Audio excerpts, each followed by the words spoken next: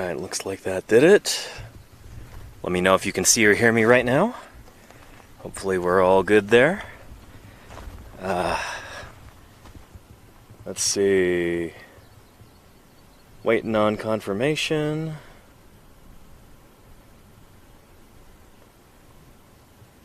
Hello, hello? Anybody?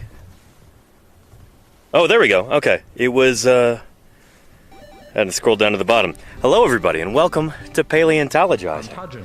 I'm glad you're here. Welcome to wild and beautiful Wyoming, where we're digging up what seems to be a new species or even a new genus of horned dinosaur. Right up there. I'll show you that in a few minutes. We'll do some jacketing and discussion. We'll do a little bit of digging, and it's going to be a good stream, so I'm glad you're here. If anybody's here for the very first time, then allow me to introduce myself real quick. My name is Danny Anduza. I'm a dinosaur paleontologist, and I'm here on Twitch trying to do some good old-fashioned science outreach.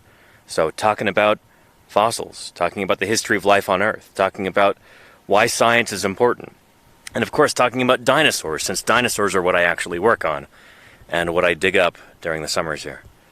Dinosaurs are what I publish on, what I study, what I talk about, usually 5 days a week here on Twitch when I'm at home in the office, but during the summers I'm out doing field work, and I'm really lucky to be able to share that with all of you right now via the magic of satellite internet. There's our dish right there, our solar panels, our router, and our solar battery. And anyway, I'm glad you're here, everybody. Let's catch up and see who's here. And let's see. Tikage says, Mr. Hammond, the phones are working. There you go. Yeah. Red Banshee, welcome, welcome. Valiant Cheese, Miss Yvette. It did not rain today, no. Not yet, at least. Yeah. And you're sweaty. I am. It's a hot day today. It's in the 90s today. We'll take a look at the thermometer later. The thermometer that I have does seem to exaggerate a little bit how hot it is. It's primarily a humidity meter. But yeah, it's definitely in the 90s today, especially right up there on the surface of the rock where we're digging these bones out of the ground. I'll show you in a few minutes. And Poot Poot Skadoot, how are you doing? Nice to meet you too. Welcome to Paleontologizing. It's good to have you here. Yeah, excellent. And temperature of 90. That sounds about right. Probably a little bit warmer here, actually, especially right there on the surface of the rock. All that heat radiating off. It gets warm, as you can imagine. And anywho, oh, and that breeze is nice. Feel that. We've also got a cloud overhead. Oh, nope, I say it, and then it just starts to... Here comes the sun, but here comes a breeze. Ah, oh man, that's nice. Yeah. We get these sudden gusts like this out here. You know, continental climate out here in the middle of the country. You don't have a large body of water to regulate your temperature or anything. So you get big temperature swings night and day. And you get like sudden gusts of wind and aberrant thunderstorms and all kinds of weird stuff like that out here in Wyoming. And yeah. Anywho, yeah. So yeah. Can't believe it's week 2 already? Yeah, Sloppy Salamander. I'll be out here in Wyoming until the end of June. This is a 1-month-long stint of fieldwork out here. So we've got 1 month to try and get 3 different dinosaurs out of the ground and a whole bunch of microfossils. Microfossils. They're not actually microscopic, they're just small, over at Turtle Hill. Fisher got here last night. Any of you remember Fisher from last year? Fisher is with us now, and he's working hard over there at Turtle Hill. Very excited to be working on some small critters there. So yeah. We had 6 new people show up yesterday. I think it was 6. It's a lot. Camp is suddenly feeling very full again. After we had a downturn at the beginning of the week with some people leaving. And I hear we've got a paleobotanist joining us, maybe today too, hopefully this evening. So it'll be cool to have her in camp also, and she's going to be looking at some of the fossil plants we have there at Turtle Hill. And yeah, lucky day 13. There you go, Murph. Yeah. And remember that ceratopsian brow horn that we had yesterday? Let this be a lesson to all of us. Field identifications are always tentative. that brow horn just continued to widen out the more we dug it up. It's looking like a frill bone. It's looking like a parietal, actually. And I'll show you what that means in a little bit. We'll break out that ceratopsian skeletal diagram, and I'll show you what that means. And Ava Little says, are digs very male-dominated? Certain crews are and certain crews aren't. Right now, everyone in camp, 20 plus people, all male. But we've got a lady showing up today who works on fossil plants. Excited to meet her. Heard she's gonna be a real mover and shaker in the field.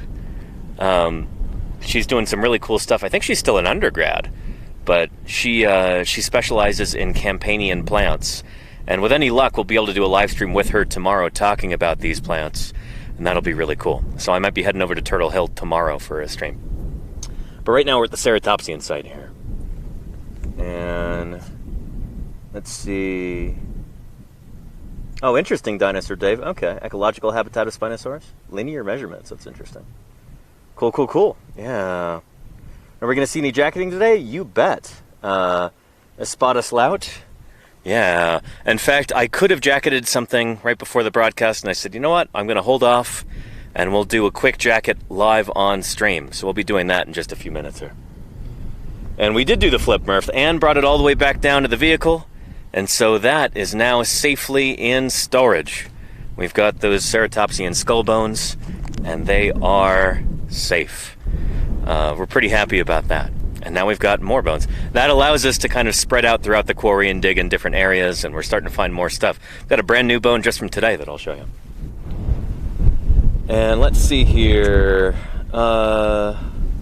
Pujil. No, cannabis did not evolve until the Cenozoic, long after the extinction of the non-bird dinosaurs. There might be some birds that eat cannabis. I'm not totally sure. And birds are dinosaurs. But, sorry, no. Cannabis evolved long after the dinosaurs. And, hey, Gopher Fluffernutt, welcome, welcome. Yeah. And, let's see. Lee-Legged says, hello again. Who do you work for? Who funds the digs you're associated with? So, we're kind of an interesting sort of outfit here. We're not associated with like a particular museum, all of us. We're a bunch of different volunteers and paleontologists and researchers from different parts of the country, but we are collecting fossils for the Cincinnati Museum Center. They've agreed to be our repository. So they're the name on our permits, and any fossils that we find here will end up permanently in Cincinnati at the museum there. We had 4 different people from the Cincinnati Museum who were out for the beginning of the field season. They took off a couple days ago. And, yeah. So the way that we're funded is partly through Twitch chat. Last year we had a great big fundraiser, kind of like a GoFundMe through experiment.com. It's like a science crowdfunding website. And we raised a bunch of money through that to do field work. A little bit of that is carried over to this year, and then we've also had some private donors as well, some of whom are members of this community. So, and also a bunch of our supplies, our gear was provided by members of this community from the Amazon wish list. So a bunch of the tools that we're using to dig up these dinosaurs were donated by members of this community. So we're about, I don't know, maybe 50%, maybe 60% Twitch funded here, maybe more, which is pretty darn cool. This fieldwork can take place because of you wonderful supporters, and that's something to be grateful for, so thank you. And would drone shots be helpful in the field? Maybe a little bit, Ava, a little, but not really. The thing is, drones kind of fly too high to really be... You really got to hike the rocks and then pick things up and look at them in order to be able to identify. You know, there are very few like issues that we have in the field that can be solved through technology. Most of it is just like grunt work, you know? I know everybody on Twitch always wants to have a technological solution to every problem, but that's just not how the real world works. Not out here in the field, you know?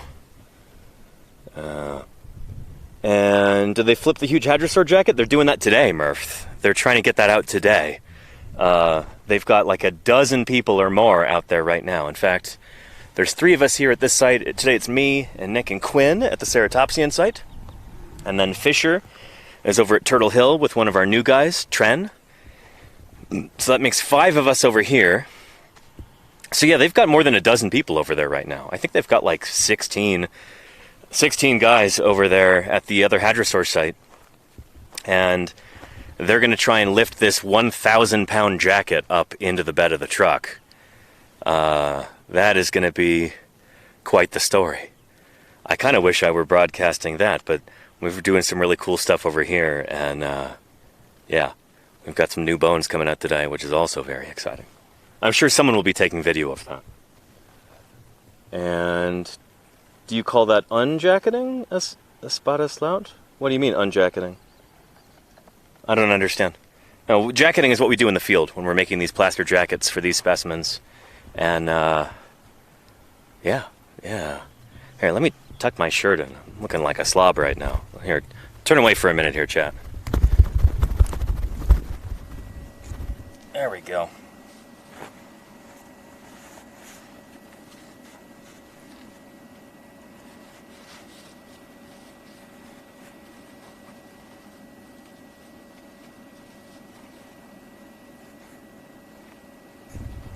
There we are, far more presentable, if a little bit warmer. It's a hot one today. It's easily in the 90s. And Red Banshee says, I wish my workplace looked that nice. I know. Pretty nice office here we got, isn't it? Yeah. Can't complain about that. And Ava Little says, our field paleontologists just specialize in the... So most paleontologists do both, or a lot of paleontologists at least. But there's some paleontologists that exclusively do laboratory work, or work from the office and stuff like that. You know, the indoor cats of the paleontological world. And some of us do both, like me. And there are some paleontologists who... I don't know if anybody exclusively does field work. I'm sure some paleontologists do nowadays. But they would definitely be in the minority out of all 3 categories. Yeah.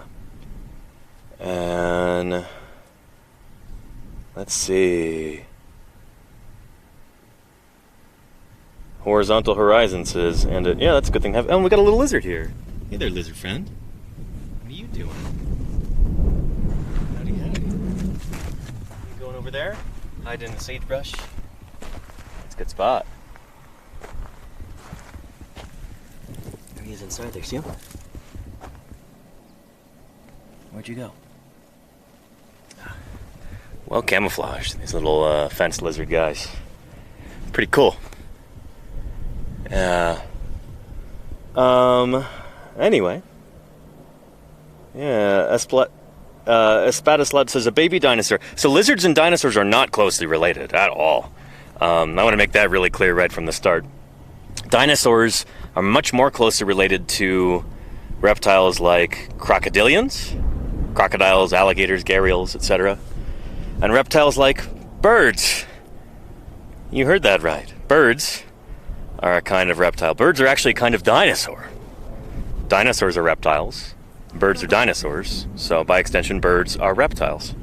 If you really want to try and figure out what, Mesozoic dinosaurs would have been like when they were alive, dinosaurs from the age of dinosaurs, not just birds. Some of your best clues that you can get come from birds, who are living dinosaurs, and from crocodilians.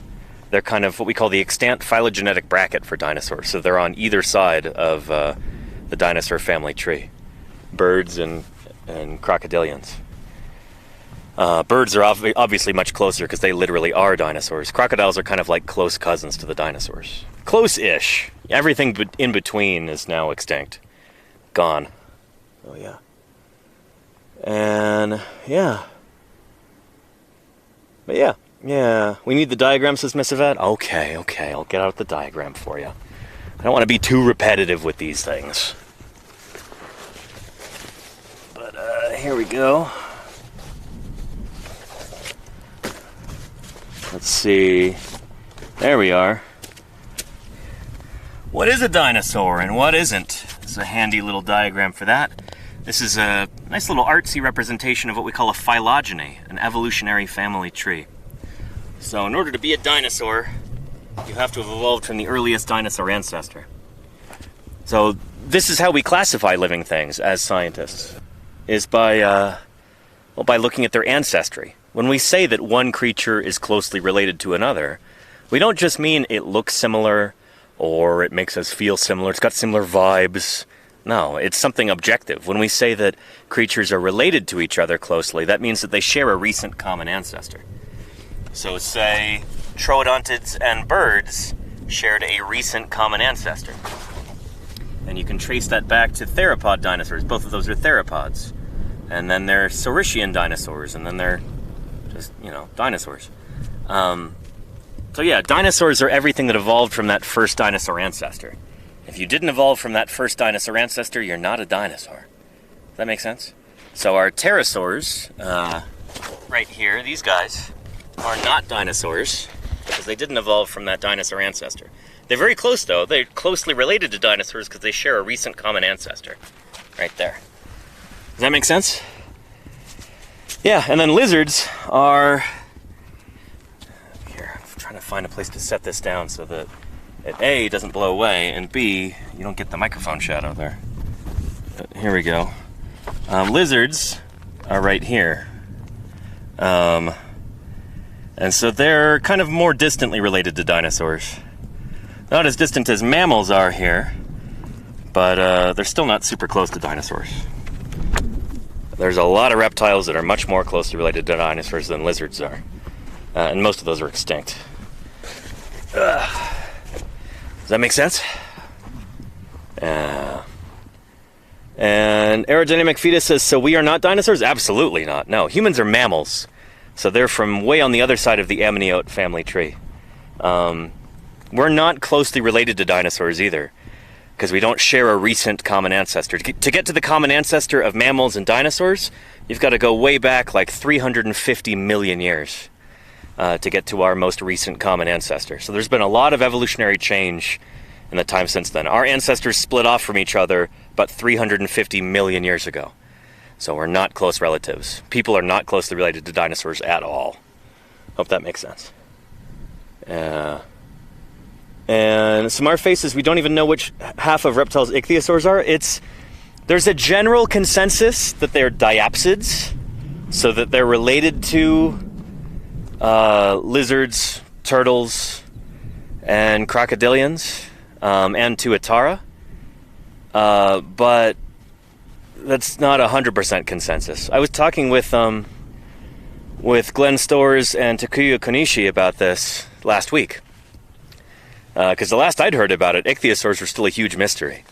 Now apparently there's a general consensus that they're probably diapsid reptiles. So they're not part of one of these weird extinct groups that's totally defunct. There are still living diapsids around. Those reptiles that have got the two holes in the back of the skull, diapsid. Yeah, but that could change with some future fossil discoveries. Just like anything in science can change with new evidence. And let's see here. That is before the Archelosaur-Lepidosaur split, says Samarfe. Well, on this chart, I think so, yeah. It would have been, yeah. But all of the critters that were before that split are now extinct. The only reptiles we have around today are all diapsids, are they not? Now that we consider turtles part of Diapsida? Yeah. Yeah, all the other reptile groups gone from this earth. And imagine how long it would have taken for ichthyosaurs to develop such a streamlined fish-like structure, yet they were reptiles, that's why, yeah, Prince Naderda. Not only did they do that, but a lot of their internal stuff is like really weirdly adapted for life in the sea. Like they didn't lay eggs, like almost all living reptiles do. They gave birth to live young in the sea, like a dolphin, you know? And they evolved these streamlined dolphin-like shapes. Ichthyosaurs are really neat. They're super cool animals. And I am thirsty now. Let me drink some water. Yeah. Anywho.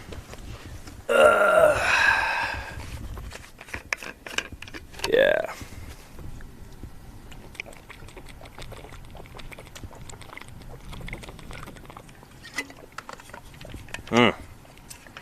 Good stuff.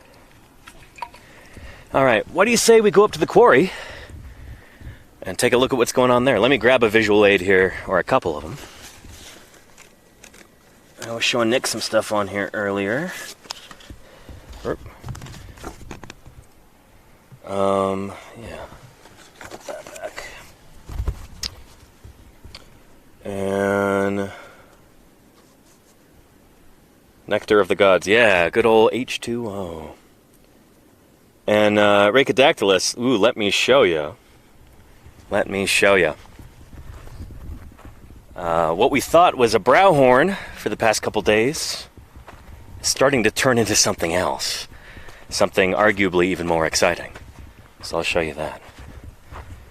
But like I said, we've got Quinn and Nick at the site today, just like yesterday. And hopefully Quinn will have a new music recommendation for us. We shall see. Go past the scoops of wasps. 2 scoops of wasps, please. Yeah, but let's take a look at what we got going on over here. So our brow horn from yesterday has turned into something altogether different. It's really looking like a parietal bone.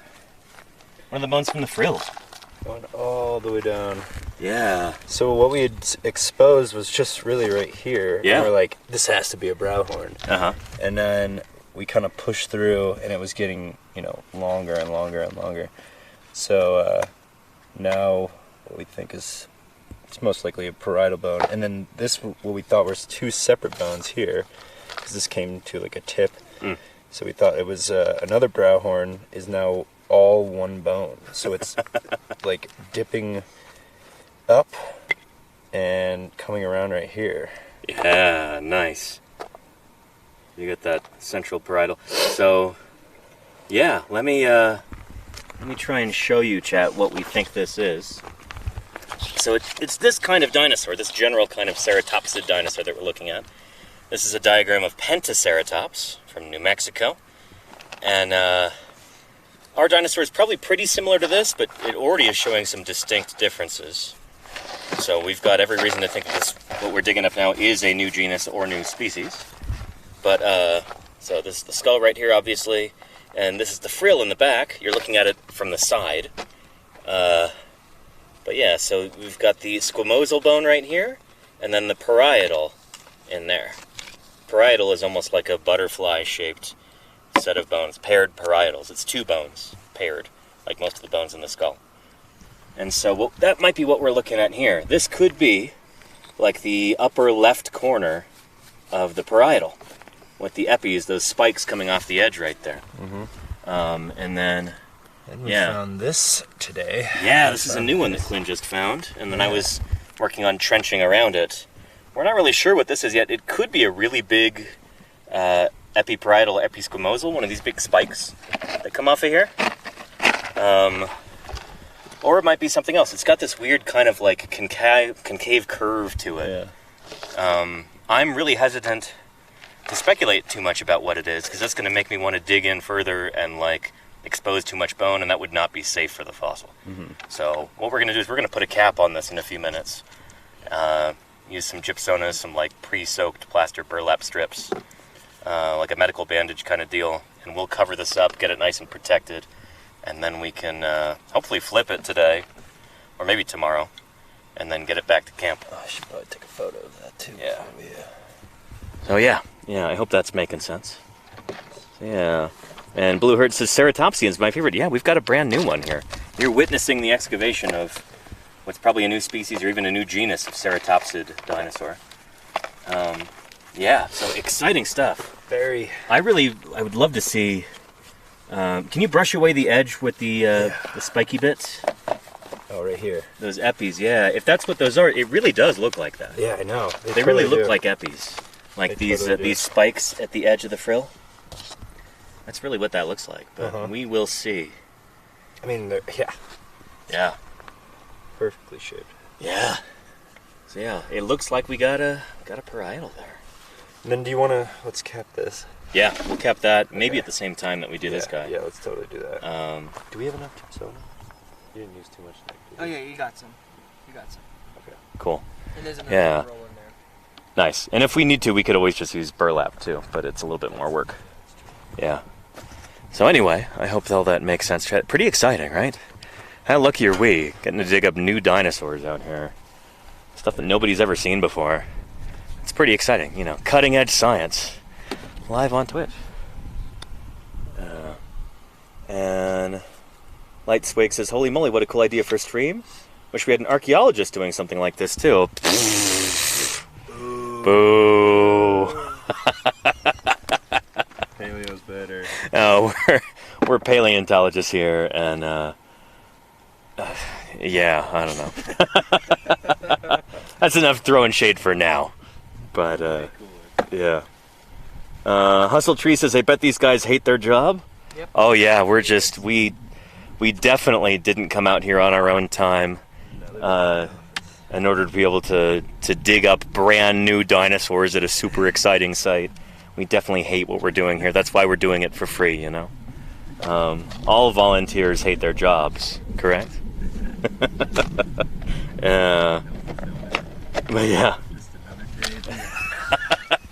Yeah, just working that 9 to 5 here. Much rather be sitting in a cubicle staring at spreadsheets all day, you know? That's really the dream. Keep being out here and having these adventures and digging up new dinosaurs. You know, what a slog, what a... I yearn for the Excel spreadsheet. Yeah. Yeah. But yeah. And everyone's saying, quit calling me out like that. I feel attacked. Sorry. You know, curse the person who invented the spreadsheet. I'm gonna start doing them when I get back home. Oh, yeah. That's Quinn's 9 to 5. Well, not just spread. You get to actually go out and do cool things, too. I do. Yeah. I do. Build wells and monitor them. Yeah. Nice. Test water and do soil sampling. But Quinn has taken paid time off from his job to be out here, so he's technically getting paid. Mr. Moneybags here. I can't make fun because I'm getting paid through Twitch. But yeah. Anyway, this is Quinn's last full day in the field. Shoot. Yeah, man. Darn. I'm totally bummed. I'm usually out here all month, but Yeah. this new job, can't really take too much time off. Yeah. At least they're paying you a living wage. I know. Yeah. I miss these wasps, I'll tell you that. Yeah, we love the wasps. We're getting paid in wasps. Just so that makes sense. Look, we've already got 2 scoops of them over here. Look, they're really appreciating. Look at all those. Yeah, good stuff. Well, stop. Leave me alone. Goodness. Feels like something just bit me. A pain in the side of my leg. What was that? Need some afterbite? Nah, we're good. I'll survive. Anyway, yeah. Let's see. Ancient Freya says, why are they all there? Oh, we're digging up a dinosaur, you know? No, you're talking about the wasps, aren't you? Wasps love to drown themselves in water, so we're providing that for them, and they're very grateful. Yeah. You know? That's just their favorite thing. And they just begged us, please, give us water that we might drown ourselves. And we said, lo, unto you, wasps, we bring water in scoops. And there they are. Yeah. Have they seen water before? I'm not sure they have, Goofball Guinness. God, flies, too. The flies are really obnoxious today. They haven't been so bad, but they're bad today. I just found them again. Yeah. And, oh, what do we got? Super tiny looking bugs. I don't know what it is. Oh, yeah. That might be a baby Scorpo in there. Yeah, maybe they develop it later in life. I don't know. Maybe that's an ontogenetic thing. It looks very scorpion-like.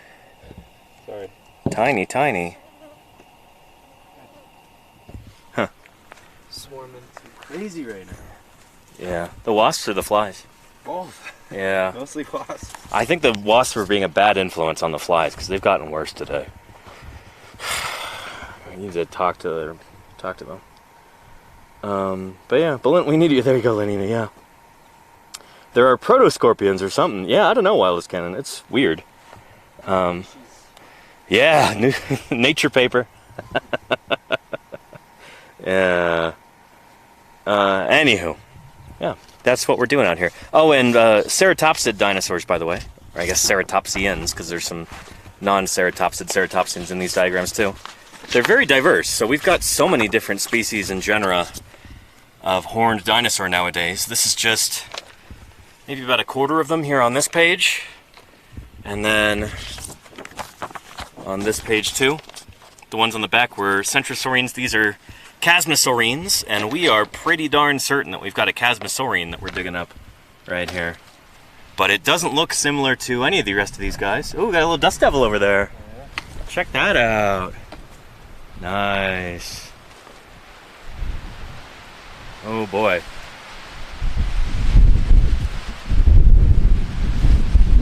Very cool. Oh, and there goes my Starlink bag. And one of my diagrams. Oh shoot. Let me go grab that before it flies into the next county.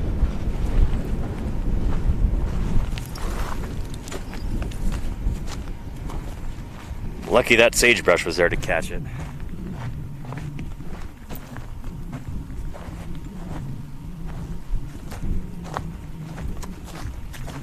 There we go. Oh, what's this? Literature. Your turkey is a dinosaur. It's true. I made that diagram a couple years back before Thanksgiving. And you can get it from the turkey command here in the chat. And download it yourself and share it with your friends and family or strangers on the bus, your parole officer, whoever.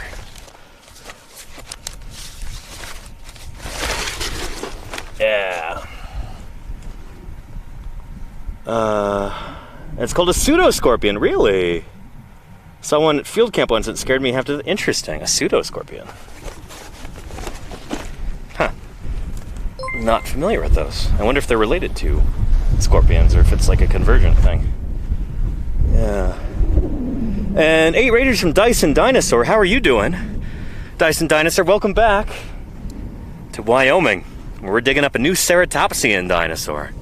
Sorry it's not an ornithopod today, Dyson Dinosaur, but it is an ornithischian. Let me take you back up there and show you around.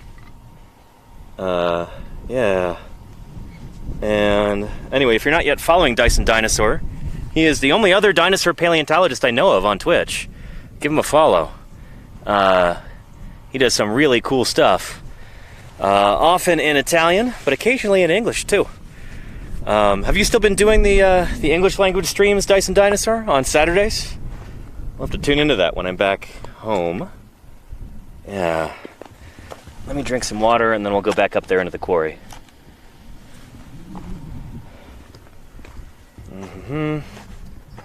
Yeah.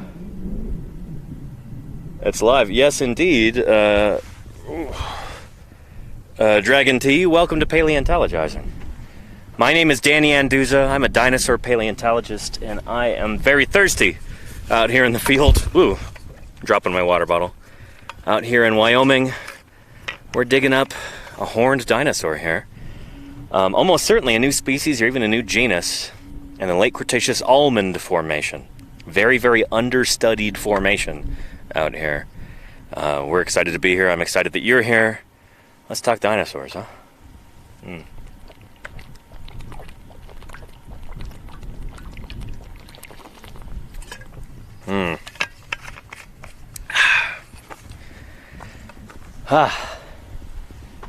Well, and let's see. Yeah. Anywho, good stuff. Let's go take a look. Dyson Dinosaur, I hope you had a wonderful stream. It's good to have you here. Take a look up at the quarry again.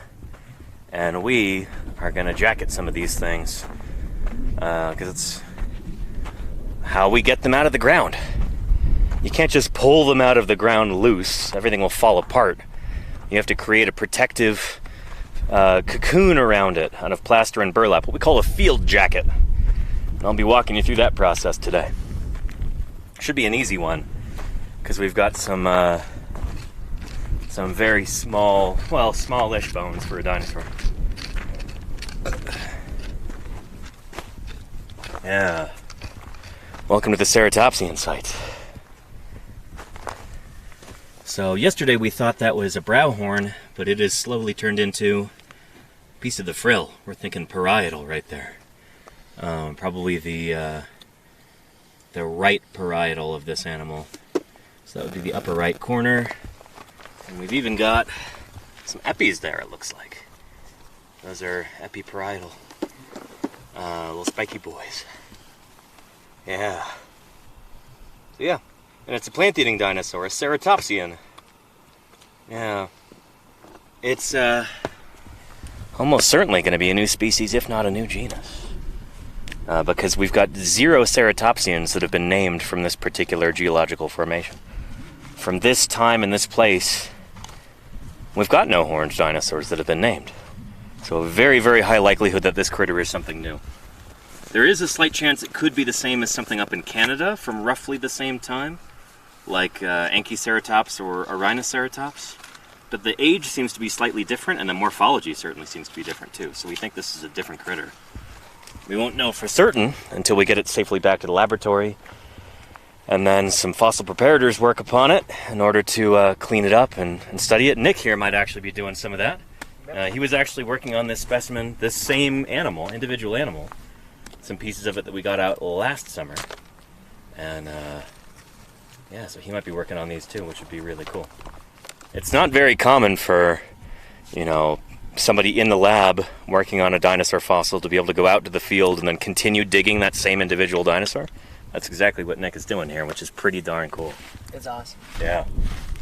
Go away, flies. Goodness. And how old is this fossil? About 73 million years old, DMGM. About 73. And will it be named Quinosaurus? Probably not, Blue Water Sky. Should be. No, don't give him ideas. Dinosaurs. Hmm. Do I look like a dinosaur to you? No, you don't. Like a human being. Yeah. And Zhenjianopterus? Zhenjianopterus, I think is how you say it. Nikki IRL. Yeah. I don't know. I'm not a native Chinese speaker by any means. I don't speak Chinese or understand it. But I've heard Zhenjianopterus. Is that pterosaur? That's how you pronounce that. Yeah. Yeah? Ooh. Is that bone under there? Yeah. Very nice. Very, very nice. Separated pretty nicely. Yeah. Couple bone chunks. Quinn's on a roll today, just pulling up these big blocks of sandstone and mudstone, and then suddenly, you know, like this, just had a big rock covering it. It's right here. See that concavity right there? That was on top of this bone here. Quinn just pulled that off and separated perfectly. And now... This is pretty nice matrix. Yeah, we're really lucky. Could have been a lot worse. Yeah. Yeah. Separating pretty nicely. Yeah. Let me get some glue on that. I like how the pipette just sticks to this. It's like best. glued onto the side of the glue bottle. It's a good way to not lose it. It is, yeah. Yeah, it works. This is also a big step in, you know, getting these things out of the ground. Is just gluing the absolute heck out of them. Absolutely. And making sure nothing gets lost while we're preparing on this thing to get it out. Yeah. Wow. Yeah, good stuff. Awesome. So the glue that Quinn is using right there is that B71? I forget what Glenn was calling it. But it's kind of polyvinyl acetate glue, PVA, which is kind of similar to wood glue.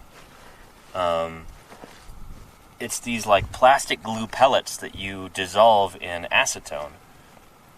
And you can adjust the thickness of it based on how much you put in with the acetone, or how much acetone you let evaporate out.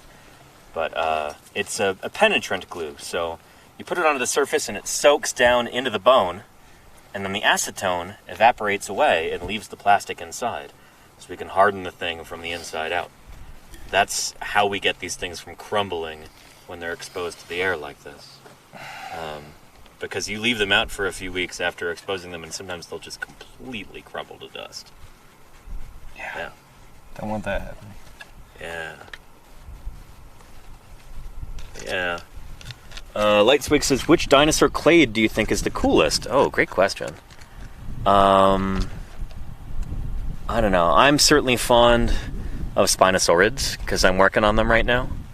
I also really like ceratopsians. Both ceratopsids and non-ceratopsid ceratopsians. Like leptoceratopsians are really cool too. Birds are pretty neat. I don't know. My favorite dinosaur clade, I would say, is Dinosauria. Yeah. Is that a good answer? Yeah, I like it. Yeah. I'd agree with Try to be inclusive here, you know? Yeah. Dyson Dinosaur, who is a paleontologist, by the way. Filippo Bertozzo streams on Twitch. He works on ornithopods. He's in chat. And he says, we all know the correct answer to that question is ornithopods. He works on ornithopods. Yeah. We've got some that we're digging up. In fact, there's... How many guys are over at the Dell site today? Is it like 14 guys? Yeah. Everybody. Yeah, everybody except for us and for Fisher and Tren. Everyone else and the whole crew, like all 16 other people are over there at the Hadrosaur site right now. They've got like a 1,000-pound jacket that they need to flip and then somehow get into the bed of the truck. So that's going to be an interesting day for them. Logistical day. Yeah. Muscle day. Hopefully no injuries or anything. I shouldn't have even said that. I just don't even want to muscle. think about it. Yeah. Anyway. Yeah. Yeah. I wish the BLM could come out and help them. Yeah. They were huge help. Yeah, up at Skull Ridge. Year. Tell that story real quick, Clint. So, last year we made a very big jacket, probably 700 pounds, I would say. Yeah. And so we flipped it in, like, usually when you flip it, you go to like the bottom of it and like trim it down so it's like so much less heavy. And we had to get it all the way up there, down to the road.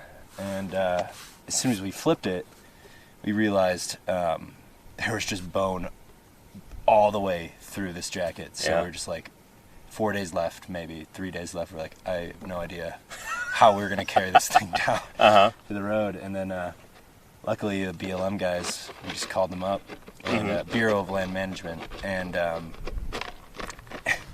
they luckily were like, oh yeah, we could get something up there. And then we went to the BLM office, and they gave us like this Mars rover, a side-by-side, 6 wheels, and he's like, yeah, this old Vietnam veteran, he's like, I'm gonna get this thing up there. So almost flipping the thing like 3 times. Almost like rolling over the vehicle. Yeah. Nuts. And then we lifted it up, and with 12 people, we could barely do it ourselves. So thank God that they got that thing up there. And then almost flipped it 3 more times getting it down the hill. And it's okay. It's got a roll cage on it. Yeah. And we barely had enough plaster, too, to like finish that job. Yeah. And if it flipped, it probably would have exploded. Yeah. Which would have devastated me. Yeah. Working all summer at this site, trying to get it ready. And that was a difficult site, too. So I worked at Skull Ridge for a while last summer, and it's just at the top of this ridge, totally exposed. Like, you just get wind whipping in your face all day, dust blown in your eyes and your mouth. It was rough. You know, that was my least favorite site last year, I'm going to say it. I will say, I loved it, but it was brutal. Yeah, for sure. This is pretty brutal here, too. Yeah. But, we're getting through it. Yep. So that site, Skull Ridge, is a hadrosaur. It is skull from a big duckbill dinosaur, which will, again, almost certainly be a new species or a new genus. So, pretty excited about that. And it may or may not be the same new species and genus as the one that they're digging up today. We'll have to see after they get back to the laboratory and get cleaned. You know, we can't ID these things confidently in the field. The point is to get these bones out of the ground as safely and quickly as possible. Yeah. And then when it's under controlled conditions, you know, without wind or rain or hail or bugs, and in the air conditioning, nice, then you can really concentrate, clean everything super carefully, and then later on study it and publish it. Nick, you're working on that skull ridge skull, right? I am not working on that one.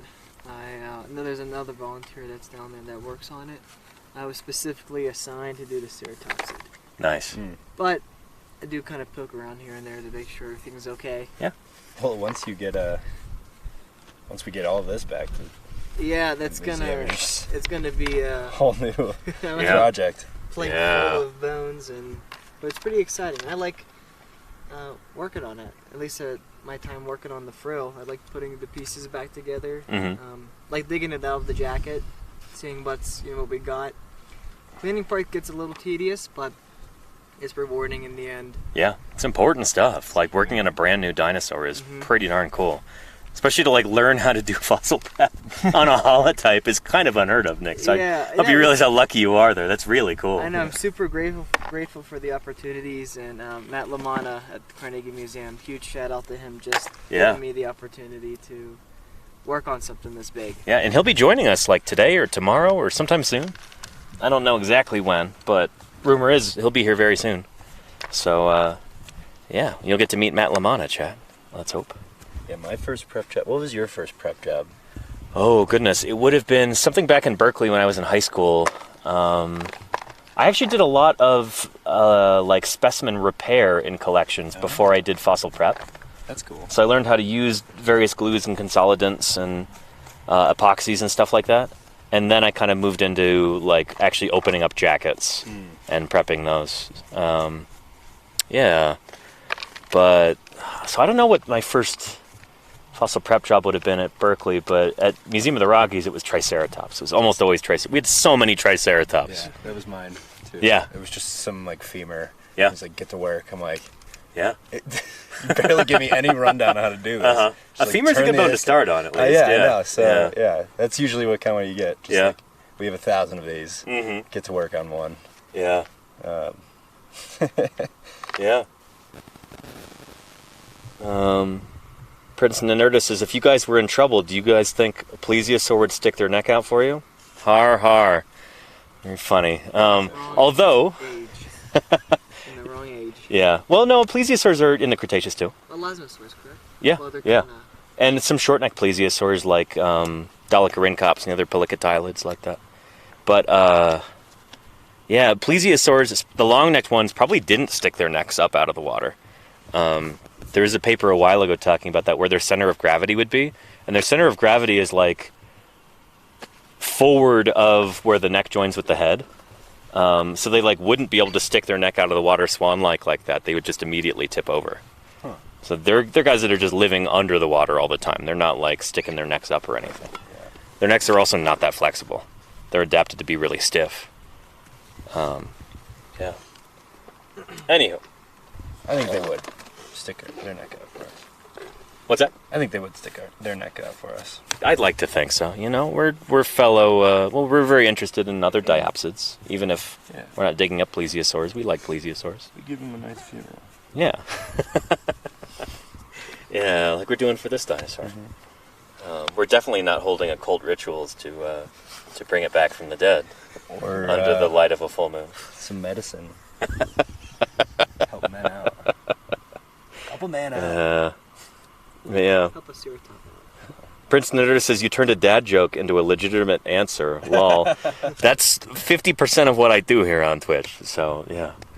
Anyway, welcome to Paleontologizing. I'm going to start working on this, I think, so we can get this capped. I might take this and just kind of wrap it separate in there. I think There's this like is a bag for pretty that? ready to. There's like a bag for it? Or Nah, just keep it together? I'll just keep it together, yeah. This is probably pretty ready to.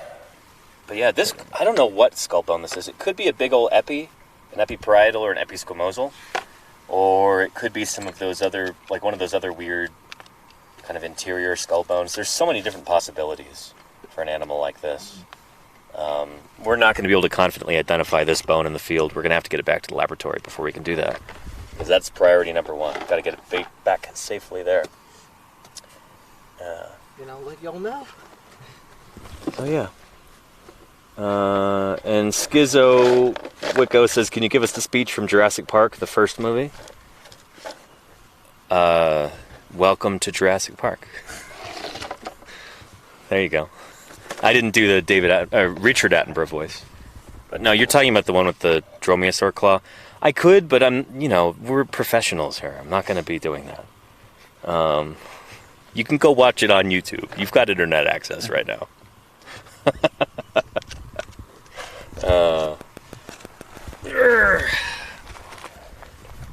I just stepped on the cable. Hopefully we didn't disconnect. Let's see. No, I think we're good. We've got 1,436 viewers right now. Can you believe that? Yeah. Welcome. So again, I'm Danny Anduza. I work on dinosaurs. I'm here with Quinn Hawkins and Nick Hornacek. Did I say that right? Yep, correct. All right, yeah. And we're digging up what's probably, almost certainly, a brand new horned dinosaur here. When I say brand new, it is 73 million years old, but it's a new genus or a new species, or both. Well, if it's a new genus, then it's obviously a new species too. But, yeah. Anywho, I'm going to cap this, so we'll grab some paper towels and get this thing kicked off. Right on. Yeah.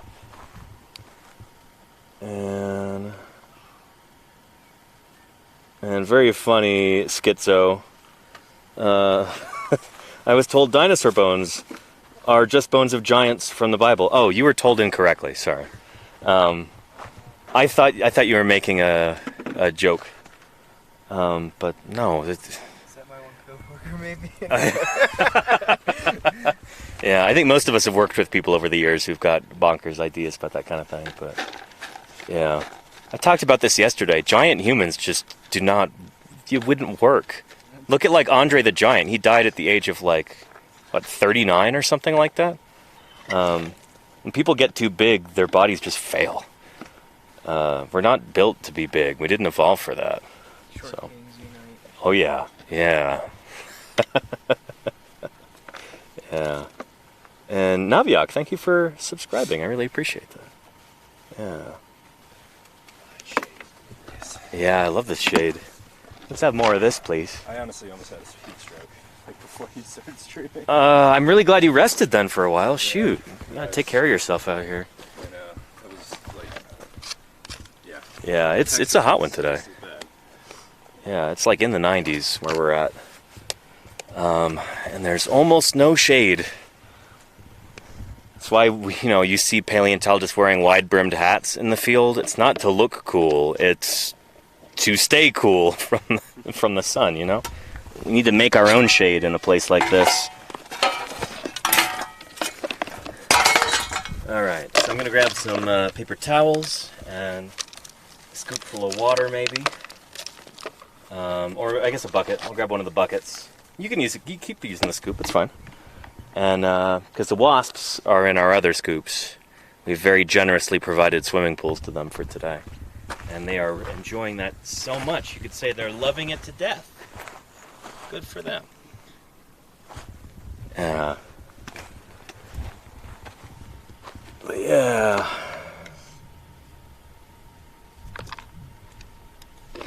Anywho. Yeah. To death. There you go, Patrick Pirate. Yeah. Too much of a good thing is always a bad thing. That's why it's too much. Otherwise, it wouldn't be too much, And there's a wasp on my microphone right now. Go away. Hey. Goodness. All right. Paper towels. Do we have them in the action packer? Did I put it away? Yes, I did. You just TP now. Oh, we just got TP? Yeah. Well, I will make that work. Yeah, I've got a little bit too. I think the gypsum is in there too. Great. Yep, there it is. Lovely.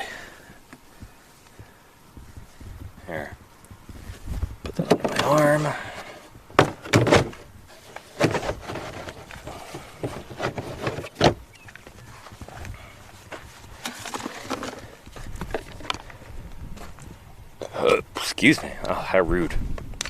In such a civilized place as this, you know? Belching. Let's see here. Actually, do you mind if I steal that scoop there, Nick? Yeah, go right ahead. I appreciate it. Thank you. Yeah. So, right now, everyone, you're about to witness the sacred ritual once again of plaster jacketing. This is kind of the abridged version, because rather than cutting strips of burlap and then soaking that in plaster of Paris, instead we've got these medical bandages for smaller stuff, where it's like a gauze that's pre-soaked in dry plaster. We call this a gypsona, because I think that's the company, or the brand name. So, thank you, Quinn. Just like Didn't even have to ask. Yeah, like Kleenex. Or like Escalator. Do you know that Escalator is a brand name? No. What? Yeah. Yeah. Band-Aid is too? Yep. Yeah, Band-Aid is, Johnson & Johnson. That's why they changed the little jingle. It used to be like, I'm stuck on Band-Aid because Band-Aid's stuck on me. And then they if a like a trademarked word like that sees too wide of use, like if everybody's using it, they can actually lose their copyright on it if it just becomes part of like the common language. Oh, really? And so they made the song I'm Stuck on Band-Aid brand because Band-Aid stuck on me. And I guess it's like a way to try and defend against that, you know, to remind people that yes, it actually is a brand name. But I think it's kind of cool when like a product becomes so widespread that it's just like, sorry, you know, that belongs to everyone now. You don't get the copyright to that. I think that's kind of neat. And I think that's what happened with Escalator. Like, it was originally a brand name. Anywho, Like the Frisbee? yeah, Frisbee might be one of them. I think Frisbee is. Flying disc. Yeah, Yeah, that's why they have to call them like discs. yeah. Yeah. They'll lose their trademark, not copyright. Thank you, Ware Ducky. Okay, clearly I'm not an intellectual property lawyer. I'd be making a lot more money than I do right now, but I'd have lost my soul. Sorry, I'm feeling froggy today. Alright, let's try and put the camera here. And can you see okay there, chat? I hope so.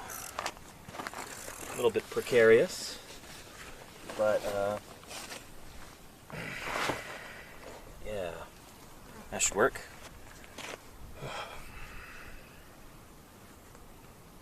And Rocket Sage, how are you doing? Welcome, welcome. She says, haha, feisty Danny. Yeah. Yeah, good stuff. Can you see this bone okay? I hope you can. I'm going to show you how we jacket these things. Yeah.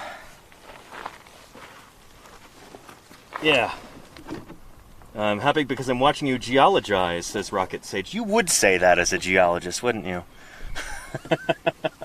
So if anybody's not yet following Rocket Sage, you're missing out. We raided into her yesterday after our one of our batteries died, so we had to cut the stream short. And luckily Sage was on, so we were able to salvage things that way. But yeah, Sage is a real-life geologist, and she streams here on Twitch. Go check out her channel. She does some really cool stuff.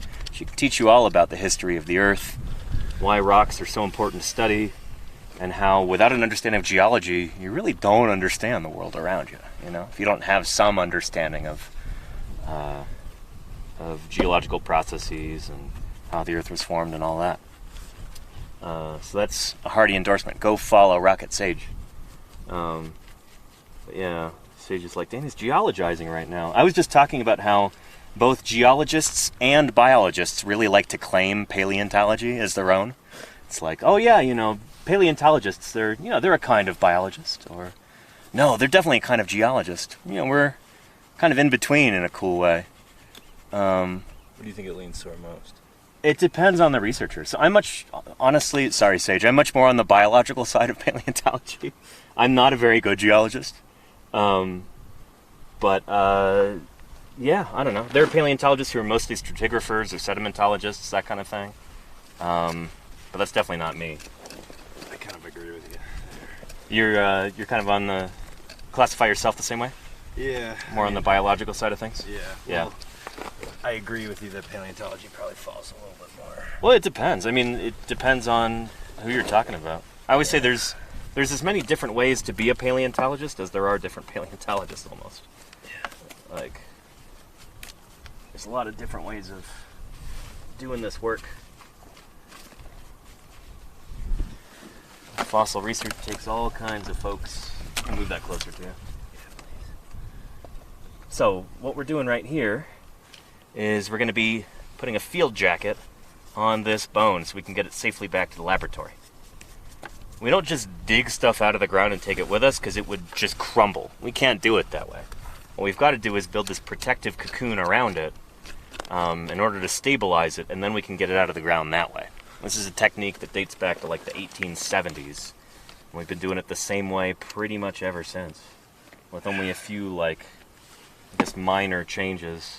They didn't have these pre-wrapped bandages back then. This is a Gypsona brand one. Yeah, the basic idea is the same. So, what I'm doing is putting a layer of separator on right here. So, normally you'd use paper towel, but we kind of ran out of paper towel, so we're using toilet tissue. Good old TP. Oh, shoot. I should have taken the LiDAR scan of that. Of this? Yeah. Oh, I can take it off. No, it's totally fine. Okay. Did you get a photo of it by chance? I got a sketch of it, but not a photo. Let me just take it off. Yeah. Sorry, Danny. No, it's okay. Got it at the right stage. Yeah. I'll probably be fine without the LiDAR, but I at least want to take one of mine too, because I almost just... Sure. No, feel free to do a quick scan. Scan reverse it. Yeah.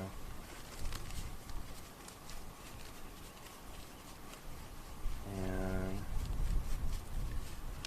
Patrick Pirate, who's also a scientist here in the chat, is making a joke.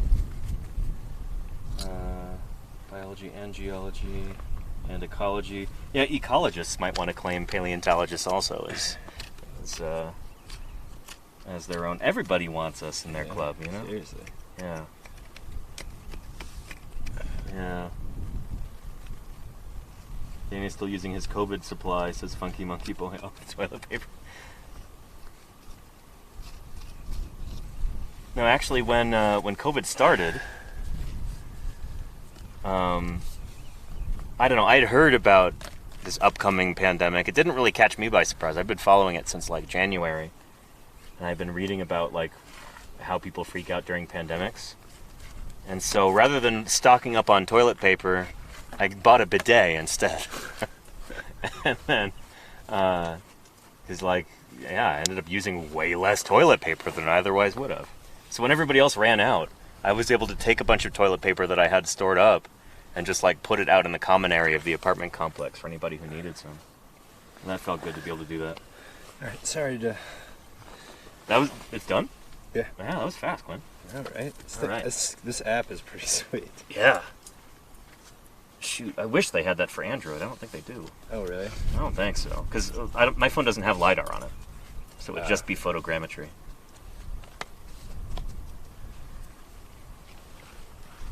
Alright, so once again, we're making a protective field jacket around this right now. And the first step of building the jacket is to add a layer of separator between the bone and the plaster-soaked burlap that you put over the top of it. So I'm doing my separator layer right here. This will make it really easy to open this up in the laboratory and start cleaning it. You're not going to have plaster sticking to bone, which would not be good.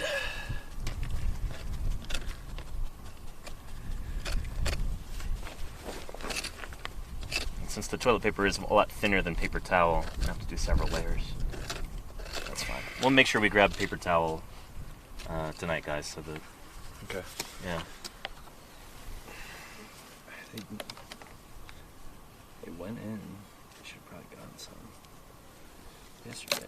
We're gone for like 3 hours. Oh, did you go to town? No, but everyone else. I did disappear for a good hour. Ah. But talking on the phone. But. Nice. It's important to establish some kind of a connection with the outside world. Yeah. And you go full feral if you don't. Yeah. Oh, and what app is he using? SoCar Killer. It's called. I don't know if you've heard of it, but it's called the Twitch app. So it allows for live streaming. And no, the app that Quinn was talking about. You tell him, Quinn. It's called the Paleontologizing. You hit the subscribe button on there, and then you get it, and then it downloads on your phone. No, it's called Scaniverse. Scaniverse. Yeah. Yeah, and it's free, right? It's free. Heck yes. It makes like actually the most perfect. Like, look at that, Danny. Yeah, that's exquisite.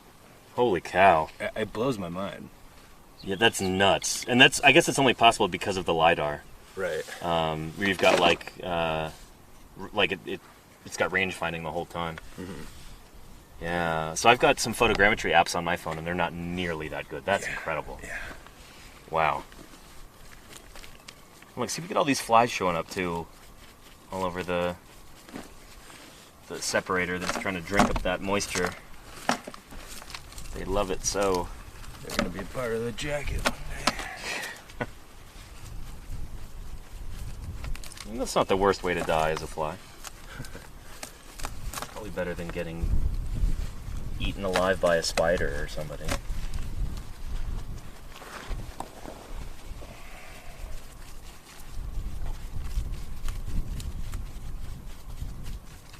think I know your answer, but what do you think is the coolest way to go out? Viking funeral? Well, I don't think they killed Vikings that way. Yeah, I guess so. Viking funeral is just Like, you're a little a too euphemism for like how they would kill Vikings.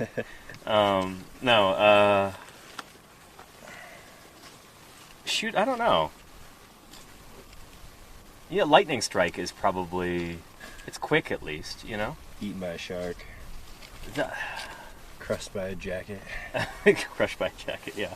That was, well, back in Hell Creek when I worked with Denver Fowler, anytime he would see one of the crew members doing anything that looked kind of sketchy or dangerous, he would just start, like, composing out loud a letter to their parents. So, we'd be doing Overburden and there'd be, like, some rocks tumbling around, and he'd be like, "Dear Mr. and Mrs. Danny, Danny died doing what he loved, being crushed by fallen rocks.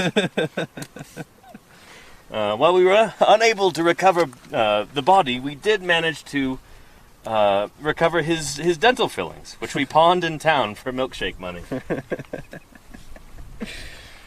Oh, God. It was always great. Mr. and Mrs. Danny. I'd be like, "Denver, my parents are divorced." And he's like, "I'm not writing 2 letters."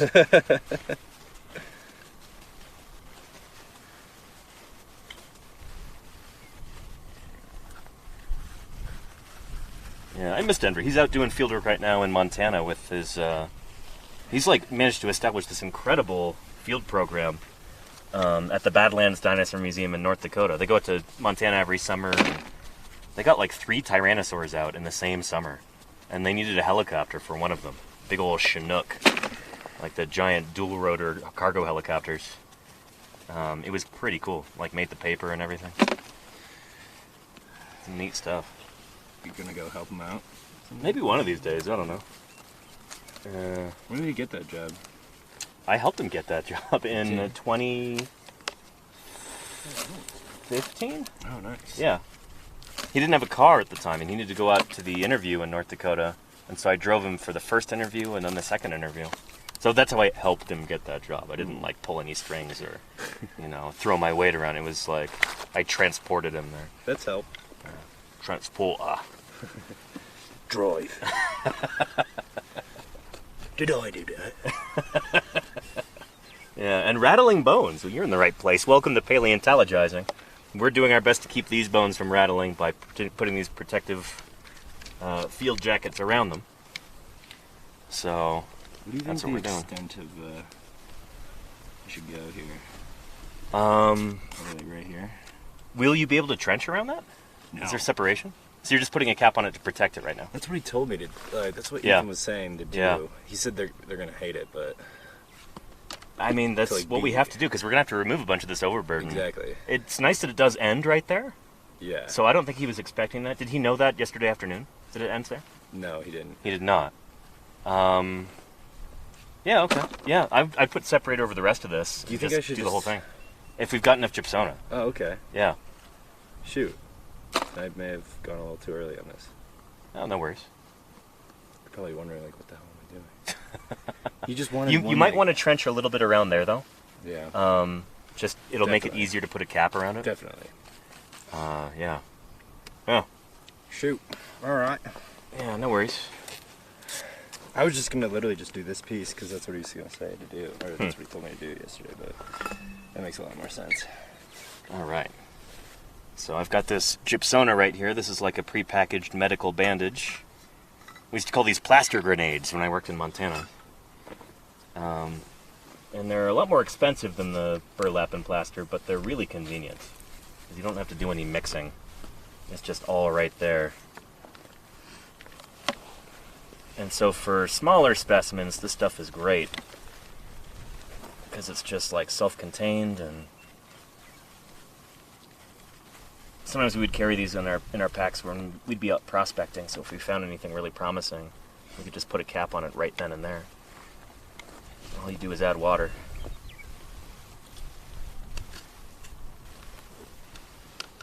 You want me to help you? Nah, I got it. Alright. Yeah. And N-Storm says, how does one get into paleontology? I'm so interested. Well, my best piece of advice is if there's a museum anywhere near where you live, see if you can get involved there. That's how I got my start back when I was in high school. I started volunteering at the Museum of Paleontology in Berkeley, California. I always knew that I wanted to be a paleontologist from, when I was super, super young. My parents joke that I decided I wanted to become a paleontologist the same day I realized I couldn't grow up to be a dinosaur. And, working there at that museum, volunteering there during high school was, that was my first real introduction to the scientific world. Actually working with paleontologists, working with fossils. And then from there I made a bunch of connections. I was able to go off to school and immediately start working in the prep lab at Museum of the Rockies, go out and do field work, all that stuff. But yeah, if there's not a museum near where you are, Start one. yeah, start one. I was going to say consider moving. But no, there are field crews that really need volunteers in different parts of the world. And so if you do a little bit of legwork online, you can find different field programs that are looking for volunteers. You can apply and then go out and join one. And a bunch of our crew members this year, a bunch of people back in camp, they did that, or they met some of us in person. And got in contact, and eventually they found their way out here. Yeah. Quinn, how did you meet Ethan in the first place? I met Ethan at a dig out in Texas. Oh, that's right, yeah. Where we, he stumbled in late at night because I was sleeping at the museum. Which is funny because they had a shower and a kitchen area. Mm-hmm. So I was like, all right, heck yeah. And then he comes in at 12:30 at night. I'm Sounds like on Ethan, the- yeah. Yeah, on the couch, and just didn't really know who he was. And then the next day, we started screen washing Mm-hmm. outside. We hadn't left for the field yet. We were doing a week in the museum for a bit, Mm-hmm. and got to know him first time, just talking about music, and I just knew we were gonna be friends. Nice. We had a lot in common Uh-huh. when it came to music taste and other things. So we just became fast buds. That's And, awesome. Then we spent the next 3 weeks out in Archer County. Nice. We have any Archer County, Texas residents in chat? It's Probably But a pretty town sparse. of like 40 people, yeah. That'd be pretty funny. Hillsboro, Texas, maybe. Okay. It's like a town of 1,500. Yeah. But probably as much as in chat right now. Yeah, we've got 1,600 people in chat right Yeah, now. there might be more Yeah. than who lives in that town. Yeah. Oh, Dan the BC Movement says, what's the difference between a cap and a jacket when covering bones? A cap is just like our informal term for like a top jacket like this. So like just something quick, put a cap on it, just to protect the top. But I guess a cap would fall under the category of jackets, you know? It's like a kind of quick jacket. Yeah. But yeah. Yeah, Nick, how did you get into paleo? Well, I got into paleo.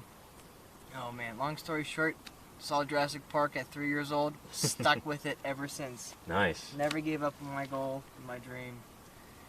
And just started getting in contact with people. Met Dr. Matt Lamana at the Carnegie Museum at 16 and stayed in contact. Once I became of age, I could volunteer, and since 2019 I've been a volunteer down there. And then went to college, got my Bachelor's of Science degree in geobiology from Penn State. And then met Ethan at SVP through Matt. Nice. And that's and I'm here right now. Very nice. Absolutely love this stuff. Yeah, it's great to have you here.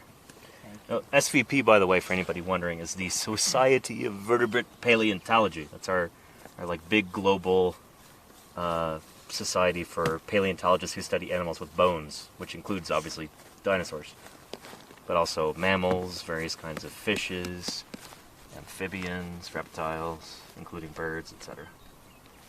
And you could just go to that. Yeah, Like, yeah. you You don't just- have to be a member necessarily. I think you can just pay admission to go in. Yeah. But you also don't have to be a vertebrate paleontologist to be a member of SVP. There are various like science communicators and enthusiasts and people like that who are SVP members too. But the vast majority of us, probably 95%, if not more, probably 99%, are vertebrate paleontologists. People who study vertebrate fossils. Yeah. Let's see. Get to the chat. Cooking Fat says, what a fantastic time we live in. Sat here in my flat in the UK, watching bones being uncovered. And here you go. Yeah. Welcome to Wyoming. You get to be there in the air conditioning, away from the wasps and the flies and the poison monkeys. Well, we're out here braving all of those things, except for maybe the last one. Cross your fingers, we don't have to deal with the last one.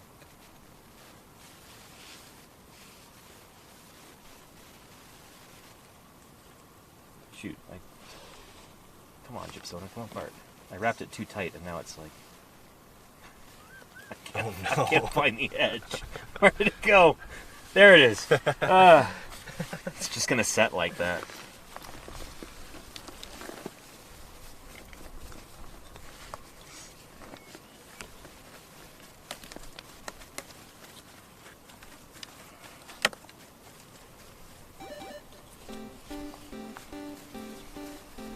Ontogeny.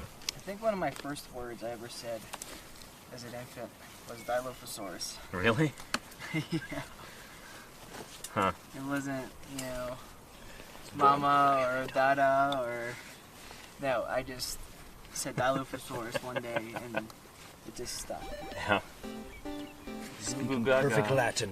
Pisticillacaudia. Piatzaniskisaurus. Archaeopteryx. It's like it was like that meme it's like that meme with the mother and her child. It's you're like, oh, he's gonna say his first words. It's like Vetriocanthosaurus, you know. Yeah. Yeah. Anyway, it's looking pretty good. That's a decent cap on this right now. Do we need to conserve the rest of this gypsona for anything else today? No. You don't think you're going to need this for that? How much do we have left? Let me go check. Yeah, we probably need to have one more. Yeah. Should have brought some up today. But you could always and faster. SX5QN2 says, how much paid per day? I want join. You get paid at a nice rate of $0 an hour. Yeah, we're all volunteers here. We're not getting paid to be out here. It's a real privilege to be out here in the first place. So, and we don't have the kind of budget to be able to pay anybody. This is the last roll. That's the last one? Oh, we don't need it open yet, Okay. but thank you. I'll just leave it here. I might reinforce this a little bit more then, given that we've got a whole nother roll. So that's the last one plus this? Yeah. So Quinn, if you want to cap that today, you might need both of these actually. So I'll probably hold off on this for now. You sure? Yeah. How far are you gonna go down? Or I could go a little bit, do a skirt around here, but it doesn't have to happen today. okay. Yeah. Also, I left a lot of perimeter around this too, so I can afford to cut in a little bit, and even if we get some chunks that fall out the bottom, we're not going to damage that bone. Okay. I don't think so, at I least. feel like I would want to go a little bit deeper down here too. So I think that's smart. it might not Yeah. even be get. I mean, in order just to keep the cap on the top of it, you're going to want to go around the sides a little bit. Yeah. With the gypsonas. Yeah. We agreed to pay you in wasps, says Samarfe. Yeah. We're certainly getting a lot of those today. And some bonus flies, too. Yeah. There's like 6 of them that got incorporated into this jacket. Yeah. Wasps are like 50 Oh, no, cents. And then like. No, just flies in the jacket. Yeah. I think wasp is like $5, like, and then the fly is like $1. You know? It's on the open market. Prices fluctuate, of course, you know. When the European and Asian markets open. But I love those videos of the Indian markets. yeah. They're like training people and they're like, oh, it's about to go up. It's about to go up. All right, so that's how you make a jacket. That took longer than I'm used to. I'm doing a lot of talking here, but it's been good. It's been good. It's good to have that capped. Yeah. Yeah. That was quickly done. Nice job, Daddy. Yeah. No worries. Yeah. And Volcanodoc, thank you for answering that question from Schizo Whitco. Yeah, we don't really do deep sea paleontology is not a thing. It's not like we're going down in submarines to find fossils. Part of that is because like Volcanodoc was saying there, I think. Yeah. Maybe she didn't mention this, but ocean floor sediments tend to be very young compared to, stuff on land. So like the very oldest ocean floor sediments that we have are like earliest Jurassic or latest Triassic in age. So like maybe 210 million years old. And that's because the ocean floor is constantly being recycled. It comes out from spreading ridges in the middle of the oceans, and then it gets pushed up like a conveyor belt. It goes out to the sides, and then it plunges underneath continental crust. So it's it doesn't last for very long. The oldest rocks on Earth are in continental crust, and some of those go back like more than 4 billion years. Some of the formed not too long after the formation of the Earth itself. There's a place in Australia that I think holds the record for the oldest rocks. It's the something hills, I forget. It's hot out here. My brain's not firing on all cylinders. Yeah. Australia also has a area that holds the oldest life forms, some stromatolites. Yeah. Mm-hmm. Is it Shark Tooth Bay? This is what Shark. So Shark Bay in Australia it's famous for its stromatolites, but those are living stromatolites. Yeah, living. Yeah. The water there is so salty that the animals that would normally graze on stromatolites like that, like snails and stuff, can't survive in that environment. So you just get living stromatolites all over the place. It's really cool. Yeah. Jack Hills, thank you, Volcanodoc. Jack Hills zircon from Australia, our oldest minerals. Bingo. Yeah. Yeah.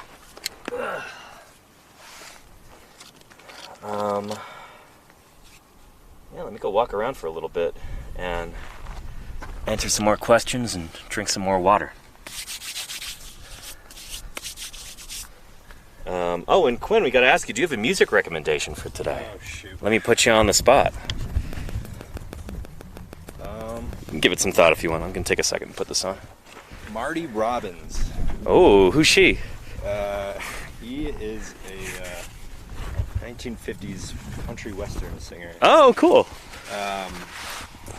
He made a Big Iron on the album of Gunfighter Ballads. Oh, is that one of the ones we were listening to earlier? Yeah. Yeah. Big Iron. Yeah. Good stuff. I can heartily second this recommendation. You feel like you're out here on Oh yeah. plains. Cowboy music is a wonderful thing out here in Wyoming. This is the perfect place for it. Yeah. Well, let me go down there and drink some water myself. Thanks, Quinn. Yeah, no worries. Yeah. That was just... I like it.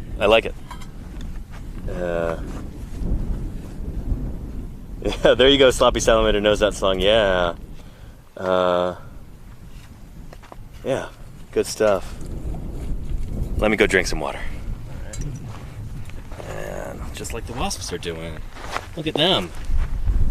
Ooh, good stuff. Yeah.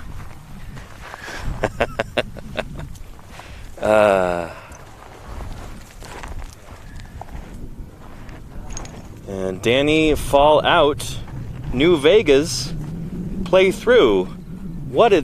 Speaking nonsense here, Dr. Irrefutable. What? It's not even a properly formed sentence. Danny Fallout. What? Oh. No, jokes aside though, friend of the channel, Snail Chaser, had some wonderful streams at one point, right when he started streaming on Twitch, where he was playing New Vegas, but he played it with a randomizer, so that all of the characters and the weapons and everything were like randomized, and it was hilarious. So he'd have to like go talk to some character to be given a job to do or something, and they're like a 20-foot tall ant that breathes fire. It was really funny stuff. Follow Snail Chaser, one of my best friends growing up, and really got to cajole him into streaming more often, because he does not stream as often as he should for as entertaining as he is. Go follow Snail Chaser. Tell him Danny sent you.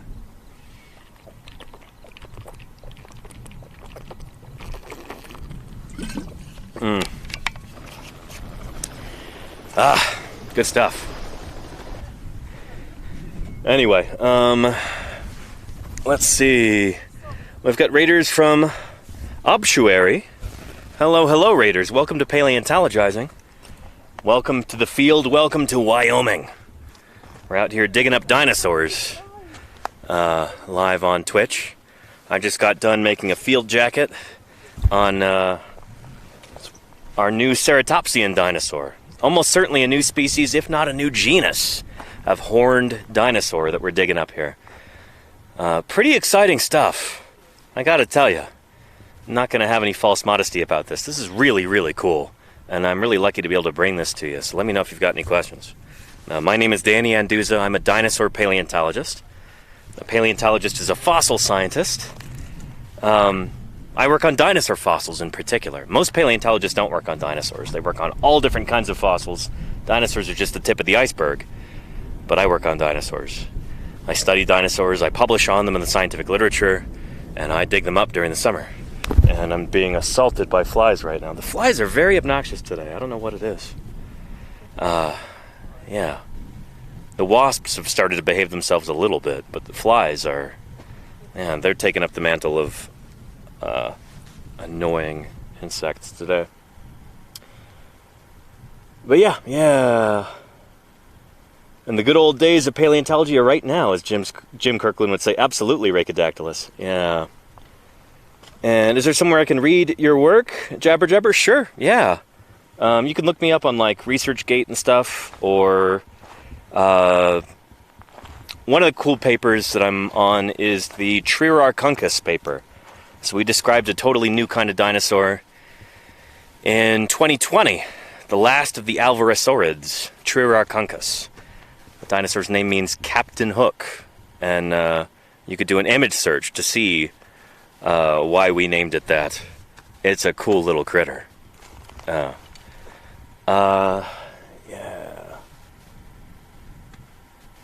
And the wasps are being appeased by their offering. There you go.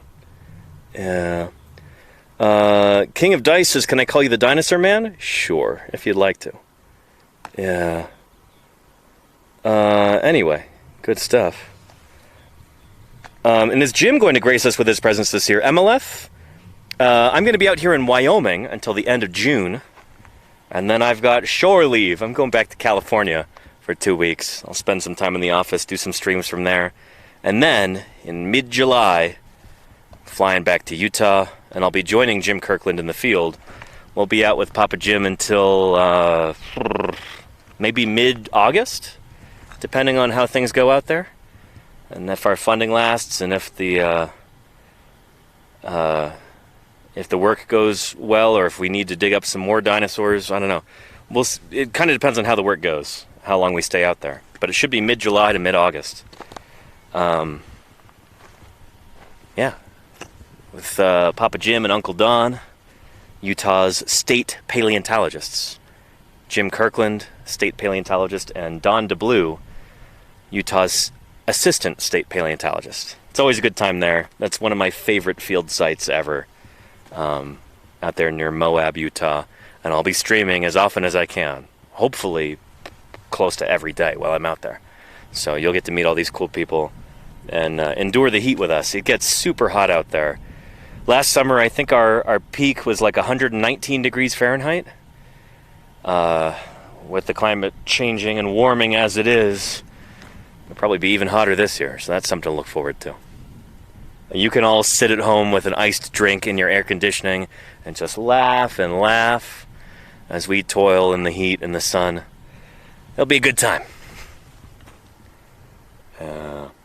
And these flies, my goodness, there's like 6 of them just orbiting me right now, like electrons. Get out of here. Goodness. Rude. But yeah. And Silver Nico, thank you for the Prime. I appreciate that. Enjoy those emotes, by the way. I designed all those. So all the dinosaur ones, the multi-part dinosaur ones, try out some of those in chat. I think you'll like them. And just use them all across Twitch, you know? Here, I'll let you in on a little secret. Sometimes people get mad when you spam emotes in chat. If they're dinosaur emotes, people are less likely to get mad because everyone likes dinosaurs. So use that information only for good, please. Yeah, and is there an ETA on when they will continue? When who? What, Dan? Yeah, could you rephrase? And dinosaurs are pretty cool, Rhacodactylus. That's the understatement of the century, in my opinion. Yeah. But yeah, it's good to have everybody here. We've got 1,557 people watching, and we're digging out here in Wyoming, digging up dinosaurs. The whole point of these broadcasts, like I always say, is to do science outreach. You know, we can have a heart-to-heart about fossil science, about the history of life on Earth, about dinosaurs in particular, maybe, because that's my specialty. That's what I actually publish on, what I dig up. Yeah. Don't hesitate with those questions. Now is the time, especially now that I've walked down from the quarry. Let's talk dinosaurs, shall we? Give me your questions. Lay them on me. And we heart science, says Fiery Faye. We do. I certainly do. Yeah. But yeah. And King of Dice, part of that is true, I'm sure. But there's way more flies today than there have been for the past 13 days. And so there's something about today that just making the flies really over-enthusiastic. Maybe they've just recently had a population boom. We did get some rain here a few days ago, and maybe those eggs have hatched, and you know, flies have grown up, and now they're everywhere. Maybe it's the particular kind of sunscreen. I borrowed some sunscreen this morning, the spray-on kind that I don't normally use, and so maybe they're attracted to that. I don't know what's different about today, but they're just all over the place. Is the humidity up? No, it's down today. Humidity is down. And Dr. Irrefutable says, what has left you wanting more knowledge in dino science? Well, everything. Shoot. We know a remarkable amount about dinosaurs, considering that these are animals that the last of them, except for birds, died out 66 million years ago. And the only way that we have of learning about them is by studying their fossils, digging them out of the ground like we're doing up here. Considering that, we know a remarkable amount about dinosaurs. 200 years ago, basically nobody knew that dinosaurs existed. The word dinosaur hadn't even been coined until 1842. The word dinosaur is less than 200 years old. So it's remarkable how much we do know about these animals today. But there's so much left to be learned. Like, we're still discovering new kinds of dinosaurs all the time, like we're doing here. This is almost certainly a new ceratopsian that we're digging up, a new horned dinosaur. And I've run the numbers over the past decade. On average, a new dinosaur is published in the scientific literature about every 9 days. Which is nuts. That's super, super often. So there's so much left to be learned. There's so much that we are learning each and every day. It's a really exciting time to be a dinosaur paleontologist. Like Jim Kirkland says, these are the good old days. Right now. It's cool to think about. Yeah. And let's see. Could be the spray sunscreen, says Patrick Parr. It probably is. Insects can see in UV, and that probably has something to do with it. I might reapply some other sunscreen over the top, just to try and keep these flies at bay. Maybe we'll see if that makes a difference. And do you ever bring your peers on panels or anything? Yeah, certainly. I've appeared on several different panels. We had a science panel at TwitchCon last year, actually. Maybe we can get a link to that in the chat.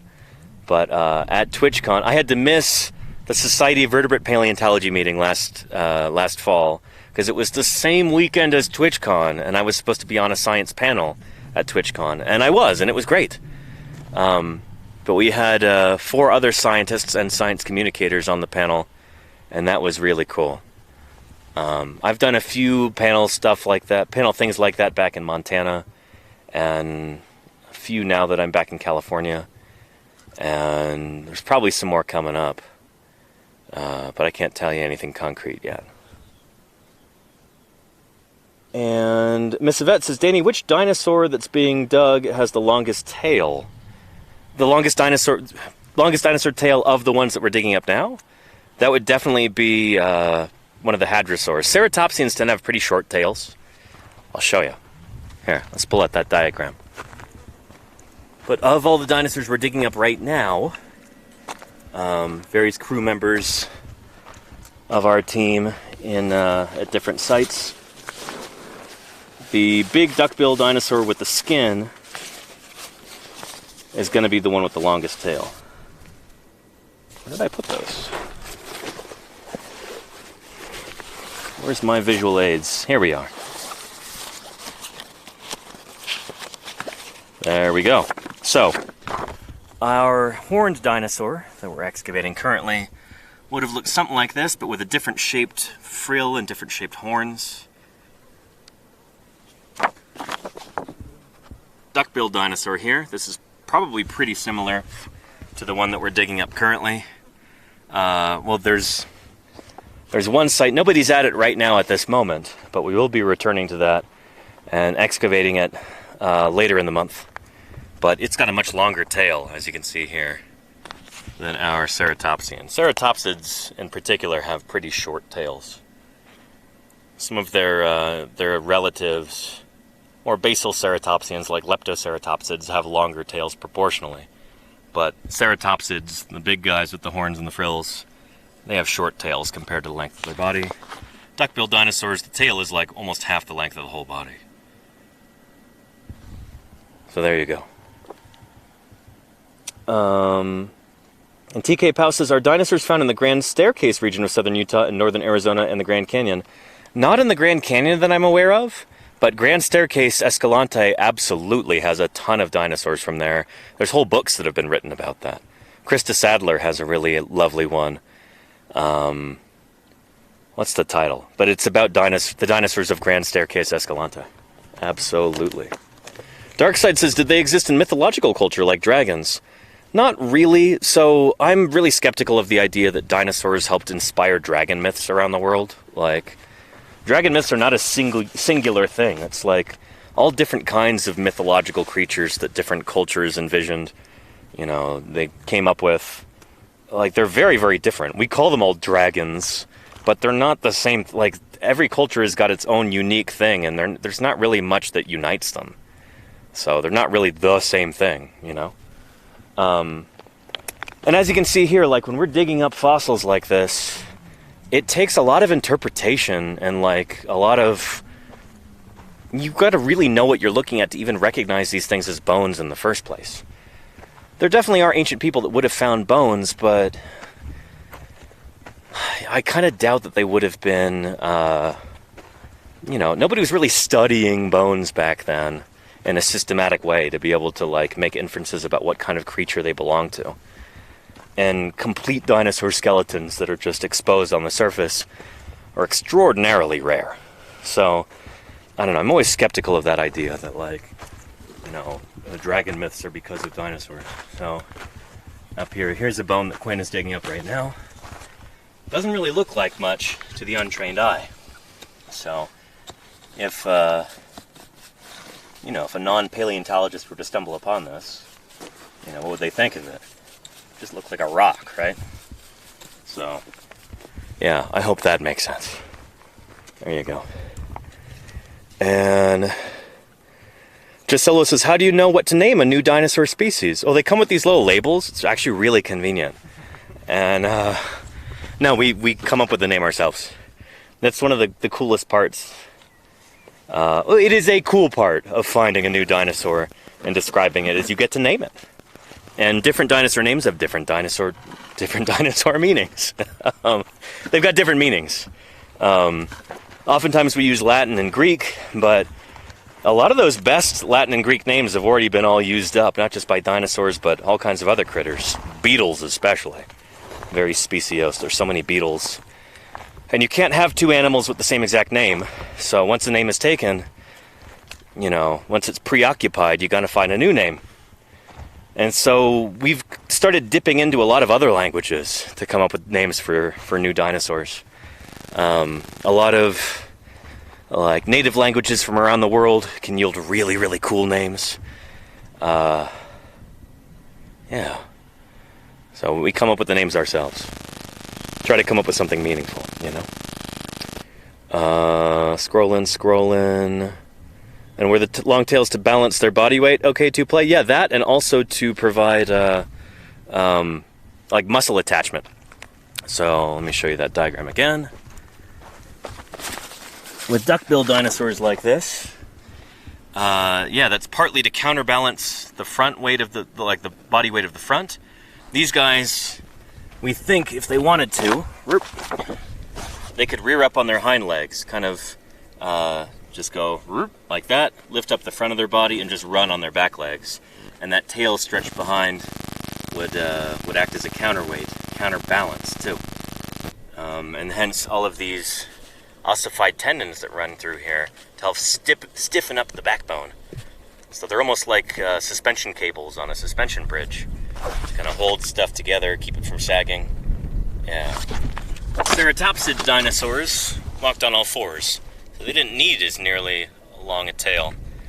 But there are definitely muscles that attach from the back of the femur, the back of the thigh bone, to the base of the tail.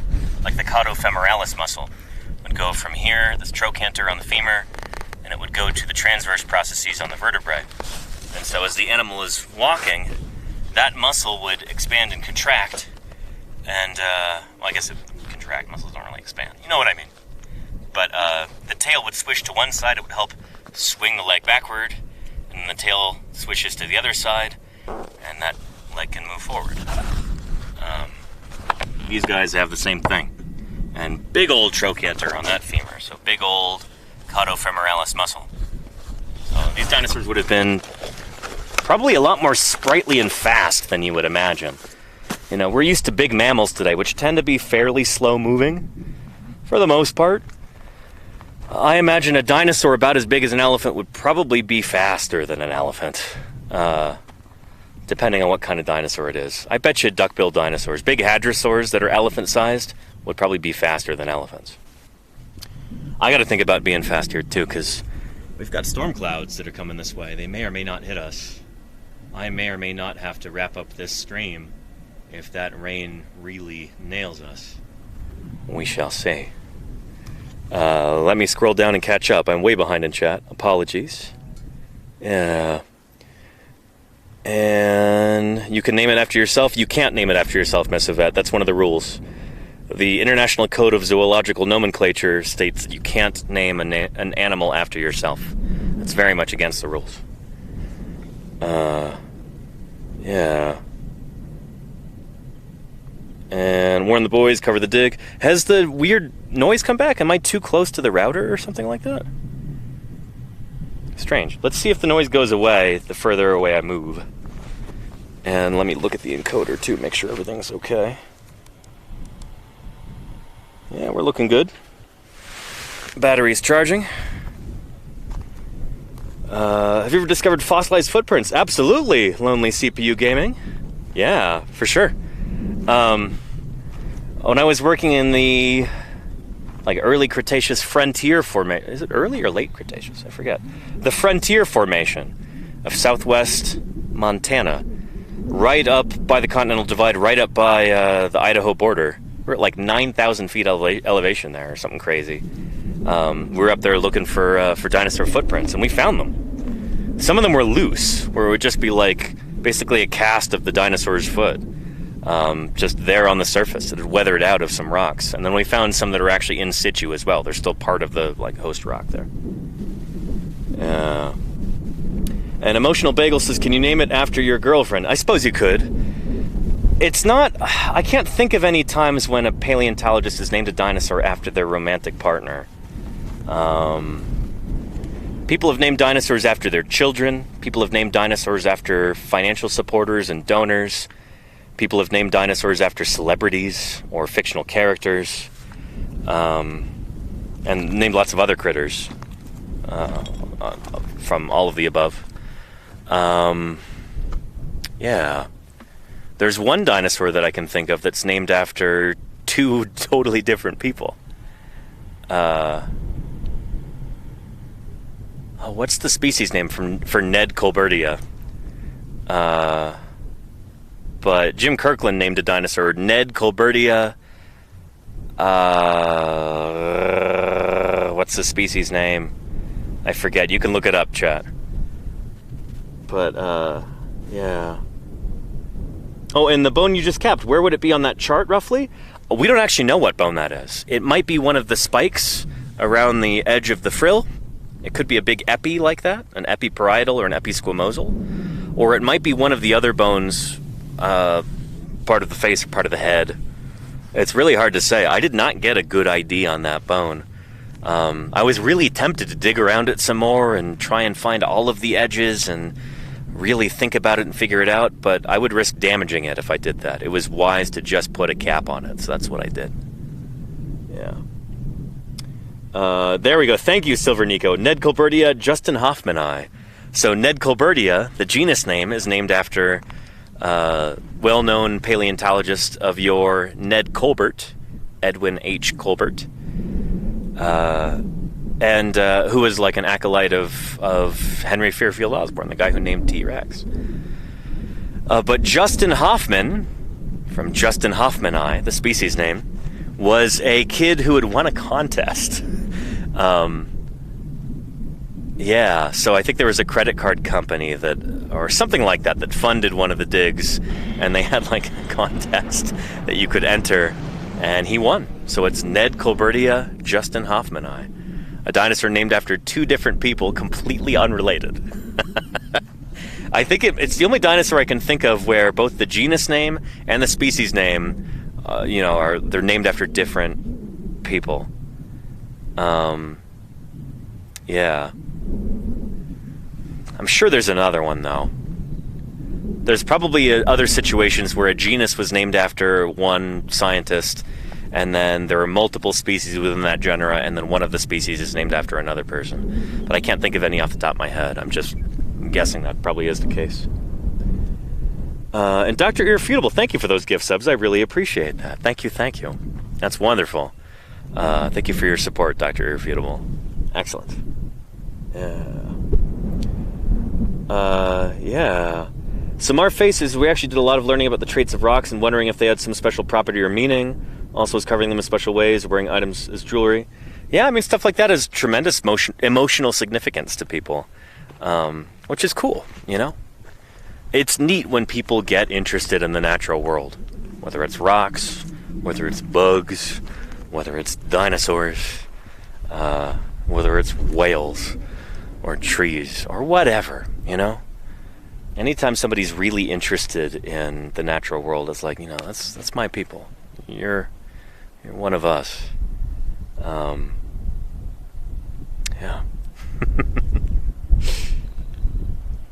And Mithras1 says, Danny, will you be doing any streaming from a lab working on any fossils? I don't plan on it. All of these fossils are going to be going to Ohio or Pittsburgh. Either Cincinnati, Ohio, or Pittsburgh, Pennsylvania.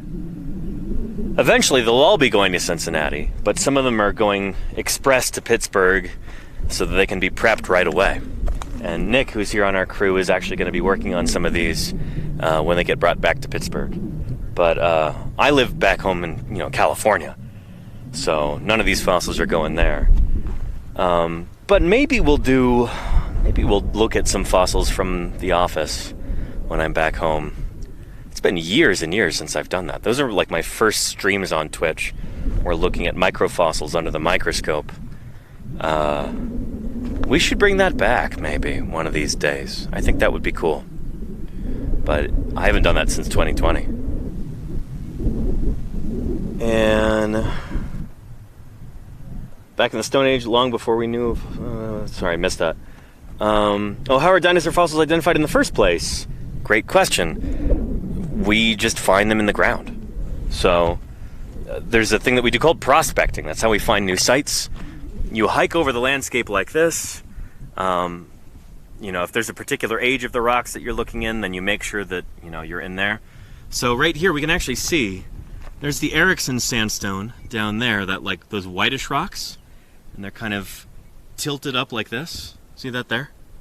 And then above that you have the almond formation, kind of grays and yellows. That's where we find the dinosaurs around here. So you want to find exposures of the almond formation there. If you're like prospecting in this area, you walk along and you look for bits of bone that are peeking out of the surface, or they're tumbling down a hillside. They're just kind of spread out on the surface, little chunks of eroded bone exploded everywhere. And then you follow it up and you try and find the source. And if you're really lucky, you've got an associated skeleton in there, and then you dig in. Hope that makes sense. Thank you, Sick Boy, for the subscription. I appreciate that. Thank you. Yeah. Silver Nico says, what does paleontological office work like compared to lab work or field work? Air conditioned, a lot more comfortable. In my opinion, not as fun most of the time. Yeah. Paleontologists who work in the laboratory or in the office, they're usually in a museum, or maybe they work for a geological survey, or occasionally they'll be like part of a medical school or something like that. Maybe they're, yeah. There are paleontologists who work off-site from where fossils are stored. So like if you are a teacher in a medical school, like a professor of anatomy, but you're trained as a paleontologist, you might be teaching for most of your working hours out of the week, but then you're also, writing up papers about fossils and visiting museums to photograph specimens and take measurements and do scans and stuff like that. It depends. There's a lot of different ways to be a paleontologist, especially back in the office, For most of my work in paleontology, most of the papers that I'm working on, I'm not actually like hands-on with fossils. A lot of it is literature-based or comparing, comparing measurements of fossils that I have to measurements of bones from modern animals and trying to infer behavior of dinosaurs based on the behavior of modern animals, doing comparisons of their anatomy, stuff like that. There's lots and lots of different ways to be a paleontologist. Even within dinosaur paleontology, there's a lot of different ways to study dinosaurs. It's not always measuring bones. It's not always running cladograms. There's lots of other ways to do this sort of thing, too. And Yogurt Garrel says, hey, Danny, hope the dig is going well today. It is. Better now that you're here, Yogurt Garrel. Welcome, welcome. How you doing? And let's see. And Sick Boy says, what defines a successful paleontologist? Surely there are more paleontologists than fossils that can be found and researched? Oh, no. No, absolutely not. No. There are literally thousands or millions of fossils for every paleontologist who exists in the world today. We do not have nearly enough paleontologists to study the fossils that we have, or the fossils that are still out in the field waiting to be discovered. There are not nearly enough jobs. That's one of the big problems. Maybe the biggest problem in paleontology is just a lack of paid positions. For instance, I do paleontology. I collect fossils for various museums. I publish in the scientific literature on dinosaurs. I don't have like a traditional paleontologist job. I make my living here on Twitch. That's how I'm able to pay the bills and fund my research and fieldwork. So there are not nearly enough jobs out there for all of the working paleontologists, for all of the students who are going into paleontology. It's a harsh truth. There just are not nearly enough jobs for everybody. It's a real problem.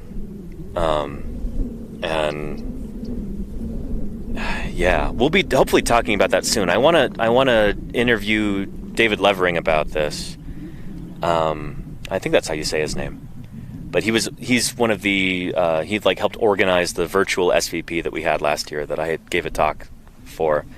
And one of his big things is we have to prepare future paleontologists that you might have to carve out your own niche. There might not be a job available for you. In fact, there almost certainly won't be jobs for the vast majority of you. So some of us have to kind of forge our own path, do something new and interesting, like I'm trying to do here on Twitch. That's like astronomy as well? Yeah, Red Banshee, that makes sense. Problem in so many sciences in general, says Tucky. Agreed. And Dr. Hub says, when I worked at the Page Museum, I estimated there was a century's worth of work to be done in the existing collection. That was in 1989, and more fossils have been added in the past 35 years. Oh, yeah. Yeah. I really wish we lived in a society that really valued science in a way that more people were able to become scientists and get paid to do so. But that's not the society we live in, unfortunately. Not to say we can't make things that way, I think it may have been a David Graeber quote. He's a well-known anthropologist who unfortunately died before his time. I thought he was a really cool guy, a lot of really, really cool ideas. But David Graeber had this quote, and it was something like, society is something that we wake up and make every day, We can change things. These are not immovable forces. You just have to do it. And that's part of, I guess, what I'm trying to do here is to talk about science, get people interested in the natural world, show off our work that we're doing here, and hopefully inspire people to really value natural history, fossil science, paleontology, because it's important. I'm glad you're here watching, everybody, because this is it's not possible without you. Thank you. Yeah. The way the world works, yep. Okay, 2Play, yeah. The Z Black Rider says you need to convince the government that you can weaponize dinosaur fossils. We'll talk with Jim about this later in the summer, I think, but that has kind of been done before. Dinosaur fossils, come to think of it, have been used for military application, I think. Because in some rare places around the world, dinosaur fossils are highly radioactive if they were permineralized with like uranium in the groundwater back then. And so I bet you there are Morrison dinosaur fossils from Utah that have probably been used as fuel in nuclear submarines and aircraft carriers and etc. Maybe even in warheads. I don't know. We'll talk to Jim about that because he knows all about this kind of thing. The old uranium mines out there in eastern Utah and the dinosaur fossils that uranium miners would sometimes find. Well, those could be really hot. Like, you know, they might be really scientifically important specimens, but like they can't be studied or put in museums. They're just too radioactive. I want to emphasize that's very rare. These fossils are not going to be radioactive. I do have a dosimeter back in camp. I need to break that out at some point and I can show you. Open that up and test it out, but I very much doubt that these fossils are going to be radioactive at all. The vast, vast, vast majority of dinosaur fossils, probably 99.9% throughout the world, are they're not going to be radioactive in any kind of harmful way, if at all. Most of them are probably not hot in the slightest. Have I ever found a mosquito fossil? I've not, just solo. No, mosquitoes are pretty delicate critters. They're hard to fossilize. You might find them in a Lagerstätten, like a limestone or something like that, where you get exquisite preservation. And I'm sure there have also been fossil mosquitoes found in amber, a la Jurassic Park. But I've never found any. No. Very rare. Very specific circumstances to fossilize a mosquito. Yeah. And yeah, Hanzo Life says, is that sad to you? Oh, that those dinosaur bones are not available for scientific study? I guess, yeah. Yeah, that is a shame, for certain. That, like, they were discovered and then, like, whoop, can't touch them. That is unfortunate, for sure. What's even sadder, though, is that we just don't have nearly enough resources in paleontology. Not enough money, not enough funding, not enough jobs, not enough opportunities for young people who want to become paleontologists. Unfortunately, the vast majority of people who want to get into paleo, there just aren't spots for them, you know? There are way more people interested in becoming paleontologists than there are jobs for paleontologists. It's a sad truth. And something hopefully we can do something about in the future. Again, society is malleable. We can change things. But yeah. And were any of those fossils identified? Yeah, a bunch of them would have been like sauropod limb bones and stuff like that. Yeah. Anyway, wind is picking up here.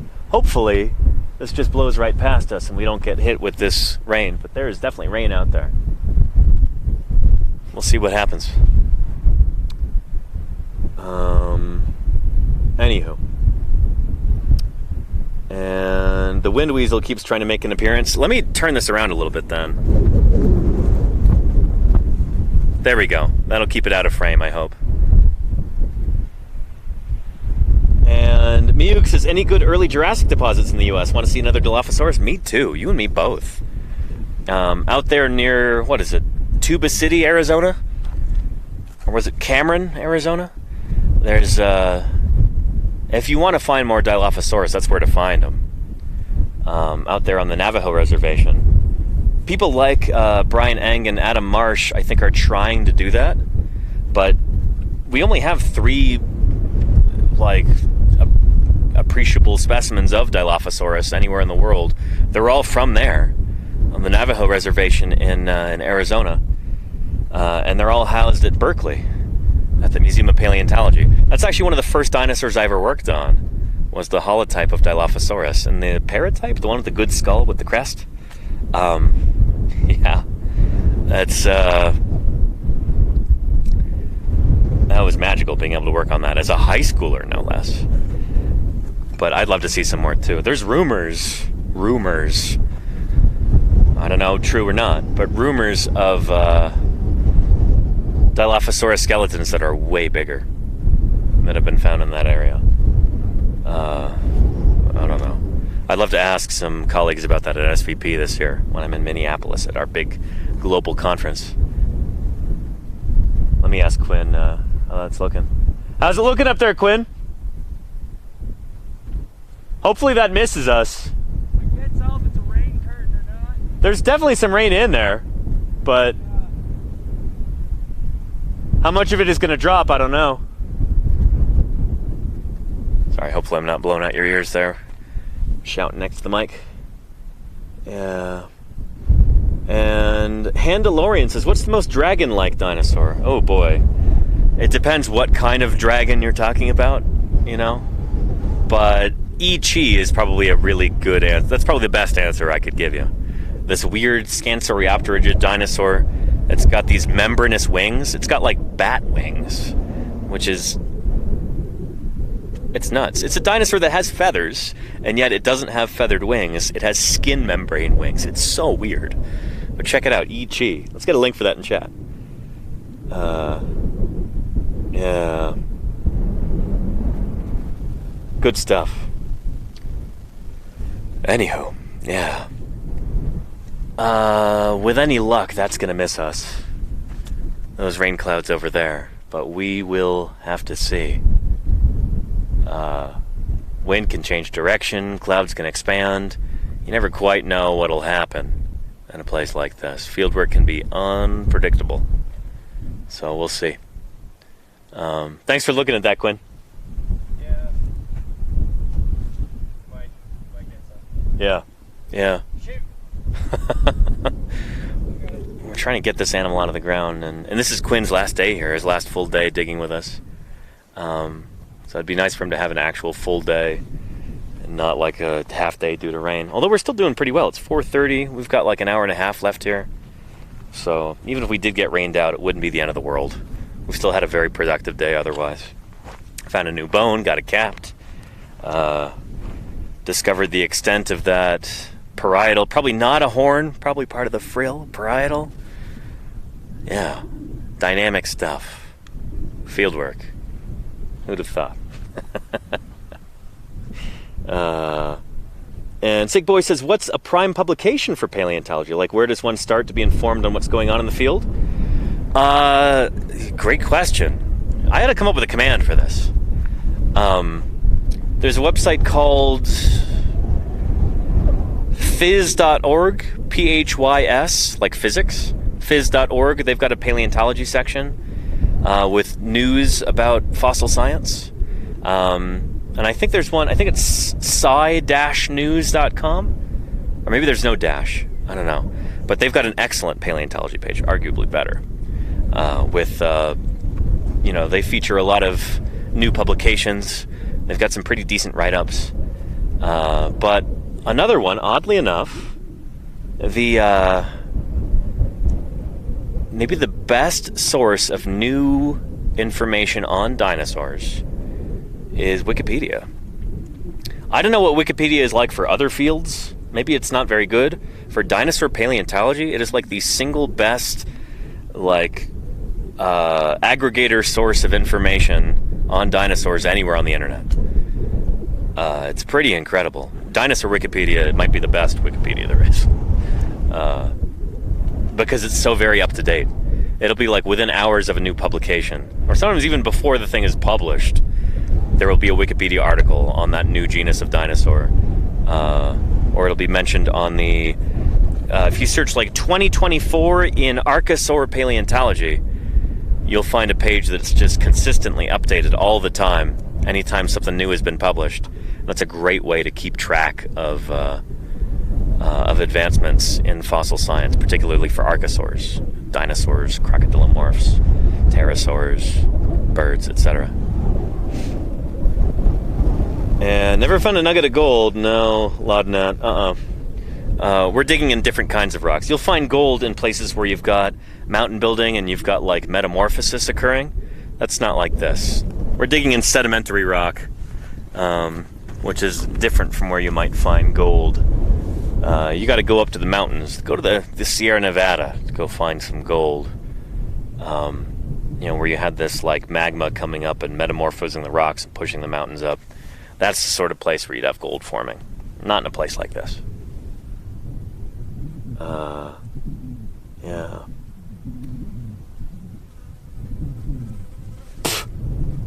And Stooley says, I guess there aren't a lot of tainted minds going into Wikipedia and mucking up facts. Not really anymore. And not with like most of your obscure stuff related to dinosaurs. Wikipedia has also gotten a lot better in recent years about vandalism. So they'll have bots that'll just immediately revert edits oftentimes. If it's from like somebody who doesn't have a long track record of making good edits to Wikipedia. If you try and go in there and change something without having like a track record, it'll usually be automatically reverted.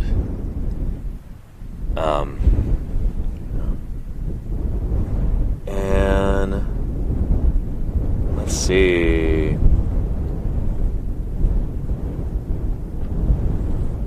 Yeah, no, this is not a Rolex. No, it's a fossil watch. Or a fossil, because the O in there actually fell off. Can you see that? So it kind of just jangles around inside. I'm not sure where it's at right now.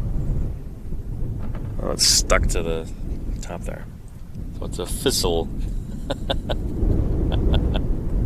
Yeah. And Nulkster says, is geology a bit part of the curriculum for paleontology? No, it's not a bit part, it's an enormous part. Holy cow. Geology is about, you know, that's like 1/2 of paleontology, I guess. It depends how you look at it. But when we're out here in the field, geology is extremely important. You got to know where you are in the rock layers. You have to know the lithology. You have to understand what's going on in these ancient environments to really understand this flora and fauna that existed way back when. Geology is extremely important, especially when you're doing field work. Yeah. If you don't know the rocks, you don't know the fossils. They go hand in hand. More than hand in hand. It's hand in glove. Yeah. And we got paleontology on Twitch before GTA 6. Yeah, Wablanco. You betcha. And with any luck, we'll have some small percentage of the number of views, too. We've got 946 people watching right now, which is awesome. And Laudnat says, was playing Indiana Jones a part of your childhood? Yes or no? Maybe a little bit. Yeah, I guess I'd say so. But, you know, also other stuff for kids who are my age. Star Wars, Jurassic Park, Godzilla, stuff like that. Yeah. Why, are you commenting on my appearance right now? This is not a fedora. This is an Australian slouch hat. And I've been using this one in the field I got this 16 years ago. This has been with me every summer in the field since 2011. I got the hat before then, but yeah. I've done field work every summer, digging up fossils, every summer since 2011, except for 2020, because of COVID.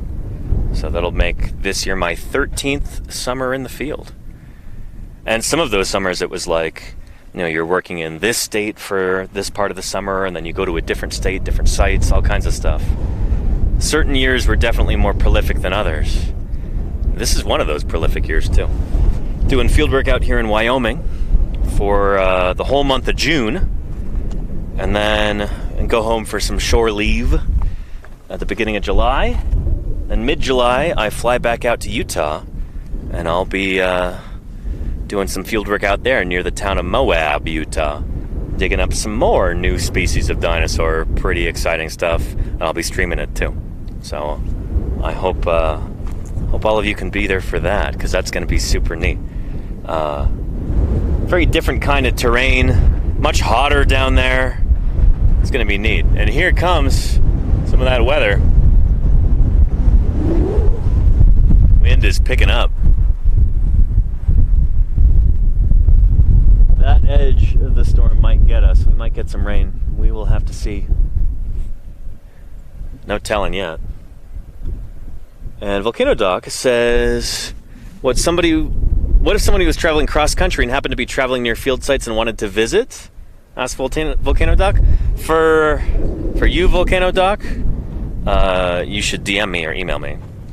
But we already have a really full camp, and we're working during the day. Time is of the essence.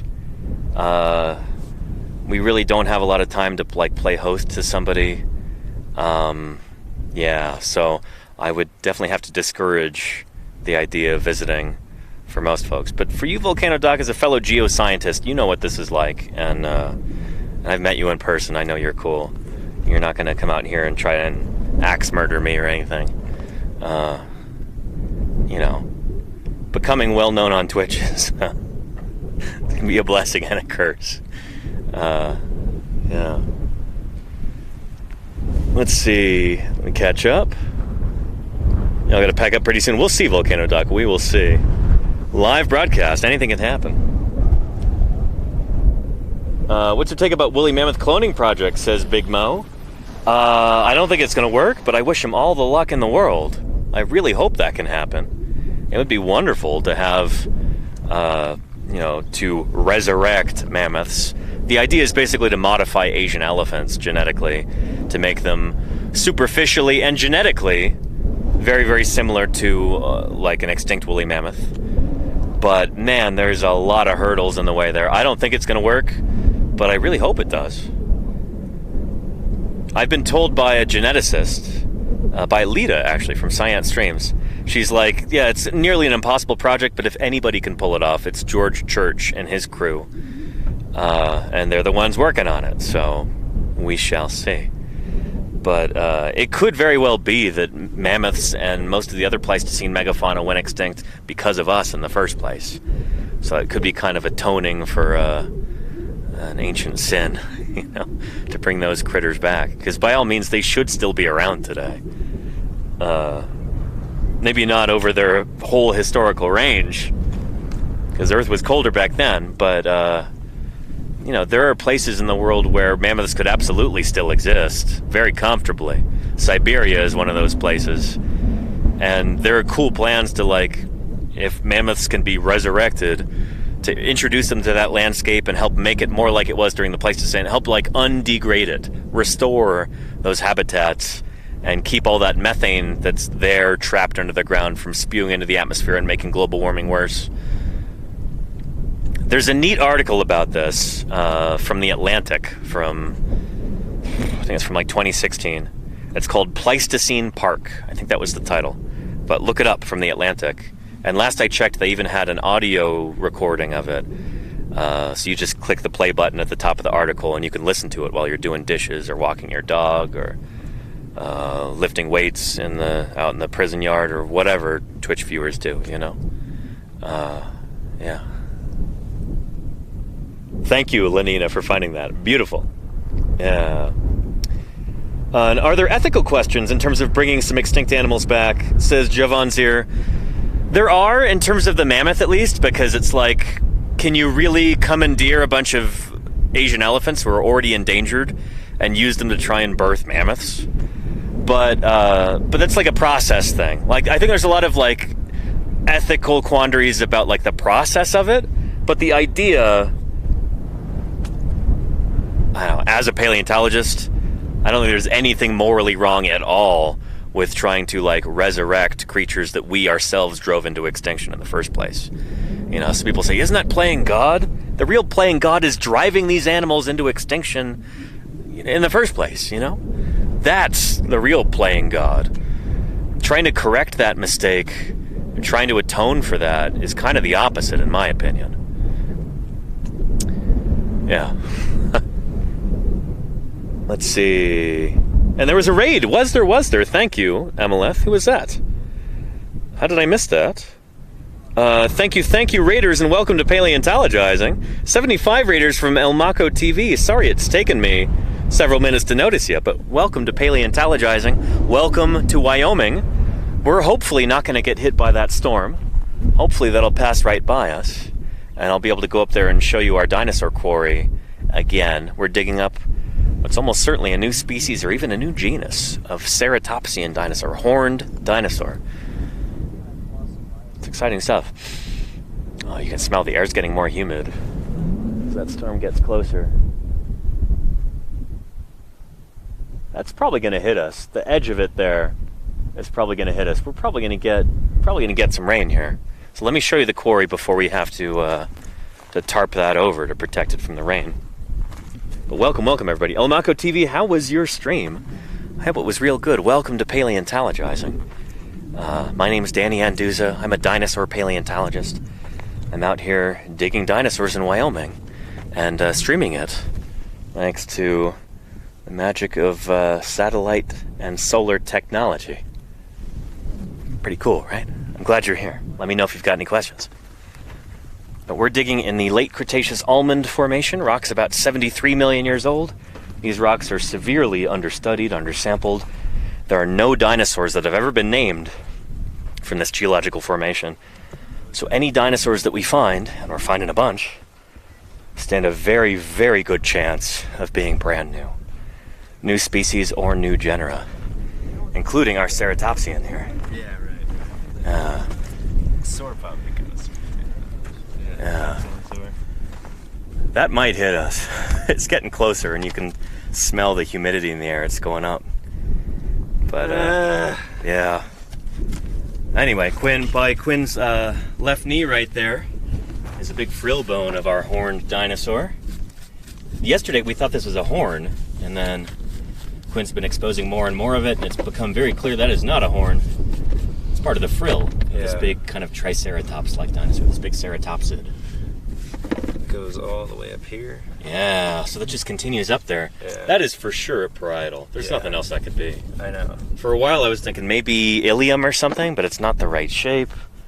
Definitely not the right shape now. Yeah. Holy cow. Only skull bones in here.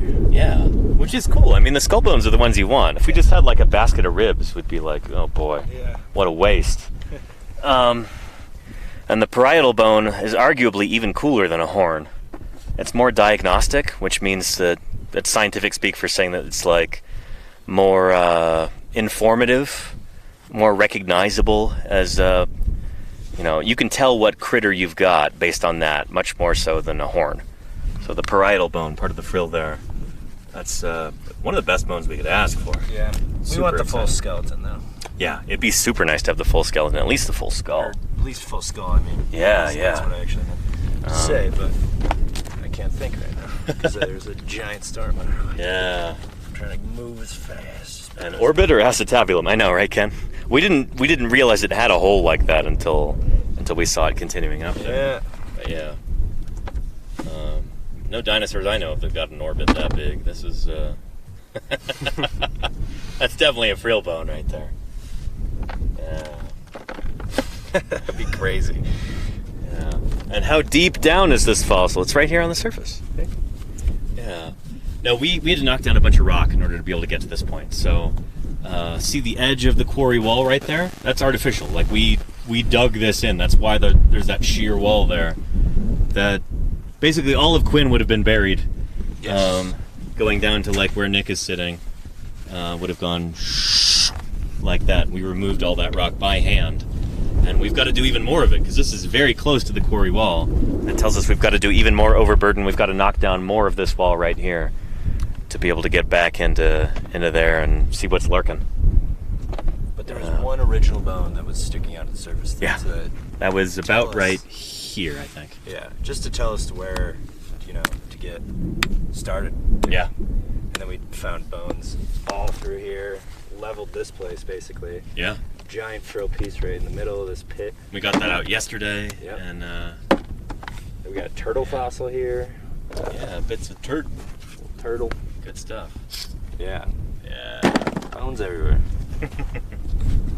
Yeah, and how do you protect the site from the rain? We've got some tarps here. The remains of an old, vehicle garage thing. And we might have to be putting those up over this pretty soon. We'll see. There's definitely some rain curtains there. Those are not going to hit us on the right. But the stuff on the left, that, wispy stuff, not just, dirt stash of a rain cloud.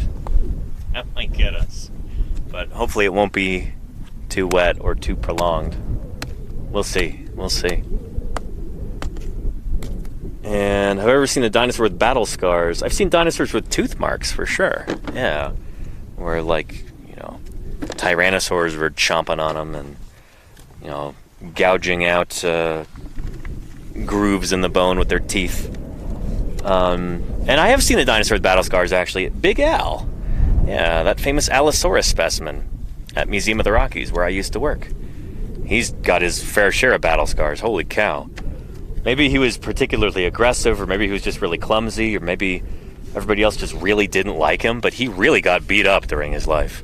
All kinds of healed wounds all over his body. Ribs that were, like, broken and offset and then healed. Like a weird twisted finger bone, where, like, maybe his finger got kind of, like, torn and twisted and then it healed up during his life. Yeah, what we call pathologies. Pathologies are like injuries in the bone. They should make a movie about Big Al, huh? Oh, wait. They did. The Ballad of Big Al, a.k.a. Allosaurus, a Walking with Dinosaurs story. You should watch it if you're interested. It's good stuff. It's like, it might be one of the better, or one of the best, Walking with Dinosaurs like stories. It's really good. A Walking with Dinosaurs special. Yeah. And he lived fast and died young. Holy cow. Despite his name, Big Al was not particularly big. But because he died as like a subadult, I think. He's got this huge, gnarly wound on his middle toe.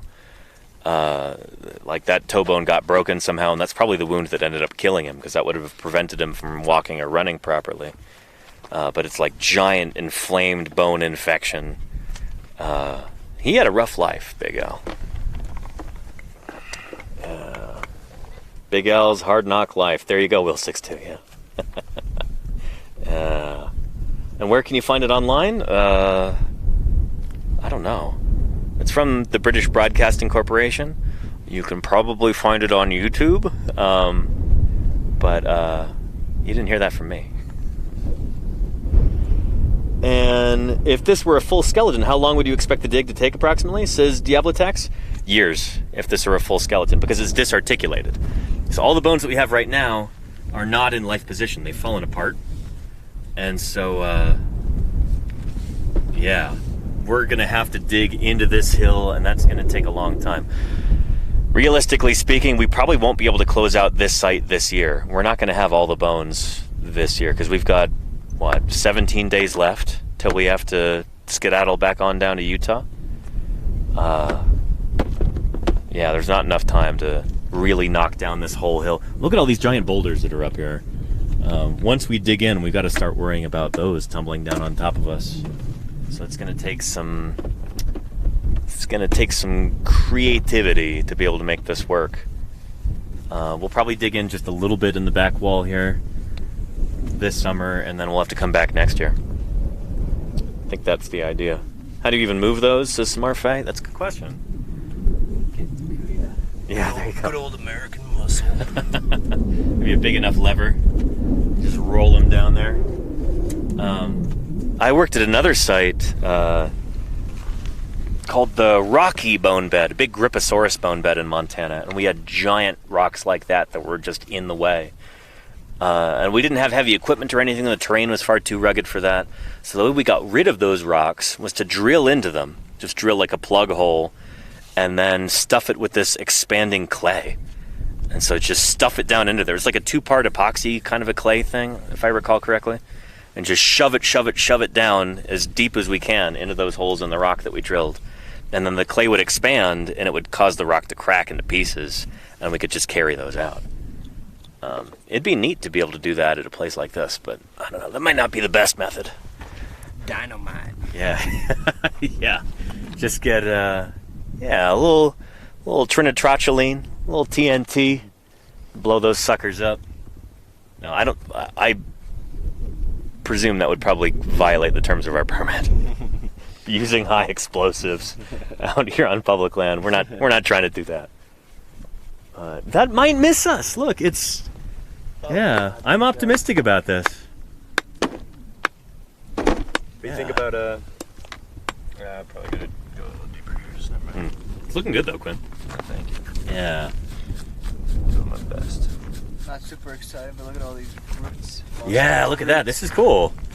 Thank you, Nick. No problem. Yeah, so we got some plant material in here in the rock, and this actually tells us something interesting about this environment.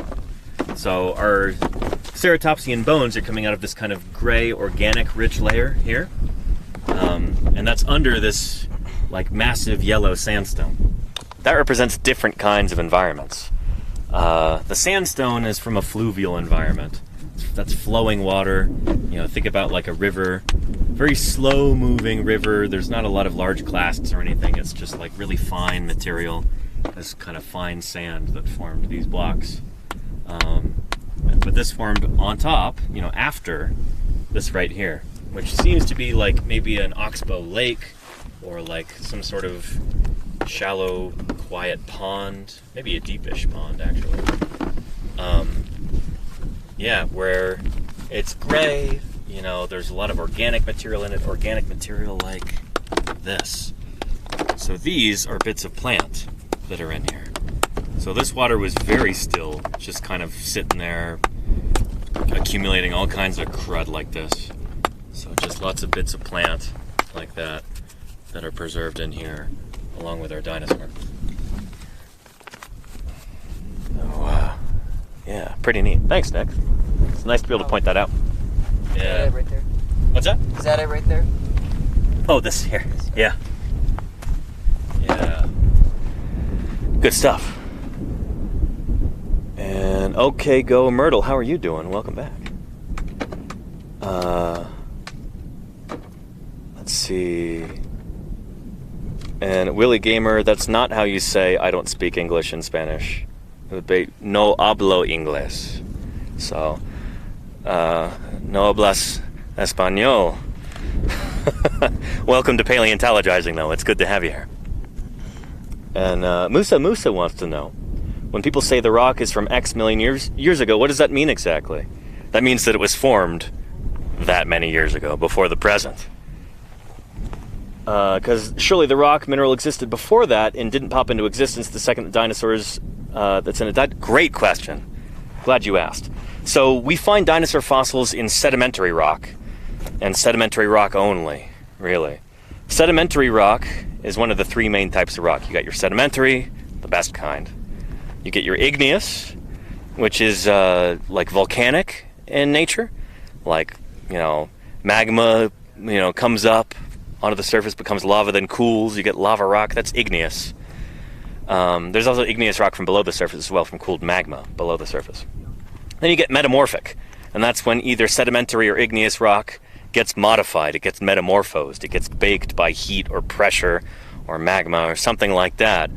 And so like a lot of your precious stones are metamorphic in nature. You know, the stuff that you might see in a rock shop where it's like, oh, you know, gems and minerals, a lot of those are metamorphic. Sedimentary rocks are formed, I guess everything originally is igneous. But sedimentary rocks are where you have sediment that accumulates in layers over time. So bit by little bit, sedimentary rock can form. It'll be like sand in a river that accumulates, it buries stuff, and eventually it gets compressed into sedimentary rock. It's super solid. Same with mudstones and siltstones and limestones and etc. All sedimentary rocks. So it's not like the rocks are poofing into existence around these dinosaurs. You've got sediment that slowly buries them, and then that becomes your sedimentary rock after it compacts over thousands or millions of years. Does that make sense? Yeah. And Red Banshee says, what you're digging up now, is that the actual bone or is it fossilized bone? I mean, it's both. Fossilized bone is actual bone. The way that fossilization occurs is that you've got bone there, which is like organic material and also mineral. So, you know, you got to make sure you get your vitamins and minerals, right? So your bones are made of minerals like hydroxyapatite. And there's also like collagen and red blood cells, you know, all kinds of squishy stuff in there too while you're alive. But then after you die, that squishy stuff gets decomposed. You know, there's various little organisms, little critters that eat away at it. But your bones tend to last longer than all the squishy parts of your body, you know? If you're really lucky, you get buried in sediment like we were talking about, that eventually becomes sedimentary rock. In the process, those bones, the mineral there stays there, and all of the hollows that were left from the organic stuff getting eaten away, getting decomposed, drying out, those like interior spaces get filled in with mineral from the surrounding rock and from groundwater. That's what fossilization is. It's like the bones are partly turning to stone, but there's still some original part of the animal in there. Whether it's like usually hydroxyapatite, like the original mineral part of the bone from the animal's lifetime, is still in there with the organic stuff replaced by various other minerals. But sometimes there's even minute amounts of soft tissue still in there. If you're really lucky in particular environments, you might get little hints, little vestiges of red blood cells, of capillaries, of collagen, stuff like that.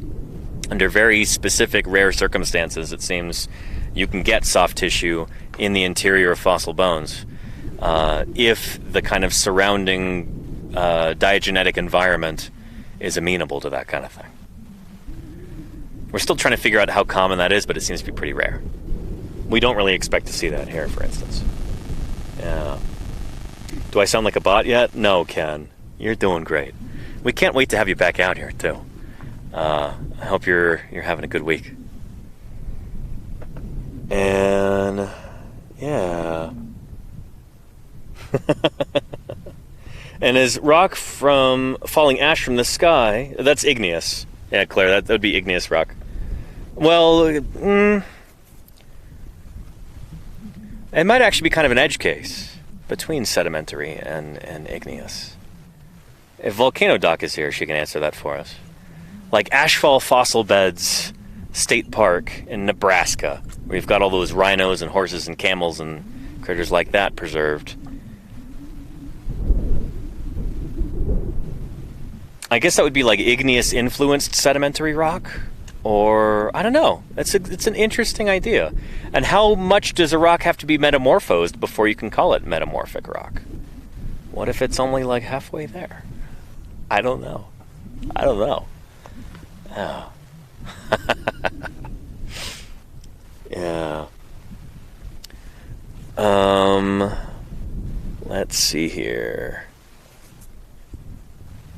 Anywho.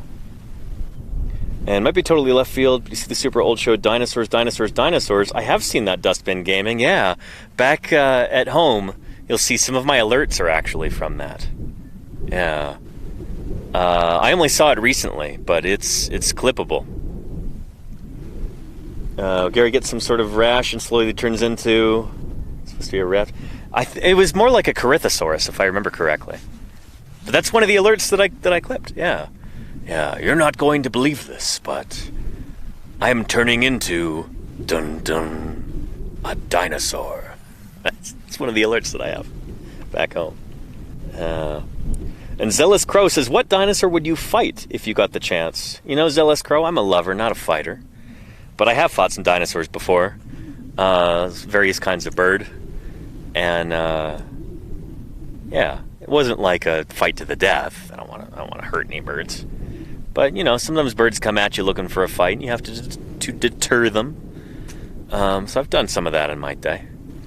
And I've even wrestled some ratites, big old flightless birds like emus before.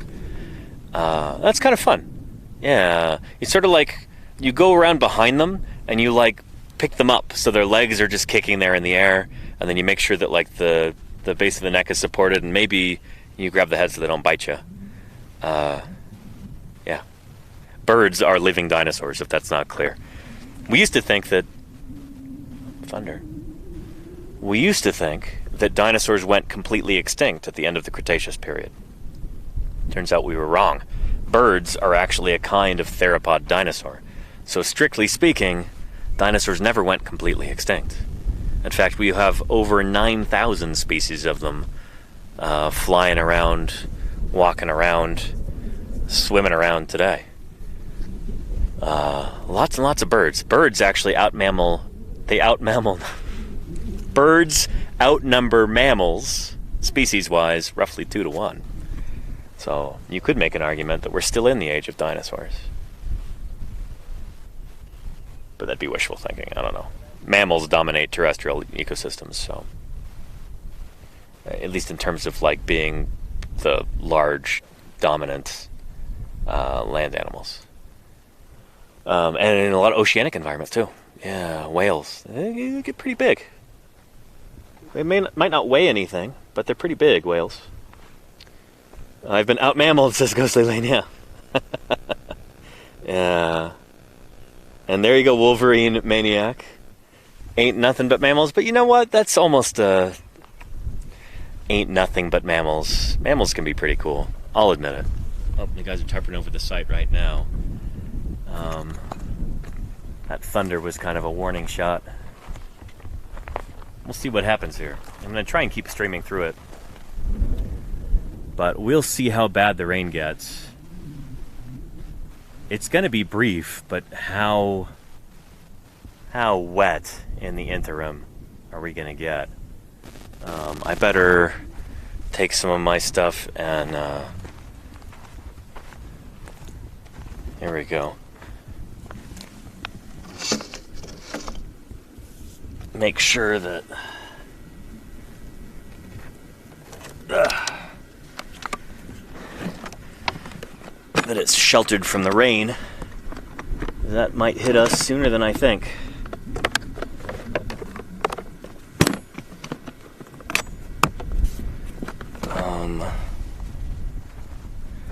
Let's be cautious and take our router, put it inside of this bag. Hopefully it doesn't diminish our signal too much. It should protect it from the rain, if we're lucky.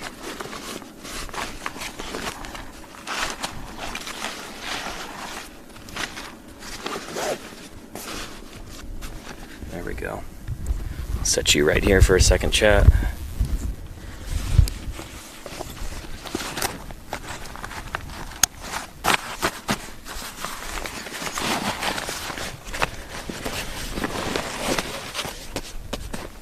What's that? No, it's still going. Yeah. Well, we're gonna try and ride this one out. See how this goes. No. Yeah. Death before disconnection. Yeah. Yeah, it should be quick. It looks like it's gonna get us, but it should be fast.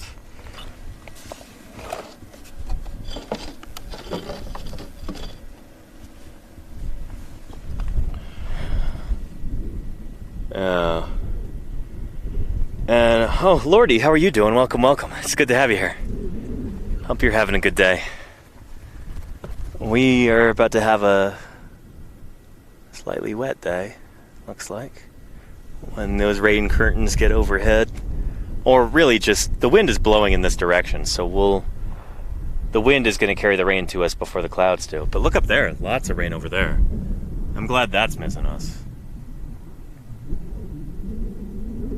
Yeah. Huh.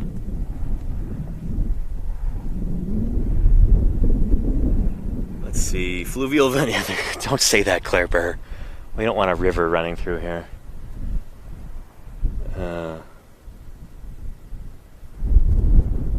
And why are dinosaurs so massive? That's a good question that somebody had earlier. Sorry I missed your username, but glad you're here. It is kind of strange that dinosaurs, except for modern birds, they tended to be so much larger even than like the majority of mammals that we have today. And it doesn't seem to be sampling bias. It seems like it's an actual thing, where your average dinosaur is just a lot bigger than even your average mammal today. And that might have something to do with dinosaur ontogeny, where dinosaurs all started off very small because they all hatched out of eggs. But then maybe one of the keys to their success was the way that they grew, how quickly they grew, and how big they got during their lifetimes. like moving through different ecological niches, moving through different like jobs in their environment as they grew and matured and changed size and got bigger. And Shrimp Boat Dana says, were people bigger back then? There were no people back then. We're talking about 66 million years before the first people evolved at the latest. Dinosaurs first evolved about 240 million years ago, we think. Something like that. The oldest dinosaurs we have are about 235. So, people wouldn't evolve until about 200,000 years ago. People in our modern anatomical form, at least. Human ancestors go back a little while longer, a little bit before that. Your hominins, and then hominids. Yeah. Let's see. Yeah. But there were giants back then, right? There just weren't giant people, giant dinosaurs, for instance. And we were small rodent-like critters. Exactly, Soylent Heston, yeah. Yeah. Our ancestors during the Mesozoic, the ancestors of we modern mammals, were, mostly pretty small critters. To the point where, like, you need to use a sieve and, like, screen wash to find parts of them reliably. You had mammal jaws where, like, the entire lower jaw is, like, this long. And that's kind of the standard for the Mesozoic. A few mammals got a little bit bigger than that. Some of them got to be maybe the size of a small dog. But those were freakishly large mammals for the Mesozoic. Most of them were, like, mouse-sized. Just bit players in their environment. And it's funny to think that, like, mammals first evolved just a little bit after the first dinosaurs. And we're talking about true mammals first evolved just a little bit after the first dinosaurs. Mammal ancestors go back way further than that. But mammals have essentially existed for like 220 million years, 230 million years, something like that. And only in the last 66 million years have they gotten any bigger than like a loaf of bread, The majority of the history of mammals have been very small. Let's see. Oh, what does Ken say? Oh,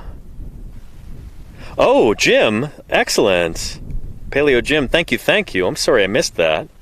Thank you, Ken. Really appreciate you keeping me in the loop there. I will expect an email. Excellent. And Squall Advisor. No, the Earth's gravity has not changed appreciably in the last, billion years. There was not less gravity on Earth. Dinosaurs were able to get so large, especially sauropods, because of a suite of really cool evolutionary adaptations that they had. Hollow bones, very rapid growth, elevated metabolism. These are all things that allowed dinosaurs to get so large and be so successful. It didn't seem to have anything to do with elevated oxygen levels or decreased gravity or anything like that. Dinosaurs didn't need cheat codes. They were just very good at what they did. Yeah, makes them all the more fascinating, in my opinion. Read about a phenomenon where a species gets smaller and smaller their habitat is. Yeah, insular dwarfism, Algnor. Yeah, that's a real thing. Could this also go on in the opposite direction? It does. Could dinosaurs get so big since there was a larger landmass? That doesn't seem to be the case. Like, it doesn't work at, like, continent scale. This is mostly, like, on little islands that happens. Insular dwarfism and insular gigantism. A good example would be, I think it might have been the island of Crete. It's one of those islands in the Mediterranean where it used to be part of the mainland, and then sea levels rose. It became an island, and then creatures were kind of trapped on that island. You had species of elephant and species of dormouse. And what's really wild is that when that environment shrank, when it became a little island, you had fewer resources and also, like, no big predators. The elephants shrank really small, like the size of maybe a large dog or something like that, or a Shetland pony perhaps. And the dormice got huge. So elephants shrank, dormice increased in size. And that's like a lack of predators seems to be the primary driver there, where one of elephants' primary defenses against predators is just to be really big. So if there's no predators, you don't have to do that anymore. You don't have that pressure exerted on you to get super large. And so the elephants shrank, and dormice, which use their small size to be able to like hide and scamper away from predators, you know, go live in burrows and stuff. No predators around, they're able to get really big. So it's funny how that sort of thing works, you know? Insular dwarfism and insular gigantism, also known as island dwarfism or island gigantism. It's neat how it can have opposite effects on different kinds of critters. And the tiny sauropods and hadrosaurids of Transylvania, yeah, it can. We do have some evidence that that dinosaurs did the same thing in modern-day Transylvania, Romania. That used to be an island. Is it Hoteg Island? What's the name of that? The name that's been devised for that ancient island. Something like that. And there were a bunch of little islands like that too. And so some of your really big dinosaurs got small, and I wouldn't be shocked if some of your small dinosaurs got big. Although there's some doubt about some of this stuff nowadays, because it seems like some of these critters just were not full grown. They were described as dwarves, but it turns out they're just immature. I think we're still kind of figuring some of that stuff out. Yeah. And so far, I've only had a couple of raindrops here. This might not get us. We'll see. I don't want to get too optimistic, but I do want to drink some water. And ontogeny, there you go, Rocky Alters, you bet. Yeah.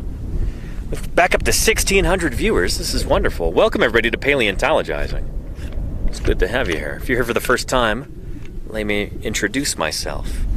And if you're here not for the first time, let me reintroduce myself. My name is Danny Anduza. I'm a dinosaur paleontologist. And I'm broadcasting to you live from wild and woolly Wyoming, where we're digging up some dinosaurs here. We've got what's almost certainly a new species, if not a new genus, of horned dinosaur from here in the Late Cretaceous Almond Formation, where no dinosaurs have ever been named from before. Just about anything we find here should probably be new. Stands a very, very good chance of being new. There is, I guess, a slight chance that it could be some of the same stuff from the same age up in Canada. But if there's anything to the, that latitudinal, speciation hypothesis, these critters should be new. We'll see. And right now we're looking at this storm, and it looks like the rain is... It might completely miss us, or only get us for a very brief amount of time. We've been very lucky over the past few days. The rain has mostly missed us. These weather systems out here can be extremely localized. You might have a fierce thunderstorm, but it's really small, and it either hits you or it misses you. And it looks like these are mostly going to miss us, which is awesome. Yeah, let me drink some water.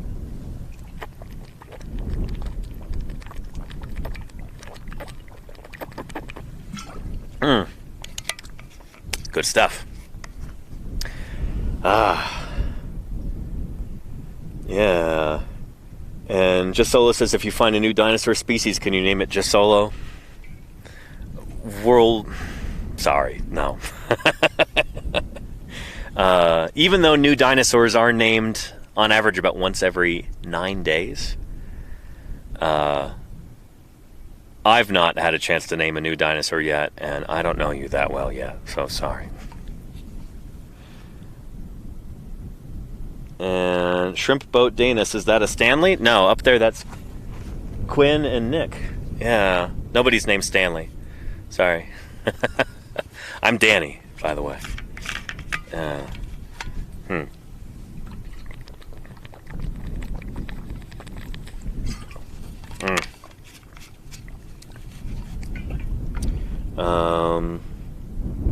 Danny, oh man, OMG Danny.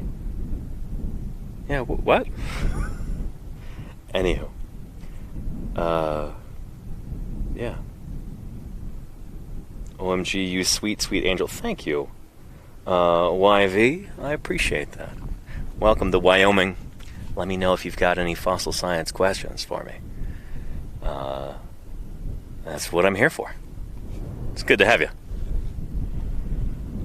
Looking super tanned. Thank you, Ebo Nikana, but I think that partly might just be because we're under cloud cover right now. This camera can play tricks on you a little bit. You know, the other day everybody was saying I looked super red, and it's just because I was standing on some red rocks and that red light was bouncing up at me. Now people are saying I look super tanned, but that partly might just be the contrast with the plaster. You know, we were doing some plaster jacketing earlier, and I don't have all that cleaned off my hands yet, so it does make me look pretty tan. Although, here, if I take off my watch, how's this for a tan line? Maybe I have been getting pretty tan. Yeah, I guess so. That's, I guess so. Yeah. And Paleo Mom says, what about those kids that found a dinosaur in North Dakota? What about them, Mom? That's my mom, everybody. Mom, it's good to see you. I hope you're doing well. Oh, here comes some wind. We might get a spot of rain here. But what about them? I haven't actually really had a chance to look into that yet, because I've been out here in the field with very limited internet access. But that sort of thing does happen. There's not even the first time that a group of kids has found a T-Rex. Famously, the Black Beauty specimen in Canada was found by a group of kids back in the 80s, I think. Yeah, that sounds right. Tighten up this watch. Just discovered by accident. Yeah, that happens all the time, Mom. A lot of dinosaur fossils. Sorry for the camera shaking. There we go. I can get that watch back on there. A lot of dinosaur discoveries are made by people on accident. There was a construction crew in Colorado that was digging out the foundation for a new, like, senior living home, and they found a Triceratops there. It happens. It happens. Yeah. I like to say that, you know, as paleontologists, we don't just go out and dig in a random spot and hope to find anything. But you have enough random people digging in random spots, and eventually somebody will find a dinosaur if the rocks are of the right age and the right type. It happens. That's why a lot of construction crews, like regulations sometimes state that they need to have a paleontologist on staff with them. Here comes a few raindrops. So in case they find anything, the fossils won't be destroyed. They could be saved for science. It happens. Yeah. And let's see.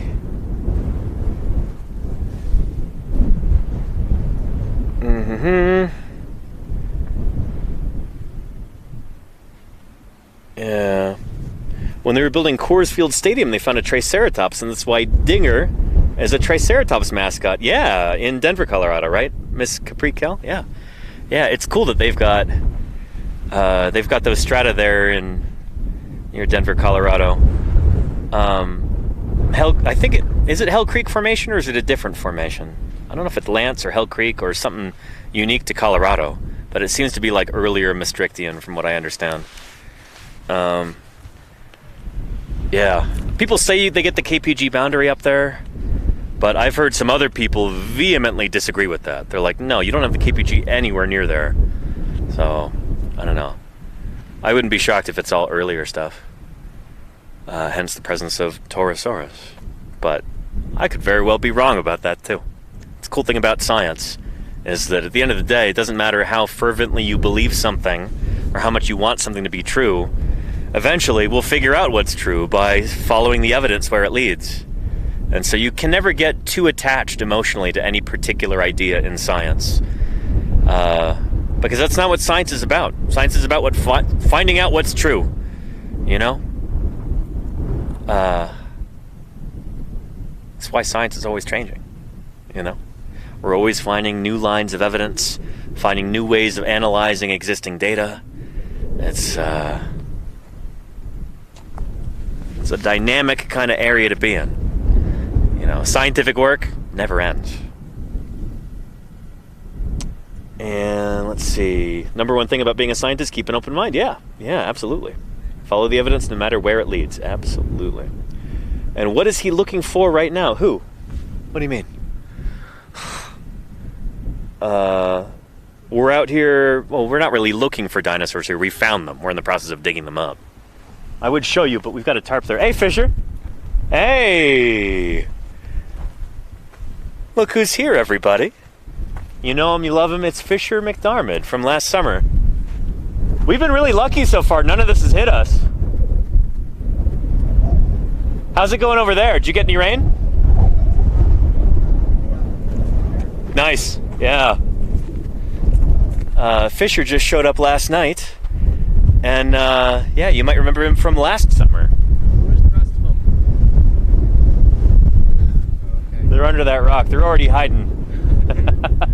Yeah, we wanted to come over, make sure you guys were all right. Appreciate it. Thank you. Yeah. How's Trent doing? He's doing good. Cool. Good Cool. first day for him. Yeah. Say hi to our 1,353 viewers watching right now. Thanks so much for tuning in. Yeah. Fisher, everybody. Yeah. It's been cool catching up with him. You can go hide under the rock too if you want. I won't stop you. Yeah. See his fancy new sun helmet? He got that from a postal worker friend, apparently. I guess Fisher really liked my sun helmet from last summer. Decided he wanted one of his own. It's pretty cool. It's a practical piece of headgear, especially when it's really hot out. Yeah. And yeah, there's no C in Fisher. It's funny to see the different spellings and everything. Fisher, you know, like the mammal Fisher, which is funny because Fisher is a mammal guy himself. But like the mustelid Fisher, you know, it's the same way he spells his name. It is coming up on 5:30 now. I will have to wrap this up pretty soon, but I'm really glad that we haven't been forced out due to rain. And just as I say that, you hear these heavy raindrops falling. Yeah. We might just go ahead and wrap this up. Hi to Tren too. Yeah, train in Spanish. There you go. Hershey Kisses. What a great name too. Yeah. Hang on, I already made that joke to Tren earlier. Did he tell you about that? Or is this just a coincidence? Yeah. And Shanks Numba says that sky looks fake. Of course it is. This is all artificial. We've got the largest visual effects budget in the world out here in Wyoming. Definitely fake. No, you're just looking at it through a fisheye lens on the camera, and it's might be a little wonky. Or I don't know. Maybe people on Twitch don't go outside. But there's this thing up there. It's called the sky. Sometimes it's blue, sometimes it's gray, sometimes it's both. Like we got here. Yeah, out here in beautiful, wild Wyoming. Yeah, it's all AI, says Geeks Tour. Oh, definitely, yeah. And Cody Shibi, thank you. I might as well wrap things up now, I guess. And just hang out with the guys and pack up some of this gear. Because I hate being indecisive like this. You know what? No, let's hang on for a little bit longer. We've been spared from the rain so far. Let's keep going. Go for broke here. And IRL is my favorite game to watch, says Cast the Dreamer. I'm glad. Yeah. And I don't think I saw the turkey link, says EV. Yeah. Danny, indecisive Anduza. You know, I'm not normally like that, Lordy. I'm usually very decisive. But being out here in the field, conditions change so quickly. You know, do I let discretion be the better part of valor, or do I stick things out for a little while longer and keep streaming? Well, we've got 1,798 people watching. Holy cow. Fantastic. I'd go up there and show you our ceratopsian dinosaur that we're excavating, but we currently have that tarped up just in the last few minutes because we're expecting some of this rain, but it's really taken its time. I don't know if we're going to get hit by any rain at all. We'll see. We'll see. And it is just water. I do have equipment here that shouldn't get wet, but it's mostly covered up by solar panel right there. And we've got dinosaur fossil bone up there that should also not get wet if we can help it. But it wouldn't be the absolute end of the world if it did get wet. I think this might miss us, Quinn. Yeah. I've felt a couple drops so far, but... I know, I'm pissed off. Yeah. Wait 20 minutes. I mean, you could just go up there and pull the tarp off and keep working for now. It's like, you've got the tarp right there. You can just whip it on real quick if you need to. Yeah. Yeah. Then again, we might get our evac in about half an hour anyway. So we'll see.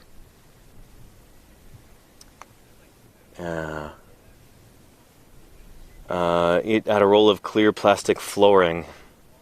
Clear flooring plastic to list. What for, Risadega? What do you mean? For the quarry?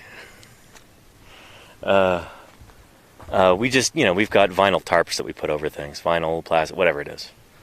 And can we see some of the dig, Quiglius? Yeah. We're going to take some tarps off in a minute, I think, and I can show you some of that.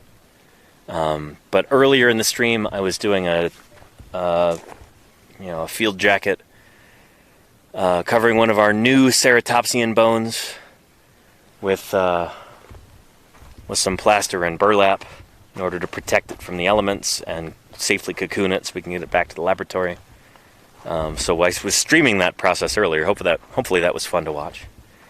And I'll show you in a minute when they take the tarp off.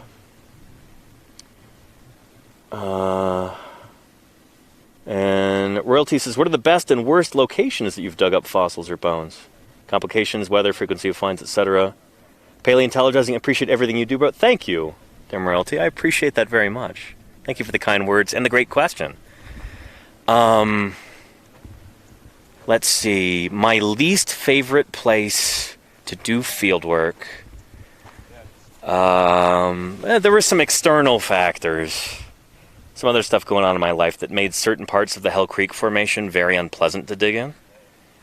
When I was out on the American Prairie Reserve in 2016.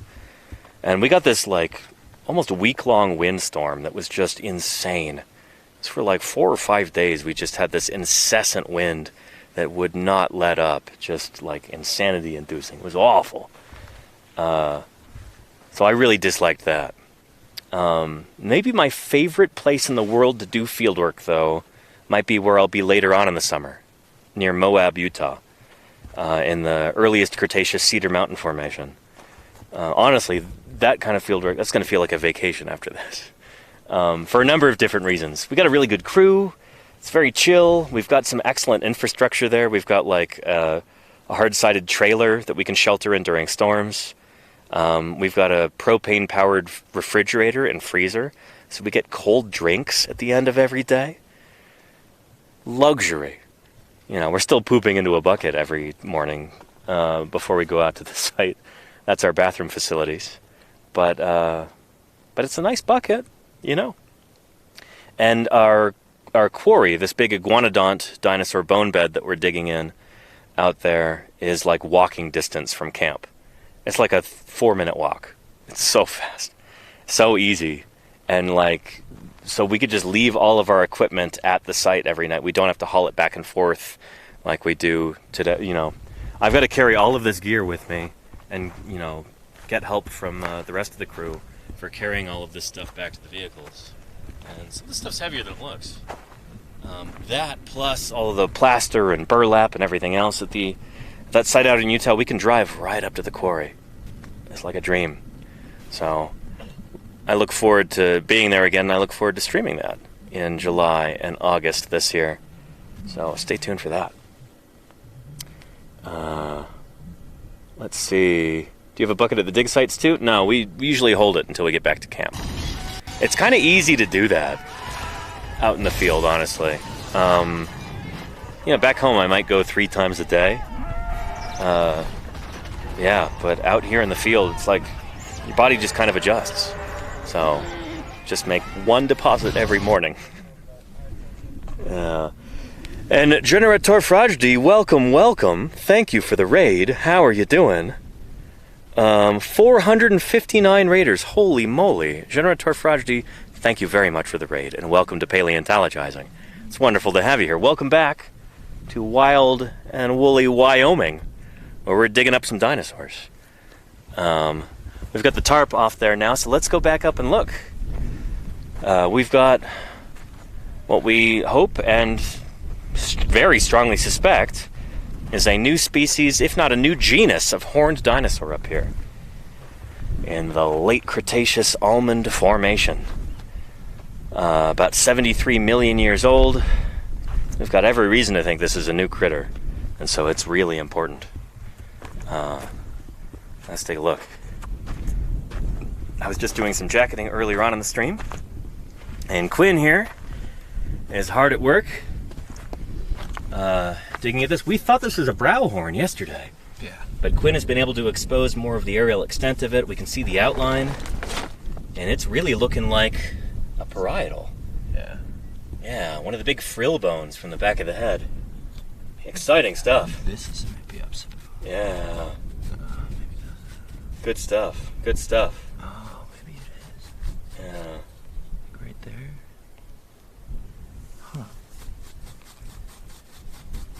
So Quinn's been kind of trenching around it, and then we can put a protective jacket over the top, like I did here earlier on stream. Look how dirty this is, chat. This is like pristine white, just like an hour or two ago. Nothing stays clean out here in the field, least of all ourselves. Yeah. Yeah. And shoot, I mentioned the bucket back in camp, and chat will not stop talking about that for the past like 4 minutes. I haven't used it yet, so. Wait, this whole time you've been out here? Uh-huh. I just go outside. Oh, gotcha. Dig a hole Yeah. far away. Well, we can't all do that, but you could be a special case, Quinn. That's okay. Yeah, I It's know. mostly just you. Yeah. I'm a prima donna. I use it every morning, religiously. Yeah, which means that I'm, mild oaths the whole time. No, I'm kidding. No porta potties out here. No, it's a bucket with a trash bag in it. Yeah. It literally is. And like a nice little seat, but it's funny how the seat's cracked in 2 places now. Yeah. Somebody sat down on it and cracked it. Yeah, I'm not sure who. It's porcelain or something. They're home porcelain. Yeah. Gotta be gentle out here. Poop bucket emote when. Not ever. Cody Chibi. No. Make one. Yeah. Ken says, don't fear the bucket. Don't fear the bucket, Quinn. I don't fear the bucket. It smells bad. It's the worst Blue Oyster Cult song. Don't fear the bucket. Yeah. Season don't fear the bucket. Want to talk about the other bucket? Oh, the Barnum Brown bucket? That's another story. No. Can we get the historic bucket instead? Do we still have that back in camp, or did we take that to storage? It's in storage. Okay, good. Yeah, I'm excited. I think Colin said he wanted to CT scan it or something. Yeah. To, kind of see if there's anything in there. Nice. Yeah. And not break it. And there's Jim. Jim says the BLM frowns on random deposits with large groups. Big ticket possible. Yeah, that's not our policy, is to do that. That's just a few people who are here briefly might, yeah, and Quinn has only gone, I think, twice or 1.5 times since he got here, so certainly not... No, I use the poop bucket. Oh, you do? Oh, okay. Yeah.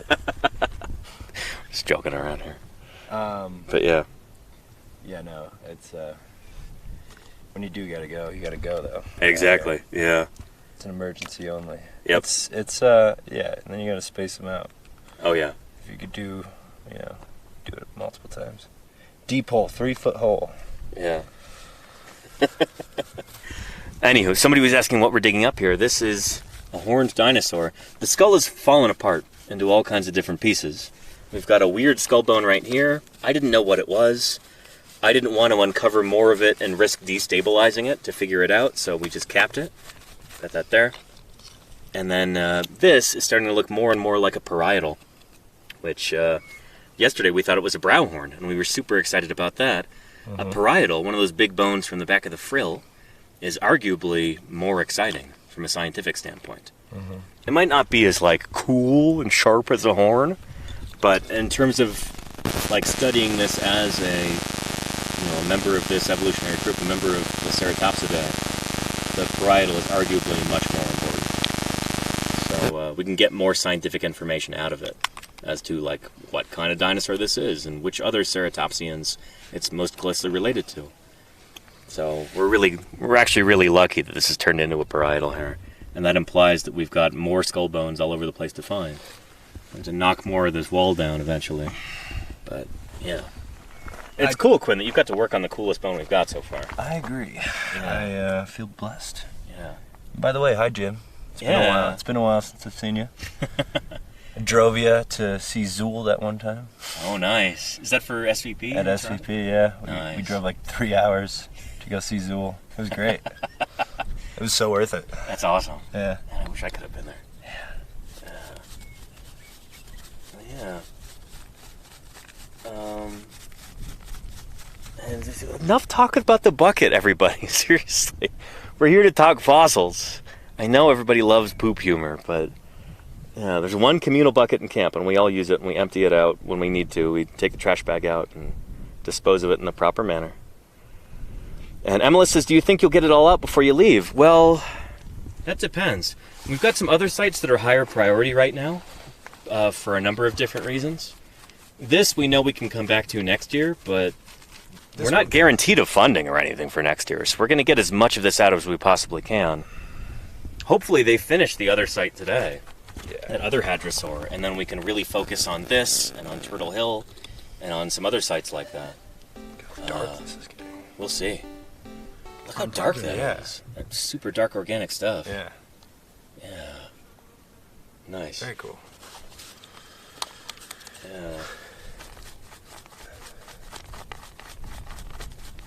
Oh yeah.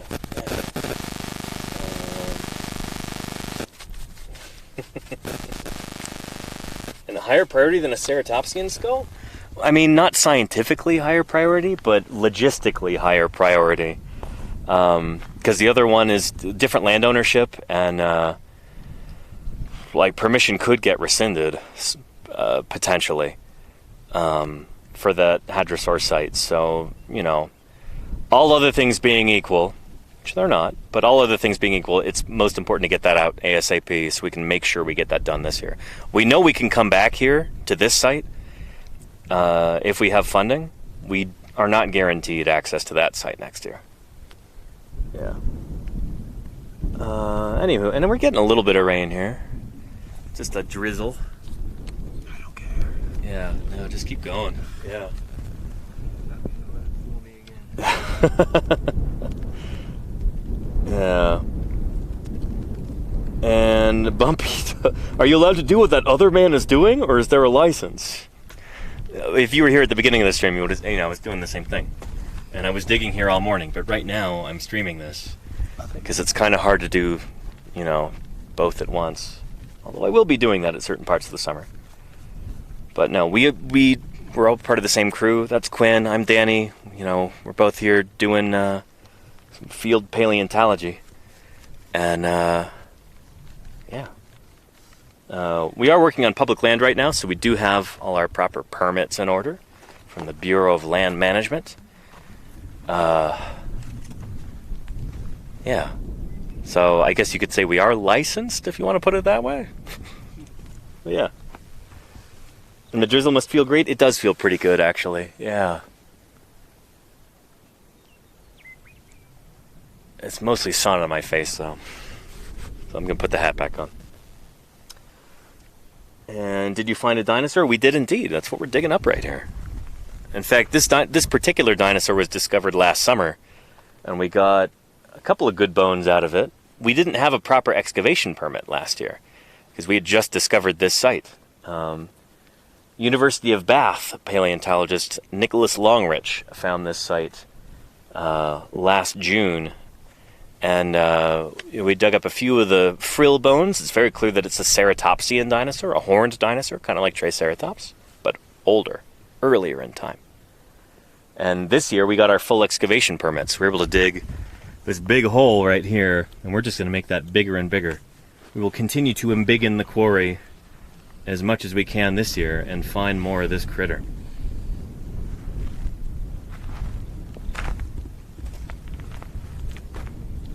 And it's amazing how fast the weather changes here. Oh yeah, science streams. Continental climate, you know?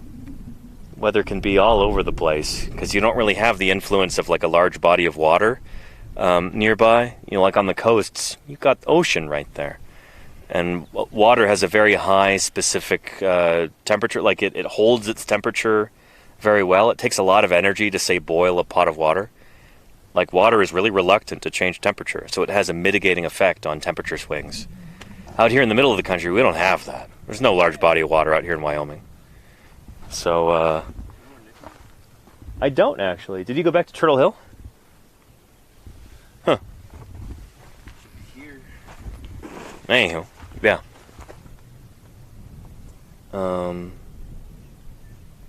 Anywho. And, Lubericon says, do you get back and knee problems doing this long term? Jim can tell you about that. Both of his knees have got different nicknames from, different geological and paleontological fieldwork that he was doing. Jim, what are the Brazos, like the Brazos River in Texas, and what's the other one? I always forget, Jim.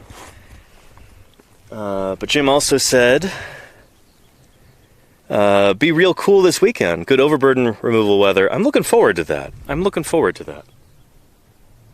That'll be nice. Sir Yogi-wan wants to know, what are the types of permits you need for various sites? Do different sites have different ones? Well, we have prospecting permits that cover like a wide area. So we can go out and prospect for fossils, just hike up and down the hills, and then maybe do some light surface collecting. So we can usually dig a hole that's 1 meter by 1 meter square. We can collect stuff off the surface, and we can dig a 1 meter by 1 meter hole under a prospecting and surface collection permit. But for an excavation permit, you have to apply for those site by site. So for each particular area like this, for each individual dinosaur site that we're excavating, we need to get an excavation permit if we're on public land, on Bureau of Land Management, federal land. Does that make sense? A prospecting permit covers a wide area to look for fossils on, but to dig a great big pit, a big quarry like this, you need a specific permit for that one particular spot there. Yeah. And let's see. Did I miss Jim's response? I hope not. Brazos and Drumheller. There you go. It was Drumheller. I wouldn't have. I always forget that. Yeah. But yeah, we've got Utah State paleontologist Jim Kirkland here in the chat right now. Discoverer and describer of Utah Raptor. And I'm going to be on the crew with Jim in July and August this year, so stay tuned for that. We'll be doing more streams with Jim live on camera. That's going to be awesome, just like we did last year. But yeah, Jim says, this one here, that's the Brazos, that knee, other bad knee, Drumheller. Drumheller, Alberta, Canada. Yeah. Doing fieldwork can take a toll on your body.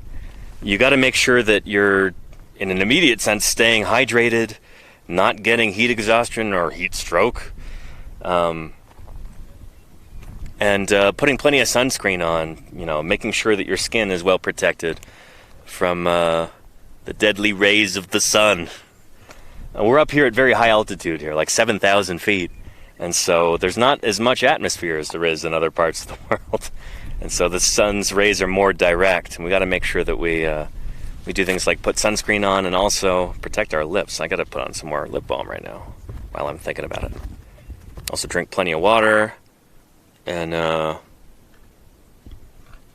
yeah, not get too crazy with grown-up beverages back in camp too, because those can dehydrate you and make it more difficult to get up and work the following morning.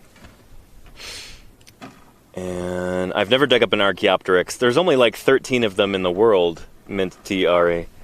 So no. And there's only one spot in the world where they've come from, Solnhofen in Bavaria, in Germany.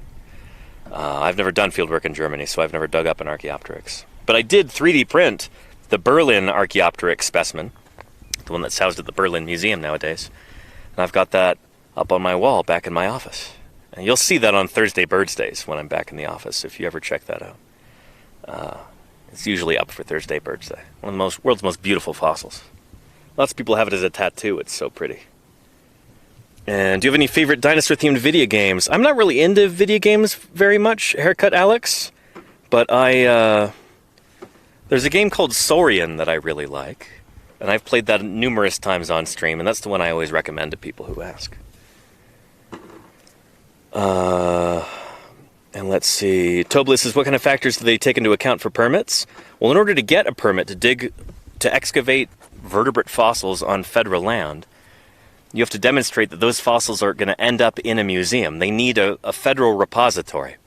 So not only do they have to go into a museum, it has to be a certain kind of museum, a museum that's got the proper accreditation, you know, the proper bona fides, where they can demonstrate that, yes, this is a safe place to store these fossils. They will be looked after and cared for as long as there is, society, For as long as there is civilization, these fossils will remain here safe in this museum. You got to demonstrate that. So we're working out here for the Cincinnati Museum Center. They're our official federal repository. So they have agreed to take on the burden of housing all of these fossils in perpetuity after we deliver them. And there's a lot of time and money and people power that goes into that. It's a big commitment, when you find a dinosaur fossil, it's like, oh, Mom, can we keep him? Can we keep him? Well, you have to be able to demonstrate, Timmy, that these, fossils will be here long after you're dead. Think about that, Timmy. You got to demonstrate that the fossils will be in a museum. So you have to partner with a museum to get permits to dig on federal land. Does that answer your question? I hope so. I'm way behind. I gotta catch up. Yeah. And lots of dinosaurs in China. Done 10 trips, almost as good as Utah, says Jim. That's high praise. To be almost as good as Utah? Holy cow. And scrolling. Solid Dukes, how are you doing? Welcome. And there we go, caught up with chat. Yeah. What is the worst or most unfortunate thing that has happened during one of your digs? Big screaming chicken. Oh boy. Worst thing that's ever happened to me on one of my digs is also the worst thing that's ever happened to me pretty much ever, almost. I won't go into detail, but I got my heart broken once. And that was really rough. Yeah. Next question. Do you have any favorite books or encyclopedias? Up-to-date anatomy references, mayhaps? What are some you might recommend? Says Solar Eclipse 626. Book recommendations, encyclopedias. There's a really good one that... It's too old at this point, but I think it was from 2006. Tom Holtz's Dinosaurs, the most complete, up-to-date encyclopedia for dinosaur lovers of all ages. Holtz, 2006, I think. It's a green cover. Wonderful illustrations by Louis Ray. Excellent text. Parts of it are very much out of date now, but that's still probably the best comprehensive dinosaur encyclopedia I could recommend. It's harder and harder every year to publish a good dinosaur encyclopedia because we're always finding new things all the time. The science moves too quickly to have a comprehensive dinosaur encyclopedia. A, there's way too much information, and B, it changes too quickly. We're always finding new things. And so honestly, Wikipedia is the place to go for this sort of thing. I know Wikipedia doesn't have a reputation for accuracy or thoroughness in other fields, but holy cow, in dinosaur paleontology, it's pretty darn good. It's actually pretty excellent. Updated all the time, like usually really good sources cited. If you want to really understand dinosaurs and understand our current view of them, Wikipedia is a wonderful place to start, and you can jump from there to the primary sources afterward, scientific papers and books and stuff like that. So Wikipedia is that's the starting point that I would recommend. And let's see. And this one, Danny? Wait, which one, Claire? I don't see a link. Oh yeah, it is. That's it, Claire. Yeah. And you can always verify the sources. Exactly, Sabina Bean. Shrimp Boat Dana says, was there a giant snake dinosaur? No. So snakes are different from dinosaurs. Snakes are a kind of lizard. They're squamates, and they are not closely related to dinosaurs.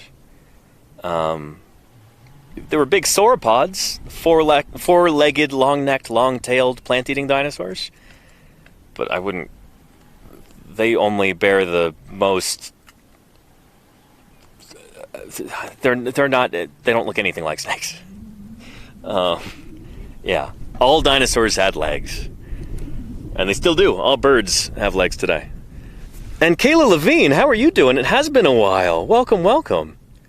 Have you published anything recently? I'm working on some papers at the moment. I've got a Spinosaur paper that I've been working on for a better part of a decade that I hope to get published very soon. I was hoping to get it submitted for publication before I left for the field, but I had other projects that came up first that I had to take care of that had more pressing need to finish. And I barely got those done. But yeah, it's good to see you, Kayla. How have you been? I hope things are good. And feather boas are dinosaurs. I suppose they're made from dinosaurs, and it then did. Yeah. And are crocs or alligators closest to dinosaurs we have today, Jumbo? Really neither. Birds are actually much more closely related to the dinosaurs than any modern crocodilian. Birds are literally living dinosaurs. I say that as there's a lovely rock wren up there making his laser bird noises. Can you hear it? Yeah. But basically all modern crocodilomorphs, whether they're alligators, crocodiles, caimans, gharials, false gharials, whatever, they're all like equally closely related to dinosaurs.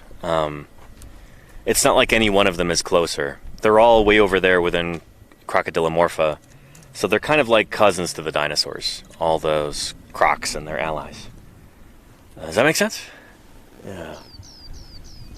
And Thursday Birds Day lives on. Yeah, it is Thursday, isn't it, Riddler? We got a lovely rock wren up there making laser noises. I heard a meadowlark, too. Pew, pew, pew. Yep, there he goes. Yeah, nice rock wren up at the top of the ridge. And let's see here. Things are going great. Glad I was able to catch a fieldwork stream. Yeah, Kayla. Got a great setup going. Thank you. Here is the setup, by the way. Satellite dish. There's a router in the bag. I covered it with the bag because I thought we were going to get rain. That never came. And we've got solar panels and a solar battery to power the whole dealie. Good stuff. And what are we at battery-wise here? 80%. Okay. It's less than I thought. We've had all these clouds, so I guess we were at 100 earlier. But, yeah, we're running a deficit right now because it's so cloudy. We get these clouds that just pass in front of the sun. Yeah. And Mint Tiari, no machines like that. X-ray with the soil, no. It's not soil. This is rock that we're digging in up here. It's the bedrock. It's not loose stuff like soil. It's as solid as the bone is. So things like ground-penetrating radar are completely ineffective for paleontological work like this. You can use it in archaeology because archaeologists dig in soil. We're not digging in soil. We're digging in rock. And that stuff is, ground-penetrating radar is no match for a rock like this. And what program or app are you using to stream out in the field? So I've got a mobile encoder here from LiveView. Been using that for years. So far it still works. And then I've got they also have like an online portal that I use to start and stop the stream. And then beyond that, for my alerts and overlays and everything, it's through a program called Lightstream. That's an RTMP server, if you know what that is. Yeah. And then our satellite internet is through Starlink, which works most of the time. I'm happy with it so far. Didn't used to be. They sent me a dish a few years ago. I had it for like a year and a half. The thing never worked. I was paying for it every month, and it was a dud. They just sent me a dud. Finally, it took me like a year to get in contact with customer service before they finally responded and sent me a new one. So there it is there. And that's been working for the past 2 years. So cross your fingers it continues to, because otherwise, no streams. And Paleo Jim says the Department of Energy spent a couple weeks with me trying different technologies. Big fail 30 years ago. Yeah. Ground penetrating radar, stuff like that just doesn't work. It's been tried. Doesn't work. Jim, I'd love to talk to you about that on stream in July or August when we're out there in Utah. That would be fun. Yeah. And yeah. If you ever need help in the future, he can probably help. Thank you, Kayla Levine. That's actually wonderful. I might send you a DM at some point to establish contact because, yeah, shoot. I would love to be able to be really gung-ho about this whole service and, be a really happy customer and, in turn, get some help if there's ever any issues. So, yeah. But so far, pretty happy with the Starlink. In fact, really happy with it after we got the new one. Because the old one was a dud.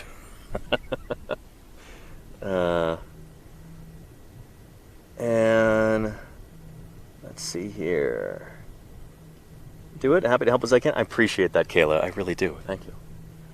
And Solid Duke says, do you suspect there to be anything interesting buried beneath the Mariana Trench? Magma? No. No, so trying to remember this. Is the Mariana Trench is that like a spreading ridge? Or a rift in the oceanic crust? But basically, oceanic crust is very new, geologically speaking, for the most part. Most of it is very, very young rock. The oldest of it is like 200 million years old, or the oldest, or something. Most of it's much, much younger than that. I'll tell you why in a minute. Hang on. Let me drink.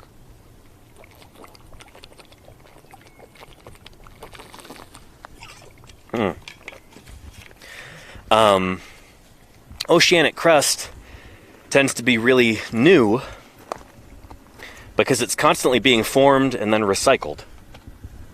So you get like these spreading ridges, or I don't know if I'm using the right terminology. I'd have to read about this a little bit before I can really get all the lingo correct. But picture it like two conveyor belts that come out from a central point. You get these ridges in the middle of the ocean floor, and you've got new oceanic crust coming out right there, like it's being formed, with magma coming up to the surface. And then these plates get pushed and pushed and pushed like a conveyor belt, and then they subduct, they plunge beneath the continental crust, beneath the continents. And so it's just constantly being recycled like that. So most of this rock is pretty new, and it doesn't have a chance to get old because it just, gets shunted underneath the continental crust, and then it, melts as it goes down into the Earth's mantle.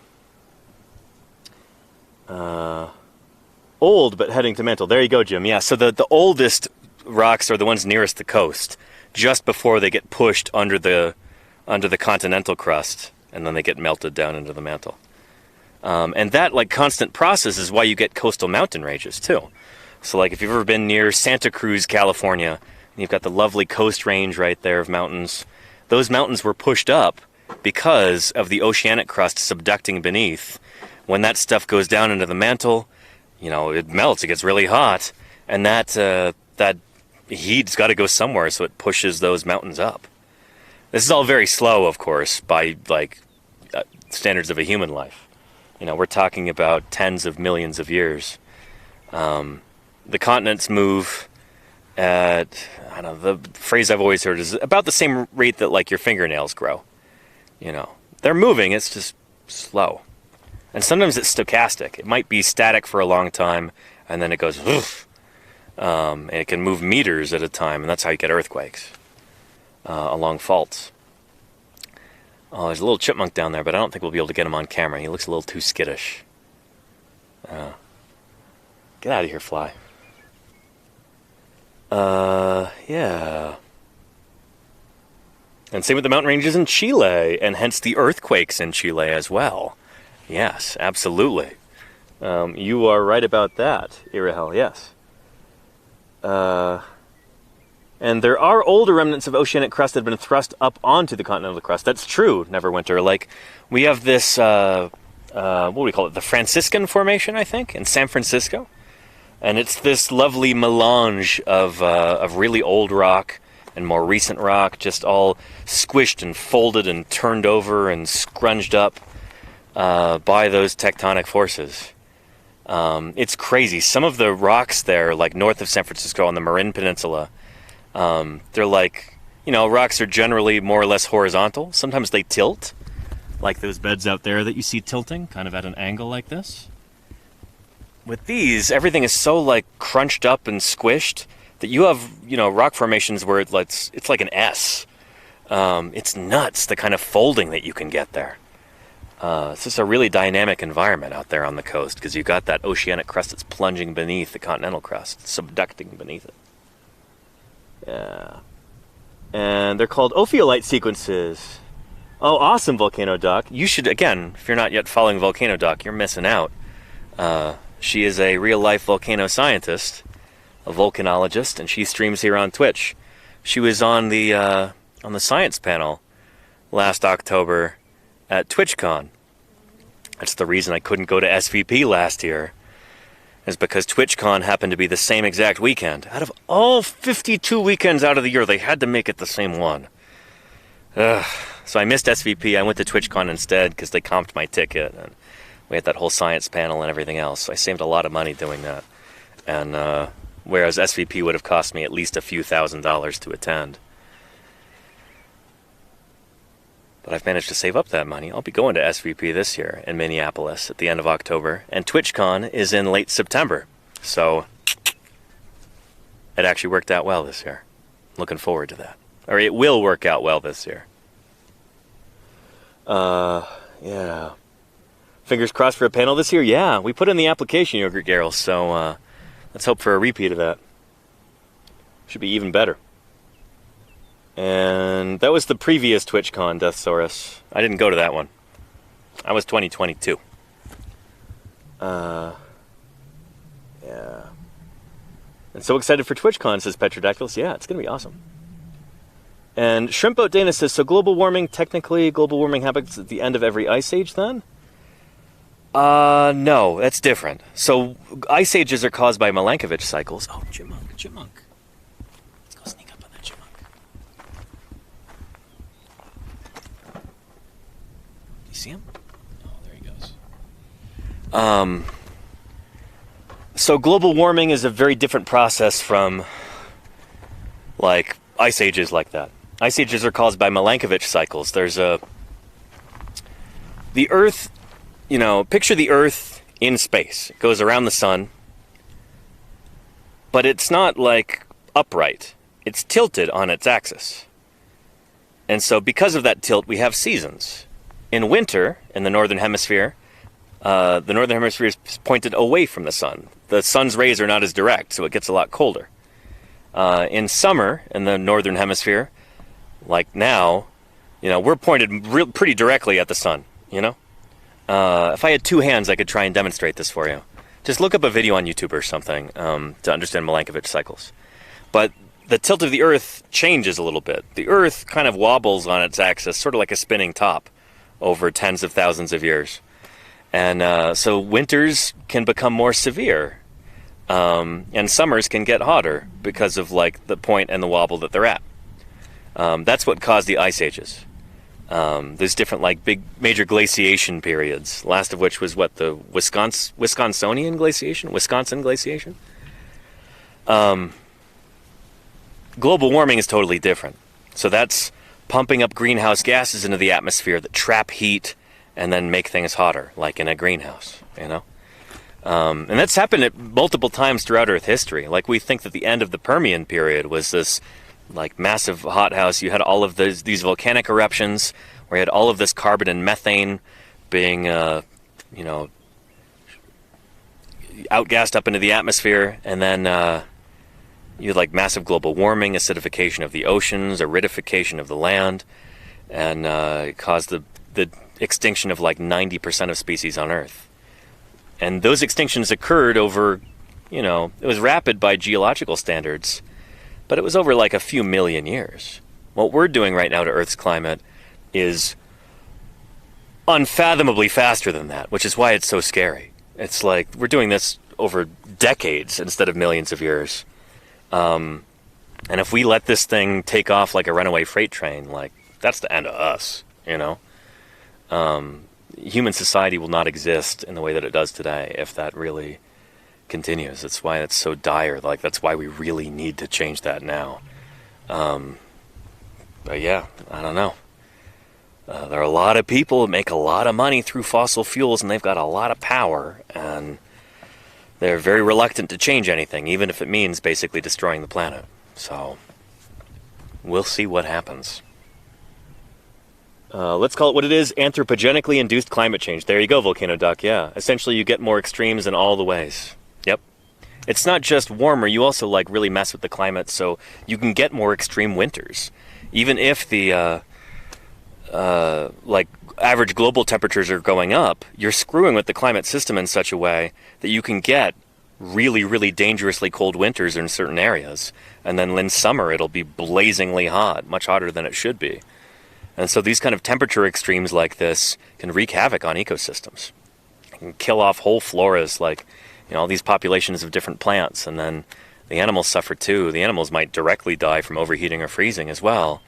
You could just have ecological collapse in certain areas, and, you know, maybe more to the point for people watching, even if you don't care about, you know, flora or fauna, food, you know, like, certain areas you just won't be able to farm in anymore, and so you get famine. That's what we're looking at, unless things change, unless, you know, we as human beings come to our senses and stop pumping all of this carbon and other greenhouse gas into the atmosphere. It's bad. It's bad. Yeah. Yeah. Anywho. Let's go up and take a look at the quarry again, real quick, before I wrap things up. And it's after 6. A little late here. We're waiting for our evac here, and no sign of it yet. Let's go up here and take a look at the quarry, and then maybe we'll think about wrapping things up. I want to end on a high note here. Oh. Thought I heard a truck. Nope. And let's see.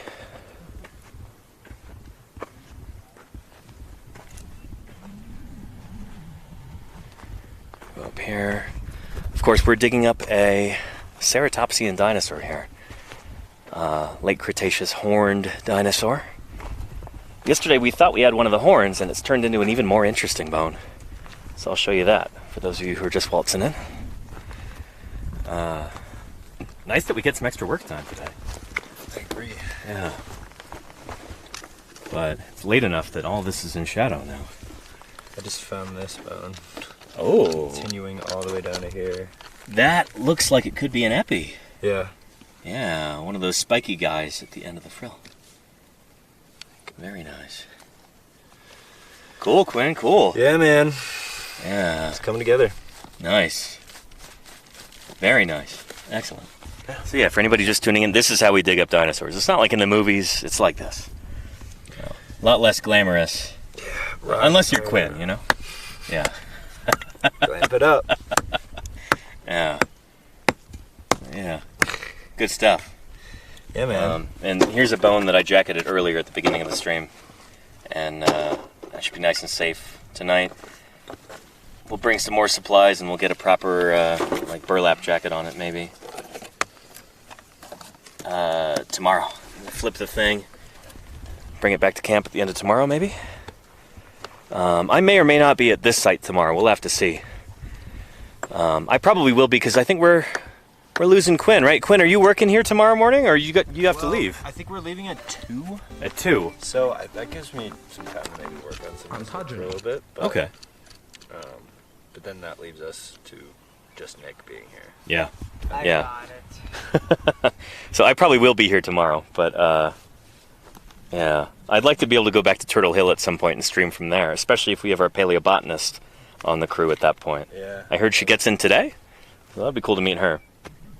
Her name is Whitney, and I've heard good things about her, so that'll be cool. Yeah. And thank you, Marius, for supporting the channel on Ko-Fi. I really appreciate that. Thank you for that donation, whatever it was. That's wonderful. Yeah. Yeah, good stuff. How many people are watching? Right now we've got 1,463 people watching. Yeah, we've got a lot of people excited about live paleontological fieldwork. Heck yeah. It's funny, the sun like goes down, this is in shadow, and suddenly the quarry looks so much messier. Yeah. Oh, God. Yeah, I mean, we did have to like untarp, I say we, you guys had to untarp this recently, because we thought we were getting some rain, and then the rain let up, and yeah. You could definitely clean up the quarry a little bit. Yeah, I'll help with that before we take off today if I've got time. Yeah. Okay. Yeah, a clean site is a happy site, like everyone always says. Yeah. And yeah. Yeah. Anywho, how's it going over there, Nick? It's boring. Yeah. No, I'm not finding anything over here. I'm just kind of clearing out some surface area. It's, See if we get some bones maybe popping up here and there, Mhm. but it's boring stuff, but Yeah. necessary. We got to clear all this rock, Yep. and at these levels, everybody, we got to do this by hand. but 'Cause maybe there's find likelihood you something that does pay off. Oh yeah, yeah, It's super exciting. and because there is a chance to find bones in that layer down there. Absolutely. It's interesting. We're getting like, this is not one of those classic sites where it's just everything at the same horizon. It's all kind of mixed up, like you sometimes get in mudstone deposits like this, maybe an old oxbow lake or something. But you get bigger, heavier bones that sometimes sink down deeper, like that right there. And then this guy was way up here at a different level. All from the same animal, pieces of the same critter. But yeah, it just, you know, different things at different layers. Interesting. Yeah. Anyway, let me know if you've got any questions, everybody. And Dasher Fernando says, so all of this was water before? Kind of. Yeah. And Crocodile Finoy says, are you Dr. Jones IRL? I'll take that as a compliment. Yeah. So this would have been kind of a marshy habitat here, but very near the coast. Let me walk you through that real quick, because we've got so many people watching. Let's talk about that. Yeah. And Larky says you got some great bones there, guys. Thanks, Larky. We definitely do. We're excited about this site. The more we find of this new animal, the better it'll be. The easier it will be to describe it as a new species or genus. Yeah. But let's talk a little bit about this landscape, about this environment, how it's changed over the years. So, the rocks that we're digging in here are about 73 million years old. They date back to the end of the Campanian stage and the Late Cretaceous period. Not too long before the extinction of the dinosaurs, except for birds. And right now, here in Wyoming, this is high desert country. Very dry, very high. We're at about 7,000 feet of elevation. But that's not what it was like 73 million years ago. Back then, in the late Cretaceous period, this was sea level here, if you can believe that. And we have direct evidence of that because some of the rocks around here are marine, so they're from an ancient seabed both the stuff that underlies and I think overlies the Almond Formation is marine. We've got the Erickson sandstone below, and we've got the, is it the Lewis Shale above? But 73 million years ago, this landscape looked very different. The whole continent looked very different. North America didn't look like it does today. There was this shallow inland, almost tropical sea, kind of cutting the continent in two like this. We call this the Western Interior Seaway. It expands and contracts at various points in the Late Cretaceous period. It's always constantly changing. At certain points, it comes down and intersects with the Atlantic Ocean down here. Or I guess this would be the Tethys Sea still at the time. The Atlantic is still kind of opening up. But yeah, so parts of Texas and Oklahoma would be underwater, and that would be contiguous through here. And then sometimes it shrinks up. This is Wyoming right here. There's the outline of it today. Ron Blakey very helpfully put the outlines of our modern U.S. states on here. And this map is supposed to be 70 million years ago. I think it's a little bit out of date. But anyway, the seaway expands and contracts at various points.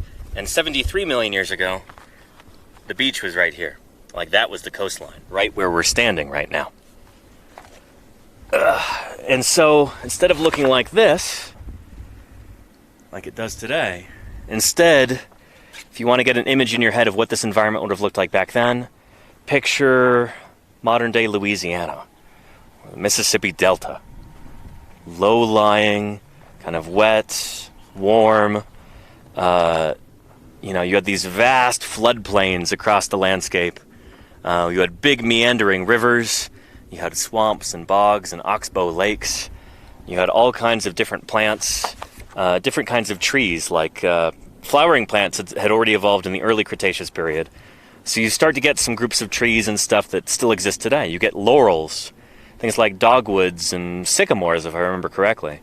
And you had palms, palm trees, growing right here in Wyoming, 73 million years ago, like right near the beach. Like I said, wet environment, you had all kinds of turtles all over the place doing their thing. Many, many different species and genera of turtles. And then, of course, you had dinosaurs walking around. Duck-billed dinosaurs, like we've been digging up at some of these other sites. Horned dinosaurs, like our ceratopsian here. And then you had ankylosaurs, tyrannosaurs, ornithomimids, probably pachycephalosaurs, leptoceratopsids, dromaeosaurs, those raptor dinosaurs from Jurassic Park, those feathery guys. You know, would have been a very different landscape. Very, very different from today. Hope that makes sense. Let me catch up the chat. Let's see here. Well, that's weird, bayou, yeah, but that's exactly what we see here. Like the rocks that we're digging this ceratopsian dinosaur out of are like from an ancient swamp or I don't know if it's a bayou, maybe an oxbow lake. Oxbow lakes are these little lakes that form by the sides of rivers, and they're kind of comma-shaped or C-shaped, or like a horseshoe, or I guess like an oxbow. But you know, how many people nowadays use oxen? Not very many. That's kind of an antiquated term. Anywho, yeah. So like we have direct evidence of that here in these rocks, which is pretty cool. Like, clearly these rocks are from a very kind of swampy area. You get lots of organic material, and we get freshwater fishes from just over the hill there.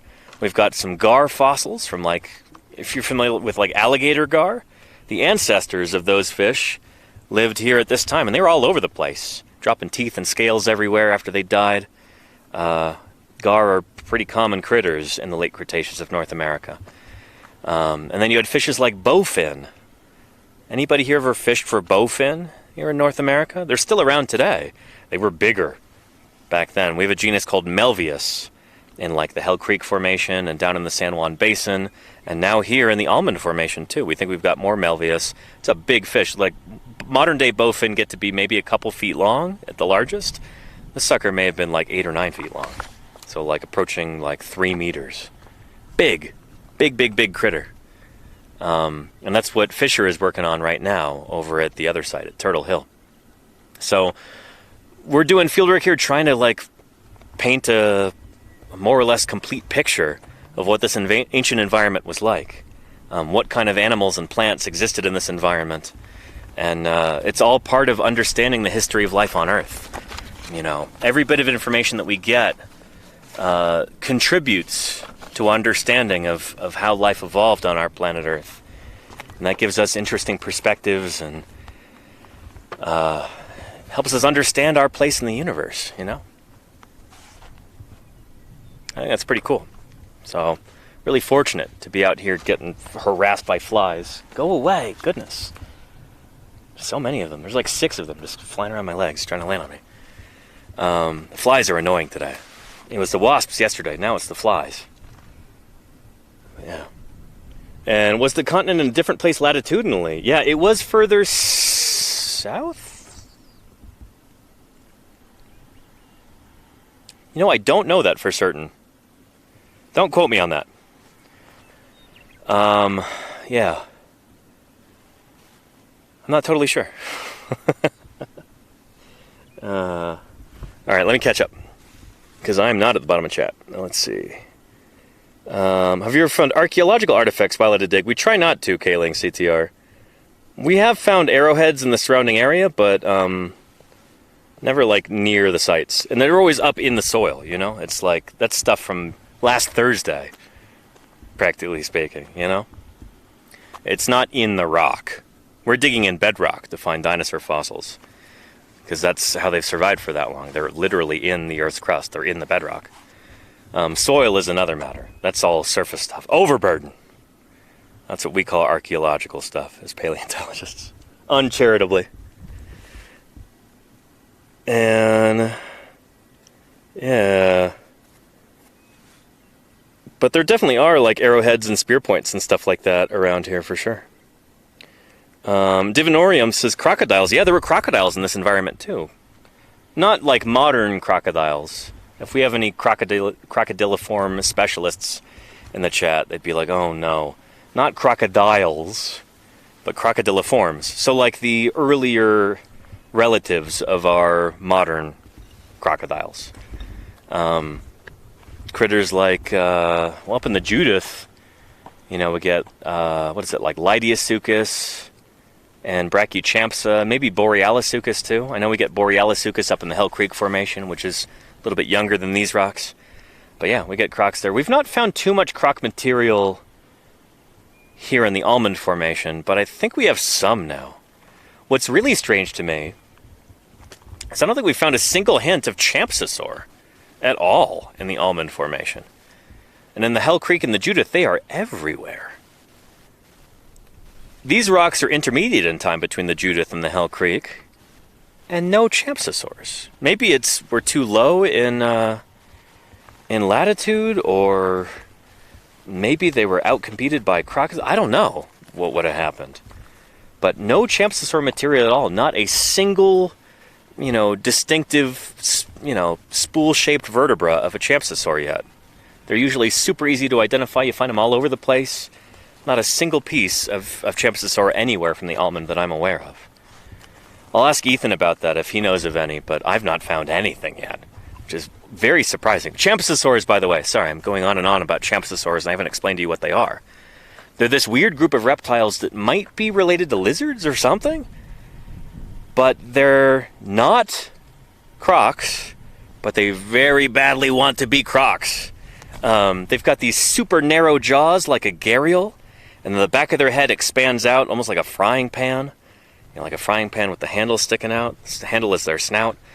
And they've just got this really crocodile-like body plan, but they don't have scales like a crocodile would. They don't have those osteoderms, those armor plates. And so maybe they would have been more vulnerable to attack from carnivorous dinosaurs and stuff. I don't know. But we find them all over the place in the Hell Creek Formation, and the Lance Formation, and the Judith River Formation. They're just everywhere. None of them here. Not any that I know of. Which is bizarre. It's a mystery. Why no Champsosaurs? Oh. And Paleo Jim says Melvius could take out a baby dinosaur easily. Oh yeah, yeah. Melvius was that would have been a fish to be reckoned with. Holy cow! It almost reminds me of like thinking about those big Melvius that would be like 9 feet long. Reminds me of like those big arowana and arapaima fish in the Amazon today. They get really big and they'll eat whatever falls into the water. They'll just gulp it up. But Melvius also had some pretty wicked looking teeth on it. We've got teeth from here of Melvius that are like this long. Big, big, big teeth. Like almost mosasaur tooth-sized teeth. Nuts. Alright, let me scroll down, try and catch up to chat. And no Deinosuchus yet here, Desher Fernando. This is after the extinction of Deinosuchus, we think. Deinosuchus, I think, goes extinct in like the mid-Campanian or something like that. Do I have that right?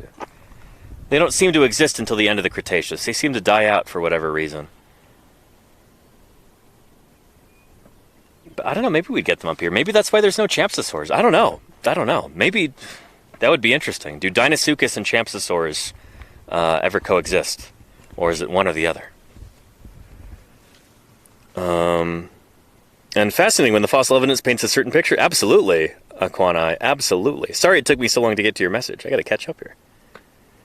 And Jim says, sadly, I'm allergic to almonds. Well, hopefully not to the almond formation, Jim. And Block Rocker says, sounds like a sawtooth fish. Like a sawtooth chondrichthyon? Like a sawfish? They're different from those. If we're talking about Champsosaurs, or are you talking about Melvius or bowfin? I don't think we get sawfish or anything sawfish related in these rocks. But as we continue to explore these sites, we're always looking on the lookout for small fossils. Anything that can give us a hint as to what were the different critters that were living and dying in this environment. You know, trying to paint that portrait of what this ancient ecosystem would have been like. It's all important stuff. Every last little bit is important information. And oh, the chaps. Oh, Champsosaurus. There's an M in there. Champsosaur. Yeah, different from a sawfish. Sawfish have got those teeth that stick out either side of their rostrum, and then their mouth is actually like on the underside. They're actually more closely related to stingrays than they are to sharks. So it's kind of like a stingray with this giant like hedge trimmer sticking out of its nose. I do a big stream on sawfish conservation and stuff every year for International Sawfish Day. It's in early October. Early October. I'll be doing that this year too. I've got a big 3D printed sawfish rostrum I put on my wall for that, and that's always a lot of fun. I love sawfish. Champsosaurs would have been fish-eating animals, probably like a similar ecological niche to like a gharial today. Probably specialists on fish. Very, very narrow jaws, very thin jaws, really long, and then the back of their head just goes whoop, and it expands out like a frying pan, like I said earlier. And we think they're probably obligate fish eaters, or fish are mostly what they're eating. But yeah. And let's see. Go away, flies. And any ideas what it could have been? Big bone, about a foot long, near river, probably from a leg. Ask Fish Guy. I don't know. Wait, I missed. Were you talking about this earlier?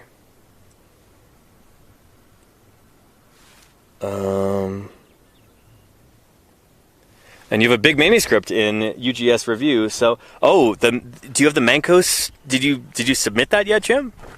That'd be worth celebrating. Or are you talking about a different one? Maybe on Sawfish or something? Sorry, I'm having trouble keeping up with chat and connecting what people are saying to what I'm saying. Yeah. And yes, freshwater sawfish or saw skates, like Ischirhiza, are there for sure. Small teeth. Interesting, Jim. Really? Freshwater sawfish or saw skates. Cool. Yeah. It's interesting because, as I understand it, some of the big, like, sawfish from the Cretaceous, like the big guy from the Kemkam of Morocco, Onchopristis, apparently not related to modern sawfish. It's like a different kind of chondrichthyan fish that independently evolved that same sawtooth rostrum like that, which is really wild to think about. And then you've got saw sharks, which are entirely different too. They're a kind of shark, which is pretty neat also. Let me check on my battery level for this here. Why did the login expire? I just did that like an hour ago. 100%. Good. Yeah, I'm going to keep streaming for as long as I can here. I'm guessing our evac is going to be a little bit late today because they are working on flipping that giant hadrosaur jacket, and I'd honestly be surprised if they get that done before dark. We will see. Yeah, so we might be a little bit late in getting picked up today. I honestly should have driven to the site myself. I wasn't thinking about that. But I should have taken my car out here so we could get everybody out today. But I don't know. At least Quinn gets to have a good amount of time on the ceratopsian site, because this is his last full day out here in the field before he has to go home. And I feel bad for Quinn. It'll be nice to go home and, like, you know, for him to get a shower and experience air conditioning, have 3 hot meals a day, and get to see his loved ones again. But you know, we're out here in the field so briefly during the year that when you got to go home before everybody else goes home, that's always a kind of a lousy feeling. I'm really lucky I get to be out here for the whole month of June. Yeah, that's because of all of you at home and your support, so I really appreciate it.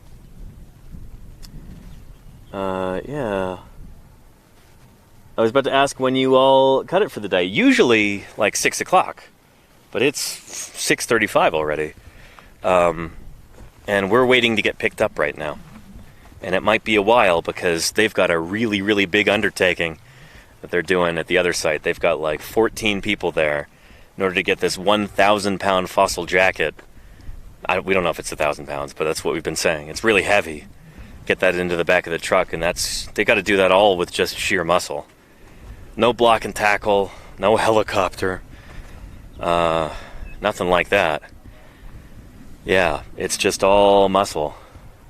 And yeah, it's crunch time there. They got to get that done. So hopefully it's going well. I haven't heard anything from Ethan. And I've never been to a site in New Mexico. Rock Rough Roar? No, but there's some amazing dinosaur fossil sites in New Mexico. One of our largest dinosaurs in North America is from New Mexico. Alamosaurus. Cool critter. Yeah. And I've got, my old crew chief did a bunch of field work in New Mexico. Denver Fowler. He and Bob Sullivan and some other people collected a bunch of dinosaurs there. And did some really, really cool field work in I think that's the San Juan Basin there, isn't it? Yeah. And Fish Guy says, are the dinosaurs in Jurassic World accurate in the slightest, or is just the movie Garbo? They're not very good. No. That's the thing. If the movie came out in 1993, it'd be like, oh, okay, that was pretty good. Wow. But instead it came out in 2015. So... yeah, Jurassic World doesn't have any feathered dromaeosaurs, for instance, not until like the 3rd movie, and then they even pooched that one. It's pretty dog water, gotta say. Not a fan of the Jurassic World trilogy. Just can't say that I am. Yeah. And you've camped in San Juan. Oh, very cool, Casey Snowart. Awesome. Yeah, no, I love those movies. Well, I don't know. I'm fond of the original Jurassic Park trilogy, but the Jurassic World films are very disappointing. You can tell that it's just like a different... it doesn't have the same spirit as like the original trilogy at all. For one, like the first film doesn't even have a paleontologist character in it. It's not about the dinosaurs. The dinosaurs are kind of just like window dressing. It's unfortunate what they devolved into. It's kind of got like Marvel movie syndrome too. Ugh. But yeah, hopefully I'm not alienating, 70% of our viewership here. We still got 1,357 people watching, and I'm glad you're here. Yeah. Beautiful. All right. Cool. How did they do with the flip? They caught it on the truck. Oh, yeah. Yes. Oh, man. 1,000-pound jacket. Was that? Said they got it down to about 800 pounds. 800 pounds. Nice. They must have really trimmed it down. Beautiful. Well, that is my cue to wrap things up here because we're going to get our evac in about 15 minutes. So I got to wrap up this stream here. But most likely I'll be back at the same site tomorrow. We'll be excavating some more bones. I'll show you some new stuff. We'll have more exciting dinosaur discoveries to discuss. And, you know, to broadcast live. So I hope to see you then, everybody. Yeah. Let's see here. Who else is live on Twitch right now? We can raid into. Let's go to watch right here. And scrolling.